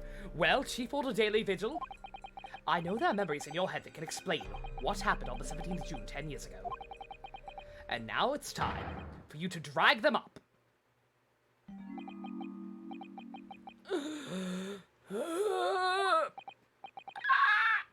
Mr. Vigil? And now he's Pterosaur. Turn into Rat Trap next, it'll be funny. Yes, the whole prison. It was complete chaos. The prisoner escaped. He was killed in the cemetery. The shocking news ripped through Barclay like a hurricane. What? What? Order, order, order! Do you mean to say, Mr. Vigil, your memories have returned? My head, it's like some floodgates have been opened. The images, the screams. I can still hear the screams, Papa! Oh my goodness. The papers. There were reports, articles about men who'd seen a ghost. Yes, Enoch Drebber. But surely those reports were exaggerated. There were traces at the scene. Traces of what? In Lowgate Cemetery at plot number 139. Blood. Lots of blood. That's where the man was buried, of course. Obviously, something terrible had happened there. The depths of conspiracy depravity from which this tale is emerging are quite staggering. I've reviewed the police records from that time extensively, and thorough investigation conducted by Scotland Yard to ascertain how the convict managed to escape in the first place. And the conclusion reached by the investigating team was that a member of the prison staff must have been involved. Are you suggesting that a prison warder abandoned the man's bid for freedom? Yes, and I was suspected of doing it. Of using that mass murderer's execution as a way to help him escape. You did what? But did you actually do it is what I want to know. I remember now. The horror of it's all coming back to me. One evening, a few days after the execution, some detectives came to the prison. I was called to the governor's office at the top of the watchtower.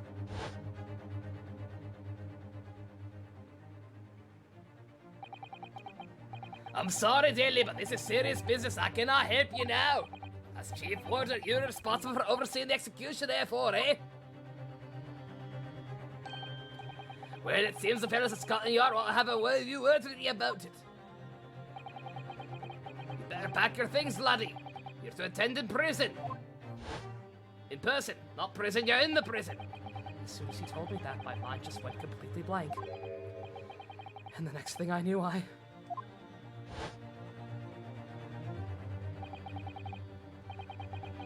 The professor, the most hated killer in our country's history.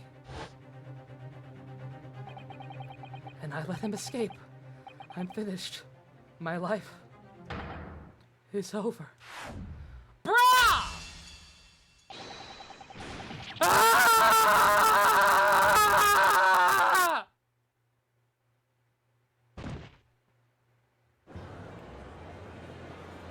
Good job, Kazuma. You remembered a man. Remember his failed suicide attempt. Good job. Great. Grand. Wonderful. Order! Order! Bailiff, fetch a doctor at once! Fuck. Court is adjourned for today with immediate effect. Jesus Christ, get your shit together, guys. So, with Mr. Vigil's collapse, proceedings came to an abrupt end for the day.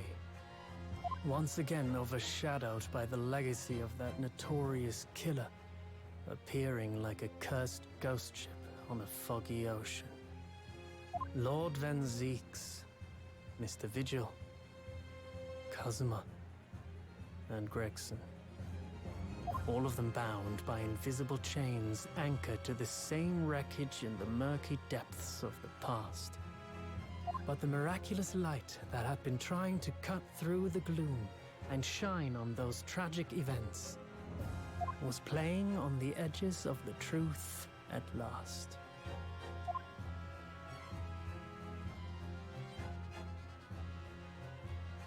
Do do do do do do do do do do do yeah. Oh, I don't feel so good. I feel dirty. Oh, no bueno. Yeah, what Bagel said, that is about the worst I've felt showing evidence of someone since Adrian. Like, good fucking god. No, it was a flashback pump. It was no, we had nothing. At least I have Gaim to cheer me up, right? At least we're getting to the happy parts of Gaim. Oh god. Oh yeah, no, we're not. Yeah, no. We're absolutely calling it for now. But goddamn, that was the end of the case. No, I still think we have a day 2. We need to give this man. We just need to give this man time. Olive Green, God, I did feel bad pressing Olive too, but like that was, that was consistent. I felt bad the second we fucking met her. Yeah, there's a day 2. No, like this ain't done. This ain't This absolutely is not done. But we obviously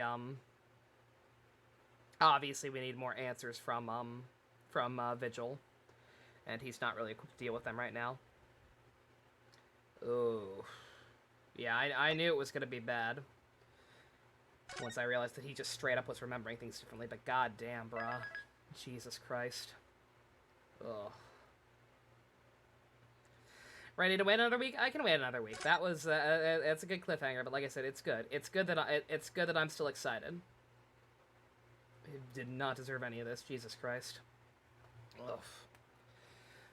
Feels like a double parter for now. It almost feels like it, right? Because like I said, I can't think of anything like there's no way we're gonna meet some other new character who fucking killed Gregson.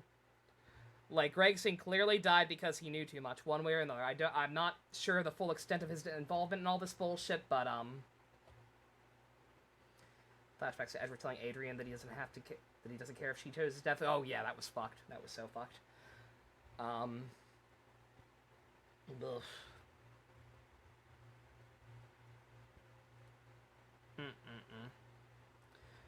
No, like, there's just...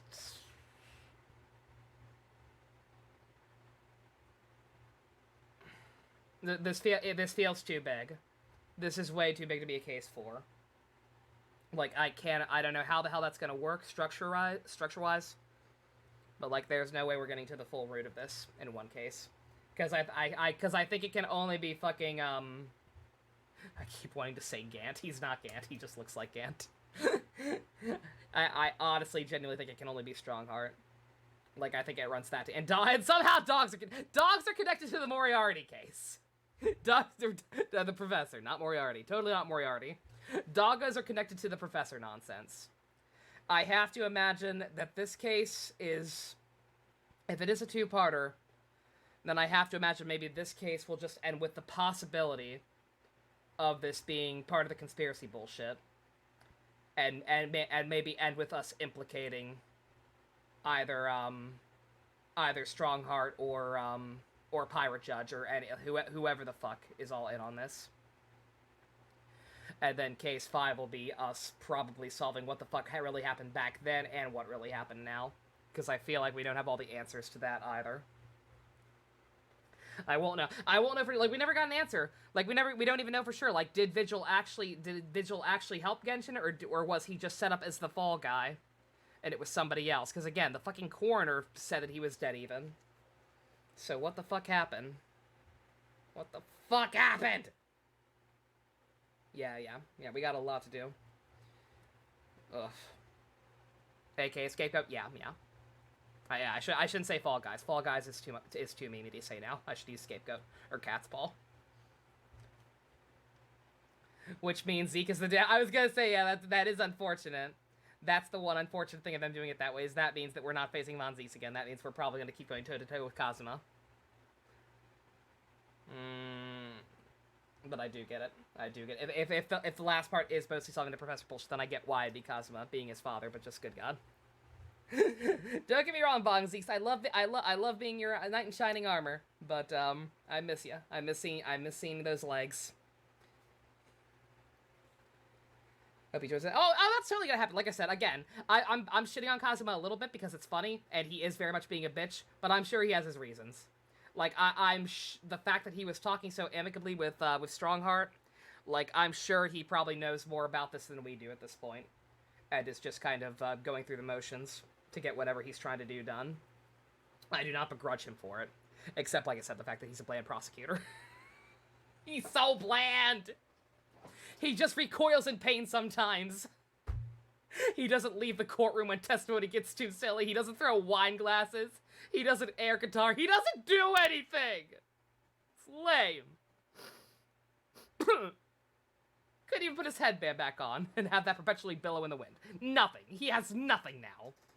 He's just boring. He's boring everyone. Quit boring everyone. He's got cool music. He has that, but all the music in this game's good. All the music is in this game good. I'm not gonna. That can't save him. It's not enough. I need more. Hopefully we'll get more next week. All right. Ugh. That was good though. Interested how this goes. I'm glad I at least got trial day 1 down. I was getting worried when people were giving me time estimates, but that's because there's apparently a lot of investigation bullshit after this. All right. He didn't even use his swords. He has 2 swords now, and he doesn't even use them. Brah. Try harder, Kazuma. Try harder. All right. After ending on that cheery note, I'm gonna snack on my Cheetos and watch some more Kamen Rider Gaim in the Discord. That'll cheer me up, right?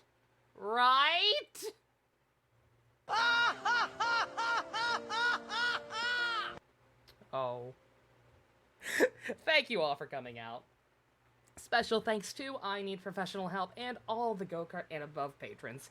If you want to help support Kazuma needing to work on his flexibility, he's got to at least give up some leg. He has to. He's got to do something. I demand leg. Check out links in the description. Love you guys. Nighty-night.